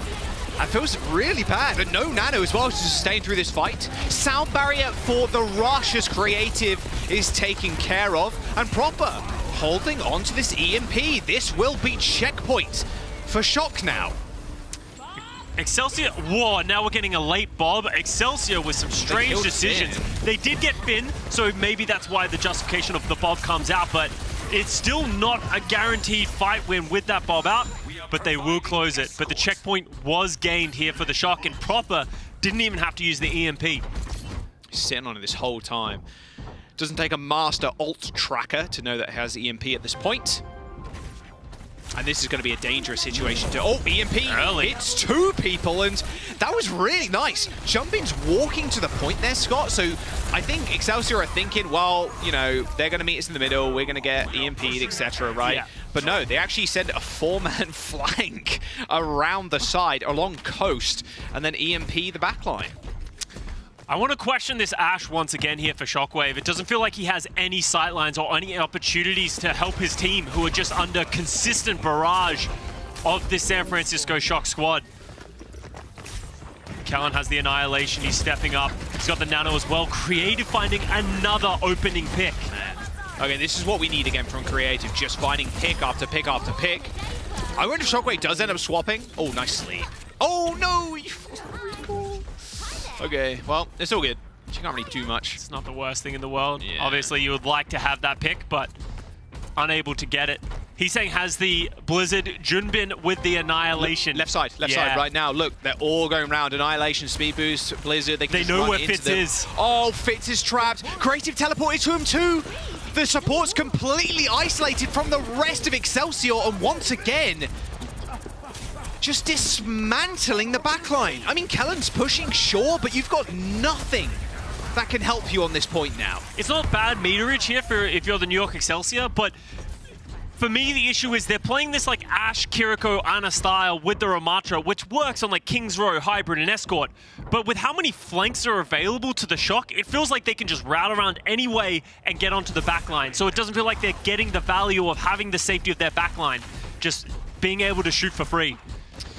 All right, Showave's got another Bob coming out, but look, Proper's so close to that EMP. Or trying to spy check. Nice little bit of movement. No, it gets dynamited. It has to back off. Creative, another pick. Another pick from Creative, and Heesang takes a headshot too. Suzu, TP away. Excelsior with one person dead on the Shock side. They're now up 5v4. Heesang is going to die rather soon, I would imagine. There you go. Now Shockwave's coming up big with these kills, but Creative, another key elimination on the Kiriko. Have we seen an Annihilation this map? No. I don't think we have. I think both of them are just holding, waiting for an actual team fight, but it just feels like they're trading picks back and forth. Doesn't feel like either of them have ever met each other in the middle. With the way the Shock are routing, it might be the first time we see all these teams together. And if this is true, Shockwave's in a great position. Yeah, Bob, after the EMP, would be kind of crucial. Jumpin does get antied, but Prob's waiting in the backline. He's got his eye on Fitz right now. A solo EMP might be enough to kill him, but you've still got to be careful of Creative, who's actually already used that TP. Oh, nice railgun from Heesang, though. Does eliminate him as soon as he used that rush. Yeah, that was a good play. And Heesang switching over EMP, to this Sombra. It's good. Hits 3, and there's the Annihilation. Jumpin, cleaning up. There you go. Yeah, so they end up using both of those ultimates in a 5v4 advantage, which is not the worst thing in the world. Make sure you're winning that fight. But Heesang over to the Sojin. I actually really liked the Mei look from Heesang in the past, so I'm not sure if, you know, maybe I'm just questioning Shock too much. You know, they're doing quite well right now on this map. Shockwave has the Bob, Kellen with the Annihilation. 3 minutes and 30 seconds remaining. Shock pretty firmly in the lead. Yes, sir. Manual hack didn't end up going through there onto Fitz. Kellen taking a beating in the front line, and he does end up getting hacked too. However, Proper has to teleport away. There's a nice little flank from Excelsior. That Bob could come out at any moment, but they're going to settle for the annihilation right now. A lamp to try and save Jumbin there. Gets taken down by Psycho, as now the bot is in control of the Excelsior. Still ultimates to use, though, for both sides. That sound barrier can come out from Vidime at any moment as Jumbin gets caught on the wrong side of the team, but still manages to take Fitz with it. Yeah, great aggression there from Jumbin, just knowing his limitation, and big shouts to Finn. He put out so much healing to keep Jumbin alive, allow him to keep playing that aggressive style as the Shock once again slingshot it back towards as they get a little bit more meterage. Still holding on to that beat is Vindime. Man, it is just back and forth, but I feel like this is a slow bleed out right now for Excelsior. They need to find a way to win a team fight and start getting some progress themselves, because it feels like, yes, when Shockwave's able to sit in this window, they can, you know, shoot down, they win these team fights. Yeah. But as soon as they can take the fight in the open, they can't hold. You aren't getting meters if you're just sitting on the high ground. Kellen's so aggressive. Where is Kellen? He just dove into the back line. And now the rest of your team is dead. And this is going to be what might be the final push here for Shock. I mean, the 85+ meters, we've seen comebacks crazier, but right now it's looking rather unlikely. Excelsior getting dismantled. Oh, Creative trying to play his aggressive style right there and gets punished by Proper. That's going to be more meterage once again going up for the Shock, and up to 100, ults for Shock almost 110. Yeah, they still have tons of ultimates. This is getting hard for the Excelsior. Ian Pizzle coming up. Stop that. Why? No, I won't, actually. Sound barrier and the annihilation for Jumbin and Vindime. The Shock very healthy coming into this fight. Even an overclock burn from Heesang. Didn't find too much, but a lot of damage down onto Excelsior. Sent them reeling for the time being. Creative gets EMP'd, same with Fitz. And this payload fight's going to look rather disastrous for Excelsior if they can't keep their supports alive. Fitz is alive, yes, but Creative's not. Final push for Shock here, Scott, on this point. Yeah, and they're pushing it in 120 meters. You can see Psycho just trying to hold onto the card as Fitz heals him, but this is just desperation mode. Kellen's going to come back with Annihilation, but that might just be it. There's the rush onto the point, but Fitz is dead. Psycho to follow. Annihilation comes out, but is Kellen going to get a 5k? He's got one. He needs to hold on, but with 45 seconds to go, they need to win back-to-back fights to come back into this one. But I don't think Shock are going to let them. 123 meters and then some. A pulse bomb on the point, but Psycho gets hacked as Vindime finds the double. A trickling of Excelsior members on the point. Vindime with a quadruple almost. He's just cleaning up. He's just getting a couple of final blows, but this is the final push for the Shock, and that will be it. Map number 5. Excelsior go down on New Queen Street. Much cleaner there from the San Francisco Shock, playing around their advantages, really understanding the tandem push and pull. They did the same thing there on Havana, and the New York Excelsior coming up empty.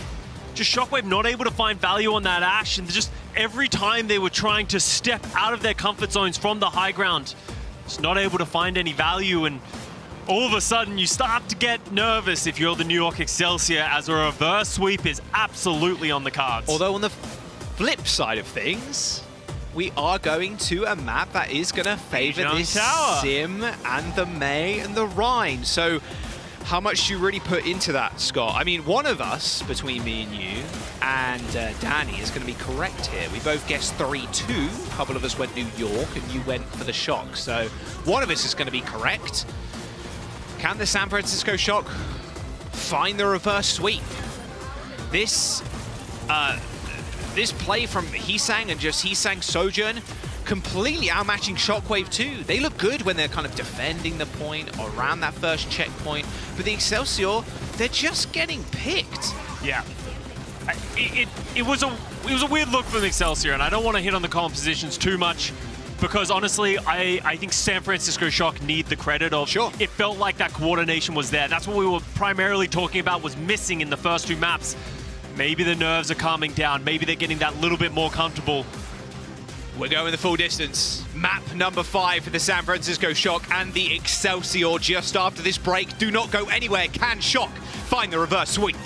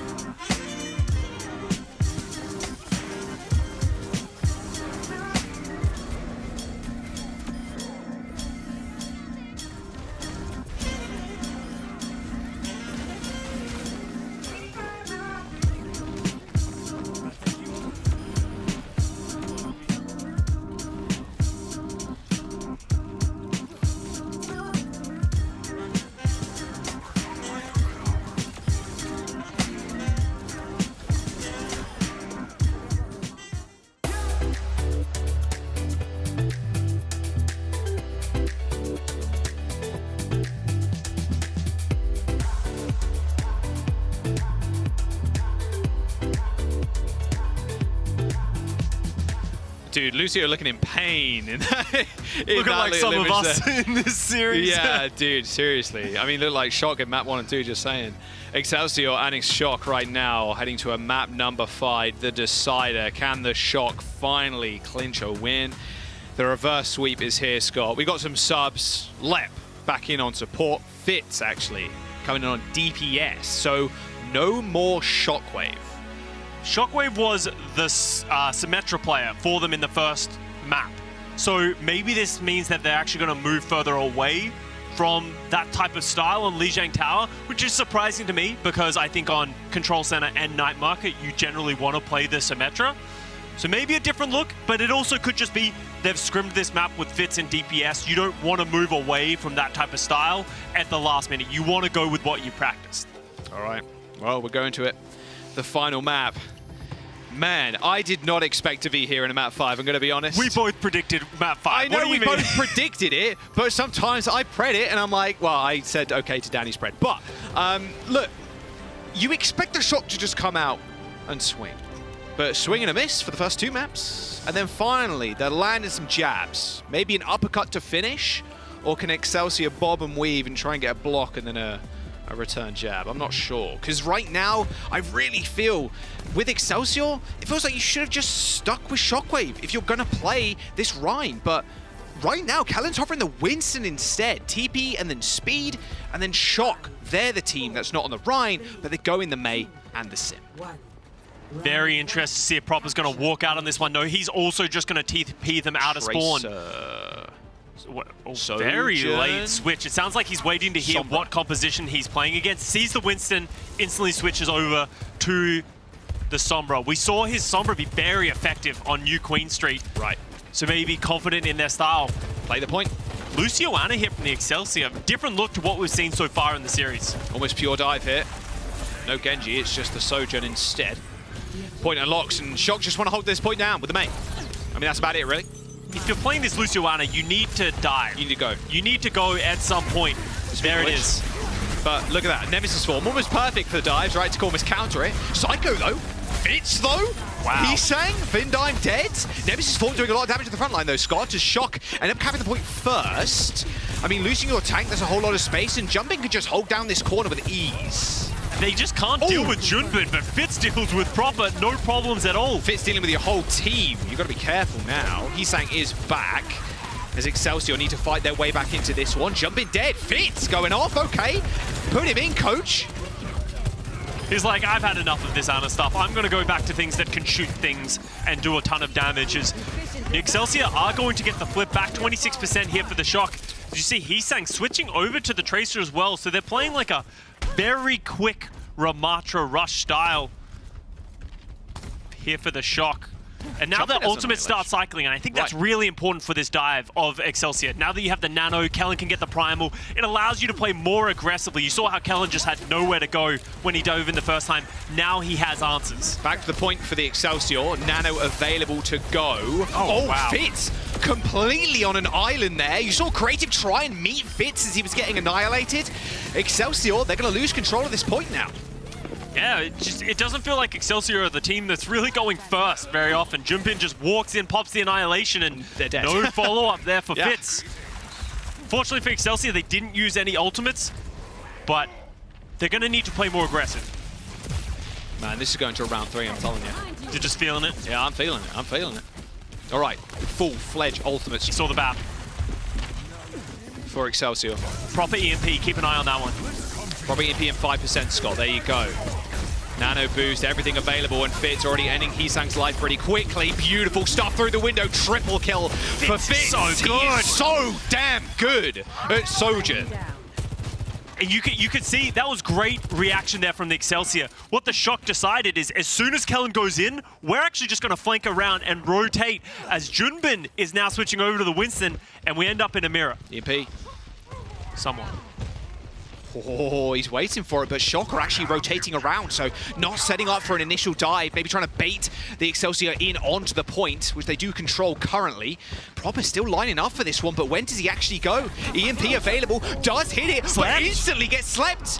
Will that be a kill? I mean, they've already killed Fitz, so they trade DPS for DPS, Scott, as a Boostio comes in for Lev, going straight onto the point. Survivability at an all-time high. He now has to back out. The Shock return in kind with a beat, but Kellen with a Primal Rage is going to stall for a couple more seconds, Scott. Yeah, but the Boostio might have removed the damage. But Fintime's already dead. Kellen separating the team. The Shock are thankful, though, they did manage to cap the point as a beautiful follow-up kill on to Finn by Lev is going to force the Shock into a position they don't want to be. Excelsior find the cap really quickly, Scott, and this will be final fight if they're not careful. Oh, that's such an important kill kill from Psycho. If Heesang doesn't go down there, I think you would have seen the Shock going aggressive, but now they don't have as much damage. It should slow down, and we're at 90%.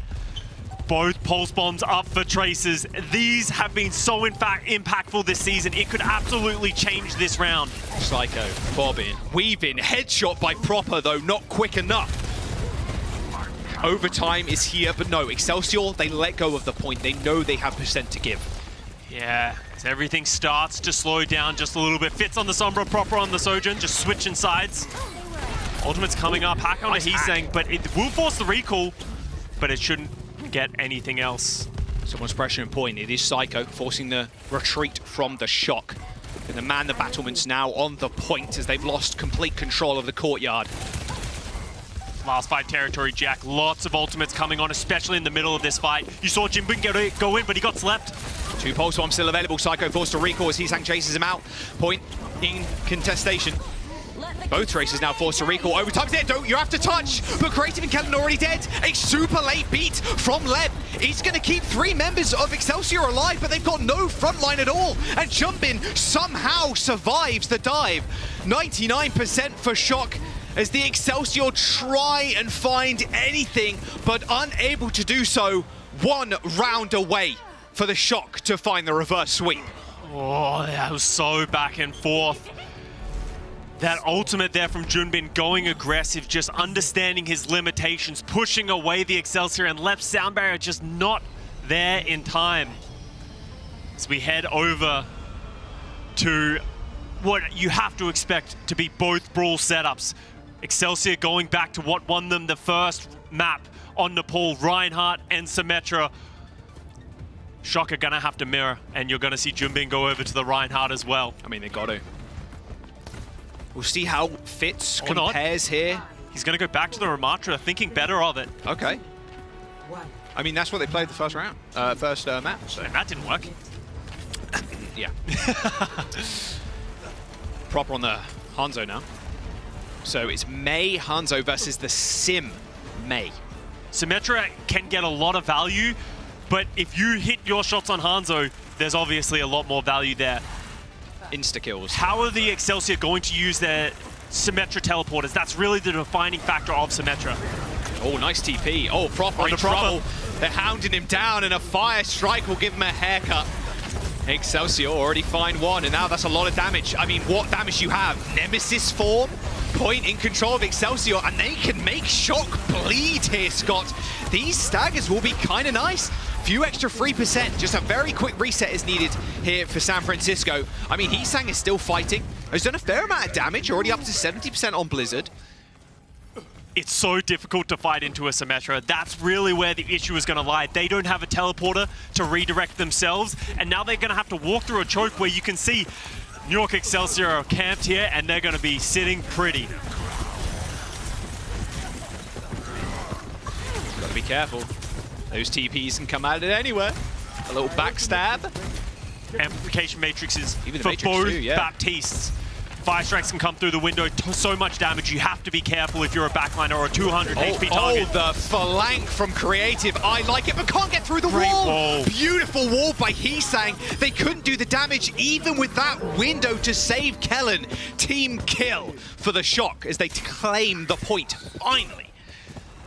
The flank by the Baptiste was an interesting choice. I'm surprised they went for it when they have the Symmetra of their own, but now they're having to fight into the San Francisco Shock. Fortunately, Heesang did have to use the Blizzard to win that fight, so they don't have to worry about walking into a trap. But look at where Finn's perched up. He has to get down now as the wall comes out, separating the point. So 1 giant Ryan shield, you can think of that. Oh wow, look at those. Heesang already using both abilities, that block and the wall. A blizzard, because Jumpin tried to touch. Good shatter. That sound barrier not doing all of anything, and the Excelsior also used beats to try and secure the fight. Yeah, you could see Vindame thinking that it was feels like a potential. mistake. Yeah, well, I think he wanted to use the sound barrier to keep Junbin alive, but by the time he dropped it, he was already dead, and it wasn't enough to give his backline the support they needed. Could be a costly mistake here by the San Francisco Shock and Vindame, as they don't really have any way to get back into this fight. We talked about it on King's Row. Proper with the overclock is once again the person they need to come in clutch. He's on the flank with Vindime again. But now his wall standing in his way, so has to chew through that first. There's the overclock, Psycho in his sights, and now Lep. Everybody's just running away, and Jumpin's already dead. That window is too much for Proper to try and peek this now. Just the fear of the one tap. 80% for Excelsior. And losing Junbin, you can't walk forward. You don't have that anchor, that front liner that's going to give you anything. Kellen's coming up to this Earth Shatter as well. He had it on Havana. Can he come up the hero this time? Heesang's got the Blizzard though, could really put a thorn in the side of Kellen currently. I mean, look at that. They're just running at Kellen to try and get him out of the fight. The Blizzard does a good job of separating Excelsior, but no kills have come from this. A 180 shatter from Kellen takes down Jumpin, but he doesn't end up dying. Overtime is here as the wall comes out for Excelsior, but it's only Fitz, Creative, and Lep on the point as Finn has ascended to the high ground to just rain death from above. Oh, late wall there from Fitz, thinking they could turn that tide, but just not enough. As the San Francisco Shock finally turn over and wrangle control, Fitz goes over to the Sojin, just hoping for a little bit of magic to turn the tides and close out this round. 70% on that Blizzard for Psycho. As they do attempt to try and take this point one final time on this round. A nice pin, that's a lot of damage, but Psycho on the other end of Proper's railgun does end up falling. A 4v5 and no Blizzard, no lamps either, and Jumpin used the Annihilation. They're gonna just eliminate Lep. He doesn't use beat, importantly, Scott, as they just go for a full reset. One more fight for Shock to take the series. Yeah, very smart by Lep. Some people would have popped that sound barrier, just trying in desperation to win, but does hold on to it. The Psycho with the Blizzard, Lep with the sound barrier. The ultimates are there. There's no real offensive capability here from the Shock. Window goes down early. No fire strike, Scott, but a good wall from Psycho, trying to catch off Jumpin. And there's the Blizzard, but again, no one's in it. He booped him over the wall so he didn't get stuck by the Blizzard. Super low though, Scott, and that sound barrier is not going to save him now. Excelsior come back with a sound barrier of their own as they attempt to flip. Finn, Jumpin dead. Round number 3 on the cards as a last-ditch attempt by Heesang to find someone with the Blizzard. Kellen lays down the shatter, but it's more of a victory, at least in this round. Round secured, and we're going the full distance. That was almost a terrible mistake there by Kellen, pushing Junbin out of the Blizzard. But nonetheless, they are able to hold on, as you said it, Jack, in the first round. We knew this had to go the distance. It has to go to the third round. And we head over to Gardens. This is a very strange round. We've seen so many different compositions, but it looks like both teams, at least right now, are favoring this brawl style. They're gonna meet in the middle, as they always have.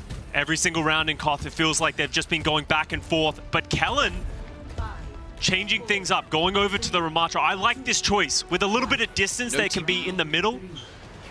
Yeah, no TP out of spawn is a strange one. I guess they're not going to play... Yeah, if they're going to play the Sojin, they're going to be a little bit later. That could be important. Yeah, they are. They're not going to take pillar control. Why? No TP, and now no Lucio.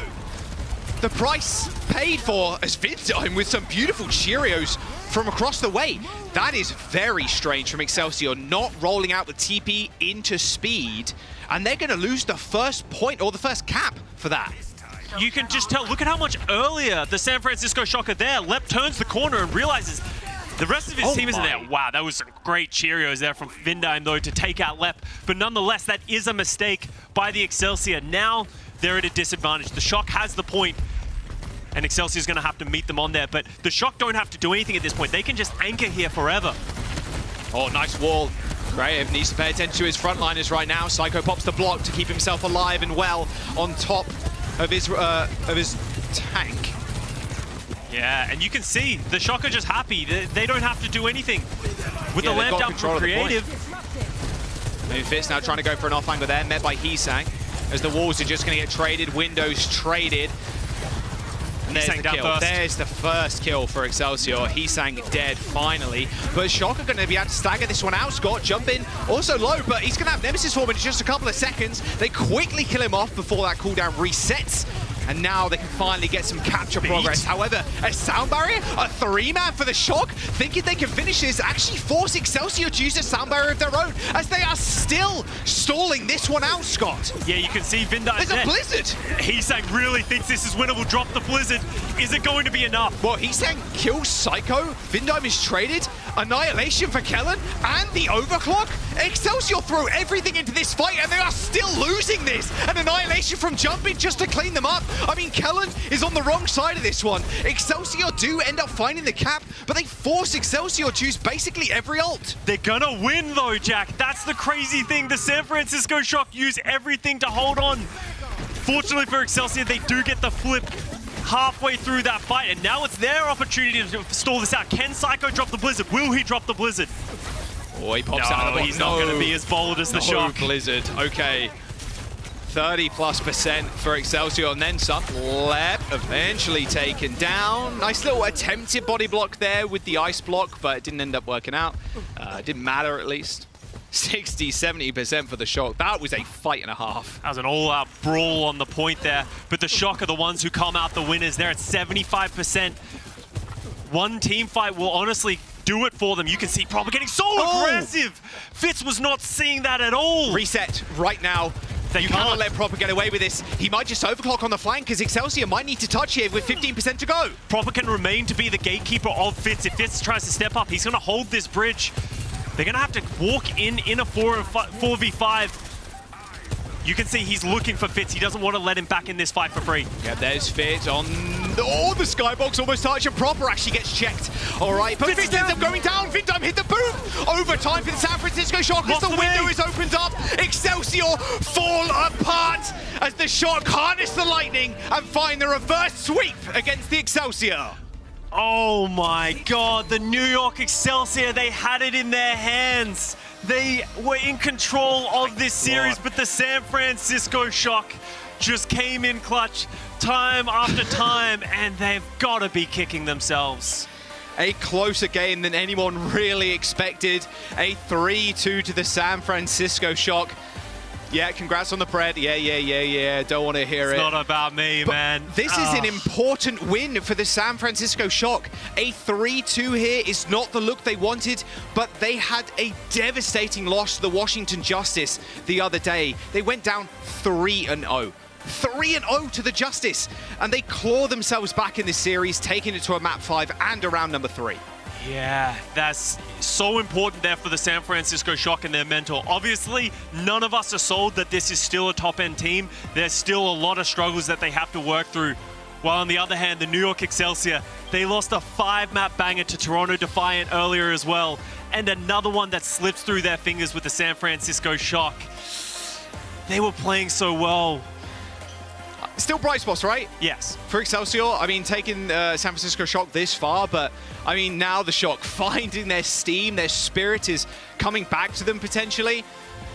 I would love to see the player cams, honestly, at this point from the Shock, because it's got to be a little bit of anger in there too, being taken to a map number 5 and being down 2 maps. It's got to feel rough. I mean, you're going to be happy with this win. A win is a win at the end of the day, but a frustrating one, I would imagine. Yeah, well, we got to give player of the match, and it's hard. There was a lot of pop-offs from both sides, but you got to give it to a Shock player. Desk guys, Jake, Danny, I assume you guys are freaking out of that one. Who do you think gets player of the match? This is a hard one. I am Proper. Proper? No? There was so many important pieces. I would give it to Vindime. I think Vindime had a really good performance. He was very clutch. Very clutch player. How about you, Jake? Jake looks like he's shell-shocked. So mad. He doesn't want to give it to anybody. You guys just tell me who's the player of the match. I don't know. Let it go. Come on, production. Give it to us. We've been holding our breath for way too long. Okay, I'm hearing it is he saying. You know, well-deserved. Yeah. He's saying putting up big numbers. An exciting rookie to come into the league this year. Stand aside, proper. You know, great stuff from the Shock. At moments. But like you guys said, there's no way they're happy with this performance. There's no way they can be satisfied. They got the win. Yeah. Even on this map, I think him switching over to the Sojourn was a big plus for the San Francisco Shock, right? Yeah. I know you didn't I really was like not it. a fan of the swap. I sort of don't agree with this. The Sojourn pick as well. I do. I mean, the May did seem to work, but I mean, at the end, I think the Sojourn did work out. Yeah. I think once they had a big lead, maybe the idea of switching to a pick hero, it just creates more variables for New York to worry about. Even if they lose fights, as long as Sojourn finds like one pick, then Sojourn's gonna win the fight, or at least just allow their better respawn advantage to pay out in the end. The May looked pretty good a lot of times. Definitely, I think that he was the better May in the series. Right. Crucial in that rush comp to coming back. But I mean, you have to just look at the series as a whole and think, man, there were so many moments that New York could have had it. Absolutely. Even down to that last Koth round. I mean, really, like that crazy Shock trying to clutch that fight. That was so incredibly risky. It did pay off, but honestly, a more disciplined team, a better team than New York would have just won that fight, and Shock would have nothing left in the tank. It was such a gamble. Like, I could not believe when they kept committing ultimates. And then when they came out somewhat on top there, I was like, there is no way that they got away with that gamble of a play. But that's what has made Shock great in the past, is that they win fights that no one expects them to win. But I agree with Jake. It worked against the New York Excelsior. It will not work against the top teams. Yeah, I mean, and this whole match, like, New York was so good. Like, starting off, they started off strong. Everything was going right. Just like crucial mistakes, I think, was what cost them the loss against San Francisco Shock. And quite honestly, I do agree with you guys as where I don't think if I was Shock, I wouldn't be so like excited. Yeah, we won against New York We don't have Excelsior. player cams, but I guarantee you they're not jumping for happy. joy. Yeah. This is not the way that match went for Shock. This is I would say below the standard that they most likely set for themselves as competitors. Yeah, and like we talked about heading into this match of, well, where do we place the San Francisco Shock based on the response? It's definitely not below the New York Excelsior, but it's not a lot higher than the New York Excelsior as well. So there's obviously a lot more matches to go on in the season, but right now the Shock haven't convinced me at all. There's a lot of hungry mid-table teams that are eyeing the Shock up right now as a very, very accessible potential win, right? I'm thinking Titans. I mean, we saw Just do it. I'm thinking Boston. Yeah. I'm thinking even I would even put Valiant in that category as a team that is you've got to like Shock needs to be ready for these. Like teams are going to be hungry coming for them. I think Shock just has lost that aura of intimidation that this franchise has been able to maintain for so long, where now a lot of these teams, they're not scared anymore. They're not playing with respect against the Shock, and you know that's a scary thing to deal with for the franchise, for the fans. Yeah, absolutely. It's just, I don't know, Jack. We were close. It just it went all the way. Went the distance, right? Third round. I predicted the Shock too. I was cheering for New York all series. I mean, I wanted to see him. Honestly, though, I gotta say, Shockwave on the Hanzo came up so many moments. Strong. Like unreal pop-ups from him. I do want to call out, though, I think Fitz made some really bad errors on support. That nano on the Kiriko was egregious. It was egregious. That was bad. Yeah. And then, I mean, he even slept the Sombra. It's like he's making the plays, right? He finds a sleep on the Sombra. He hits like the skill play, but then he wakes up the Sombra instead of his Tracer. Tracer can just one clip to sleep. You don't even need to shoot it as Ana, but you definitely should not wake up that target early. That's like the only way Sombra gets out.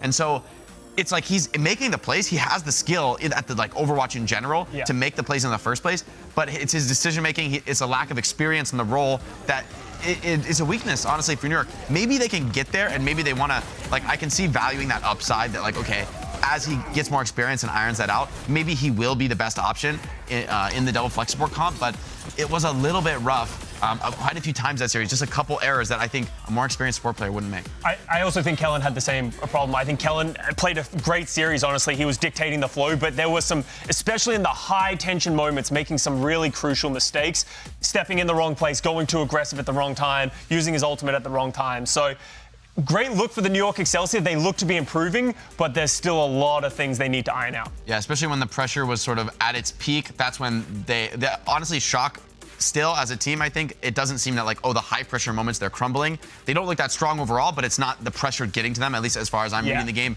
New York, on the other hand, I think it was those they were playing pretty well, especially opening the series. ran with a ton of momentum, and then after that C9 on Havana, you could just feel the wind was out of their sails. Right. I mean, I kind of saw it I called it in the green room, like, oh man, it just feels like Shock already won the series when they took Havana there. Yeah. So. I mean, so I do want to ask you guys, Jack, what do you think? Do you think then where would you place San Francisco Shock now? Now we got power rankings. What we got?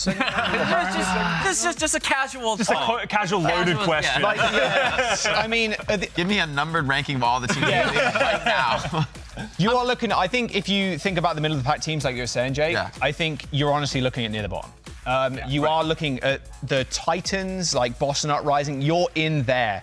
How far you are down on that list, I'm not sure at this point. I want to see them play Boston. I want to see them play Titans. Yeah. And then I think we'll truly get a test. But going to a map 5 versus the New York Excelsior like this, that's rough. I mean, you are probably, if that C9 didn't happen, you aren't winning that series. That's just a 3-0. Yeah, I mean, I think that fight might have been winnable without the C9, but to your point, it was those little moments. It was not a big margin. I personally think if the C9 didn't happen, I think New York could have. It is painful as a team. It's like emotional. It's much worse than just sort of, okay, they got to pick on us, can happen. But when it's kind of your error, you have to, I mean, as a player, as a competitor, you have to just let that go and be on to the next one. But who can say what's going on in their heads? You never know, but it had felt like that impacted them. Emotional damage. Emotional damage. Hey, but I mean, this win for San Francisco Shock is, I mean, exciting nonetheless because this was the first reverse sweep in the West. Wow. And yeah, we got a player interview with none other than Junbin from San Francisco Shock. So I'm going to head on over. You got this, Danny. Walking. I am walking. I am turning. I like the narration. And we have Junbin here for the player interview. Junbin, hello. Junbin 선수 안녕하세요. 안녕하세요. All right, so this was the very first reverse sweep that we had in the West. This was a very close match. How did you guys get the win against New York Excelsior? 자, 오늘 이번에 서부에서 처음 역전승인 걸로 제가 알고 있는데요. 이번 뉴욕과의 경기 그렇게 쉽지만은 않은 경기였습니다. 오늘 승리 좀 어떻게 거두시게 되셨나요? 오늘 원래 저희가 준비했던 거를 제대로 못했는데 그냥 후반에는 그냥 재밌게 게임하자 해서 하다 보니까 그냥 그렇게 된 것 같아요. I mean, we prepared a lot for this match, but unfortunately we couldn't show a lot of them, or the things that we prepared didn't really work out throughout the game. So towards the end, I think we won because we told ourselves, let's have fun, let's enjoy the game. I think that's what got us through the victory against the New York Excelsior. And second question, I also do want to ask you with your, I guess, tank partner, you and Max. You guys have been, even for this match as well, you guys have both been sort of playing the same hero. We saw Max, who was supposed to be the off tank, coming in to play the Winston and the Rumatra as well. So I just wanted to hear, how do you guys decide who plays when? 자, 두 번째 질문으로는 지금 이제 맥스 선수와 준빈 선수가 탱커로 센쇼에 계신데요. 오늘 경기도 그렇고 예전 경기에서도 좀 이제 영웅을 쓰는 게 뭐 원래는 맥스 선수가 이제 오프 탱크 좀 이제 뭐 이런 쪽으로 들어왔다는 얘기가 들렸는데 그것보다 좀 더 윈스턴도 오늘 플레이를 하셨고 두 분 다 라마트라를 사용을 하시고 이런 것 때문에 이 탱커 시츄에이션이 좀 어떻게 돌아가는지 궁금합니다. 일단 저희가 연습을 할 때 지금 현재 오버워치 2가 탱커 포지션이 하나라서 그냥 서브탱 맥스 선수가 메인탱 연습도 하고 저도 서브탱커 연습도 해서 상대 입장에서 이제 누가 무슨 챔피언을 할지 모르게 하는 연습을 많이 했던 것 같아요. 그런 식으로. I mean, so it really depends on practice. In Overwatch 2, we only have one tank. So in scrims or in practices, both of us practice main tank and off tank. The reason being is because so the opponents or the player or the teams that play us can't really predict what compositions that we are going to roll out with, so that they would have to play the guessing game. And also while we could sort of level up all of the tank hero pool on our side as well. All right, Junbin, thank you so much for all those wonderful answers. And again, big congratulations on getting the win today. 자, 오늘 승리하신 거 다시 한번 축하드리면서 보내드리도록 하겠습니다. 감사합니다. 네, 감사합니다. It was great to hear from Jumpman. I think it does make sense to see both of them playing both tanks, and so we can assume that there's more to that story that probably smartly Jumpman doesn't want to say publicly, so all the opponent teams know exactly like what their stylistic differences are. And you know, I've been hard on the Shock, so I want to give them the credit that like you said about playing for fun. I mean, people might take that the wrong way, right? From like an audience perspective, like what they don't care. But really, I think it's actually quite wise when you're a good team in a rough spot, like not playing to your expectations. That sometimes you need to kind of like sweep away all the expectation and sweep away all these ideas like, oh, we should be better, we should be winning. If you keep thinking that way, you're just gonna like lose even harder. And so for them to be able to shake it up and like bring a new look and like, I mean, honestly, that's the mindset that lets you clutch those crazy fights. So I got to give that to Shock. They were by far the more clutch team. They were not cracking under pressure. Right. And so they still had that to be excited about as a team. Hey, man, that's why they did get the win. I mean, we had 3 great matches today. So let's go over all the scores and look at all the matches that happened today. We got London Spitfire against Mayhem. Mayhem taking the win. And Houston Outlaws versus Justice. Houston Outlaws looking great. Shock versus Excelsior. Excelsior was so close, but it was Shock taking the win for that one as well. Yeah? Oof. Only pain. Yeah, only pain. We're here just to I bet suffer. San Francisco Shock fans are, you know, they're happy. They're happy. And I don't know if anybody's happy. I don't think anybody's Hey, I was trying to be. They're relieved. Yeah, I think it's more relief. Relieved. Hey, talking about being relieved, I'm relieved to say that we got some great best of the days. I'm gonna start with my best of the day. This was, you know, from Alpha E actually. He had some crazy plays on Echo. Yeah. I think he got the 5K. He just switched over when he was going up against Houston Outlaws. Got the first kill, sleeping target, boom, bam, gets a second. And then followed by, yeah, he just gets all of them. Just and one at a time. Props to the sleep there, though. Yeah. Damn, that sleep on the Boros. And then he gets, that's the fourth, and then One more. One more. And then give it to him. All right, I said when you can't 1v5 in the Overwatch League, sometimes you can. Yeah. All right. To be fair, there's a ton of support going on in this clip. Like we've been hyping up Alpha, yeah, I think it's for a good reason. Like I think your best of the day yesterday was hit him on Genji. Even on Echo, I think this guy is a very talented player. Agree. And in moments like this, it really shines. I think a lot of these teams sort of at the middle of the pack, one player is not going to make you an elite team, but that one player going to like that next level can bring you to the top, can take you over the edge against a team that's similarly skilled. And I think that's something that we've seen a lot in the past. As long as you can build a decent foundation for them, they can get you to that next level. Yeah, absolutely. All right, moving on, Jake.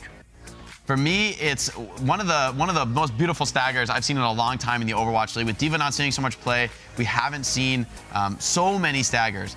But we're gonna watch. Hopefully, we'll be able to see Hadi getting absolutely clowned on. Brutal. Well, I mean, the fight still looks winnable here, right? So he's gonna go grab the Mega and try to pin back in, and then here's where he goes, uh-oh, maybe I shouldn't have grabbed that health back. And I love the way Mayhem executes this, because we'll be able to see it here, right? Just look at how they're all dancing away from him.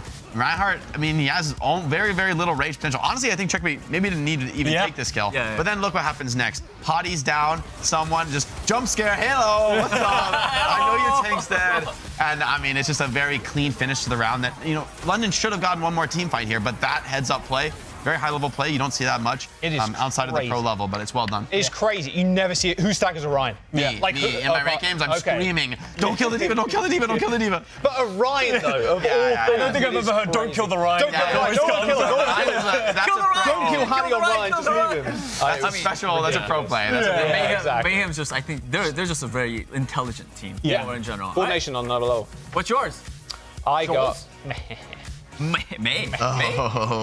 We got a dirty Ajax. This was a rough one. I'm not gonna lie. This was a rough. Look at this. You got no business beating there. That's rough. Yeah. An Ajax, for those who don't know, is when you, obviously, if you are new, you can probably have guessed, but it's when your beat gets cancelled, is you're mid-casting it. But yeah, it's a rough one. This fight as well didn't really seem winnable from the Justice side. They're 2 down, one down. They're 1 down here, and you're also getting kind of chased away. It's a rough, and look at the health HP he goes for the beat as well. He's on what, maybe 50, maybe 100, like, and there's 2 people right on your backs, like. Even if the beat goes down, they probably lose that fight. You know what the funny thing is though, for this one? If you right after this happened, Houston Outlaws were like, oh, Ajax, right? And then Alpha E typed Ajax.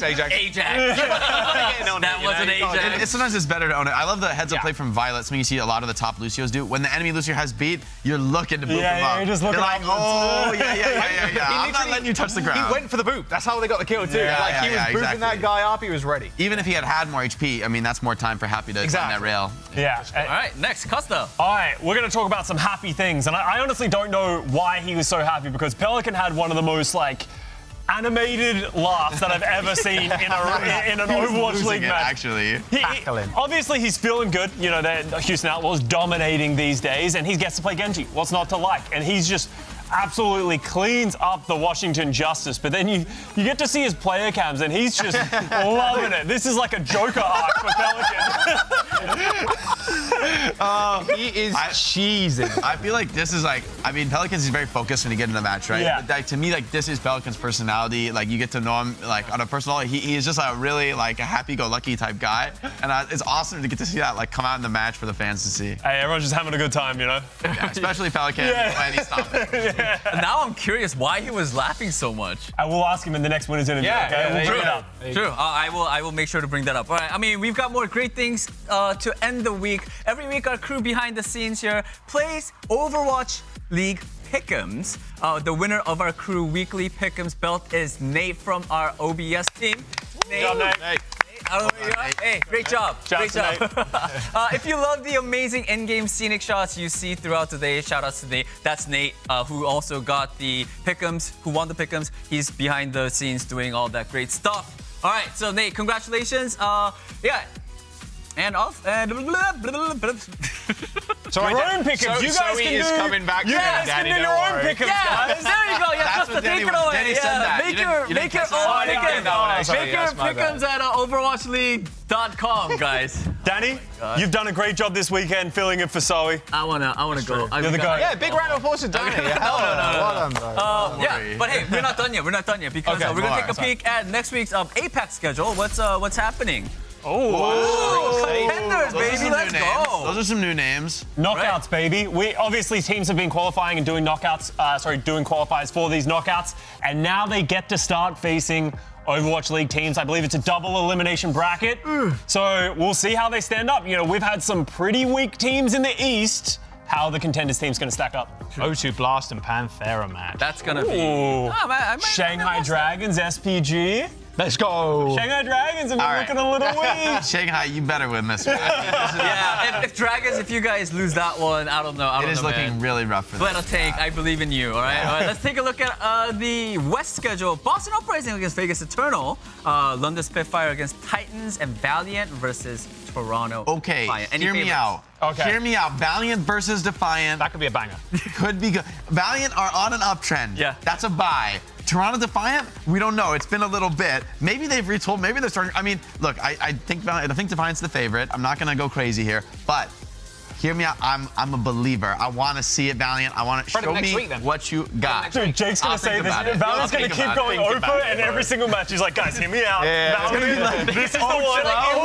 And then it'll still be like, hey, they're on the rise. But they look decent against Atlanta. Against Atlanta. Hey, most teams do not. I'm actually excited about Boston Uprising because, you know, they're coming back next week after a crushing 3-0 loss against the Vancouver Titans, right? I got to actually catch up with Lizegon this week, and we talked about that match and so much more. So, hey, guys, take a look. Enjoy. Overwatch fans, today's your lucky day. I'm here with a list of questions for the one and only Lee Jae-gon of Boston Uprising. By the end of this, I hope you'll all know this very special player a little bit better. Are you ready, Lee Jae-gon? Let's jump right in.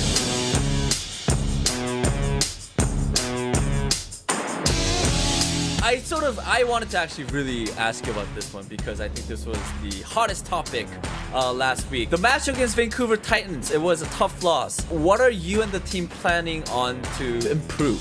약간 솔직히 뭔가를 그러니까 팀업을 맞추는 거에 조금 포커스를 두고 있는데 이제 예를 들어 뭘 하자 했는데 약간 생각이 갈리는 경우가 있거든요. 이제 그 순간 생각이 갈리면 이제 노이즈 무빙이나 뭐 약간 쓰레기 무빙 이런 느낌들이 생겨나기 때문에 조금 졌다고 조금 생각해서 그 팀업을 맞추려고 노력 중입니다. 쓰레기 무빙이라는 게 그러니까 지금 필요 없는 그죠? 무빙이라는 거죠? 네.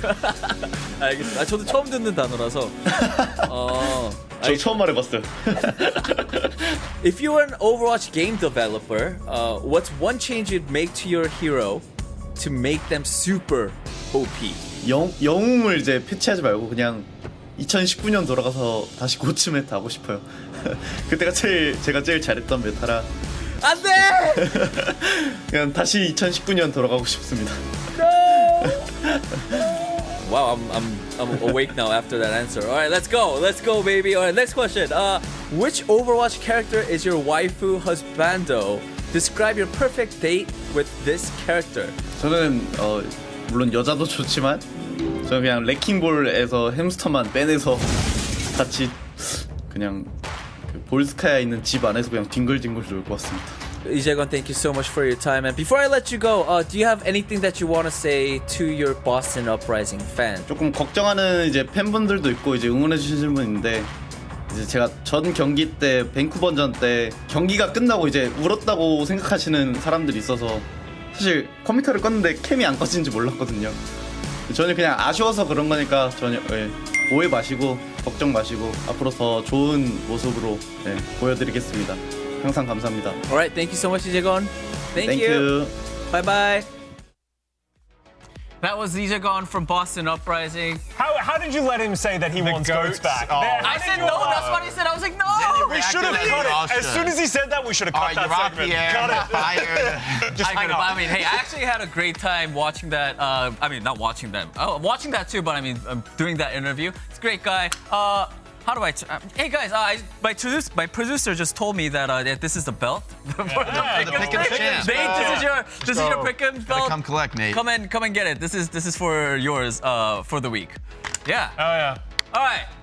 I think we're done. I think. Well done.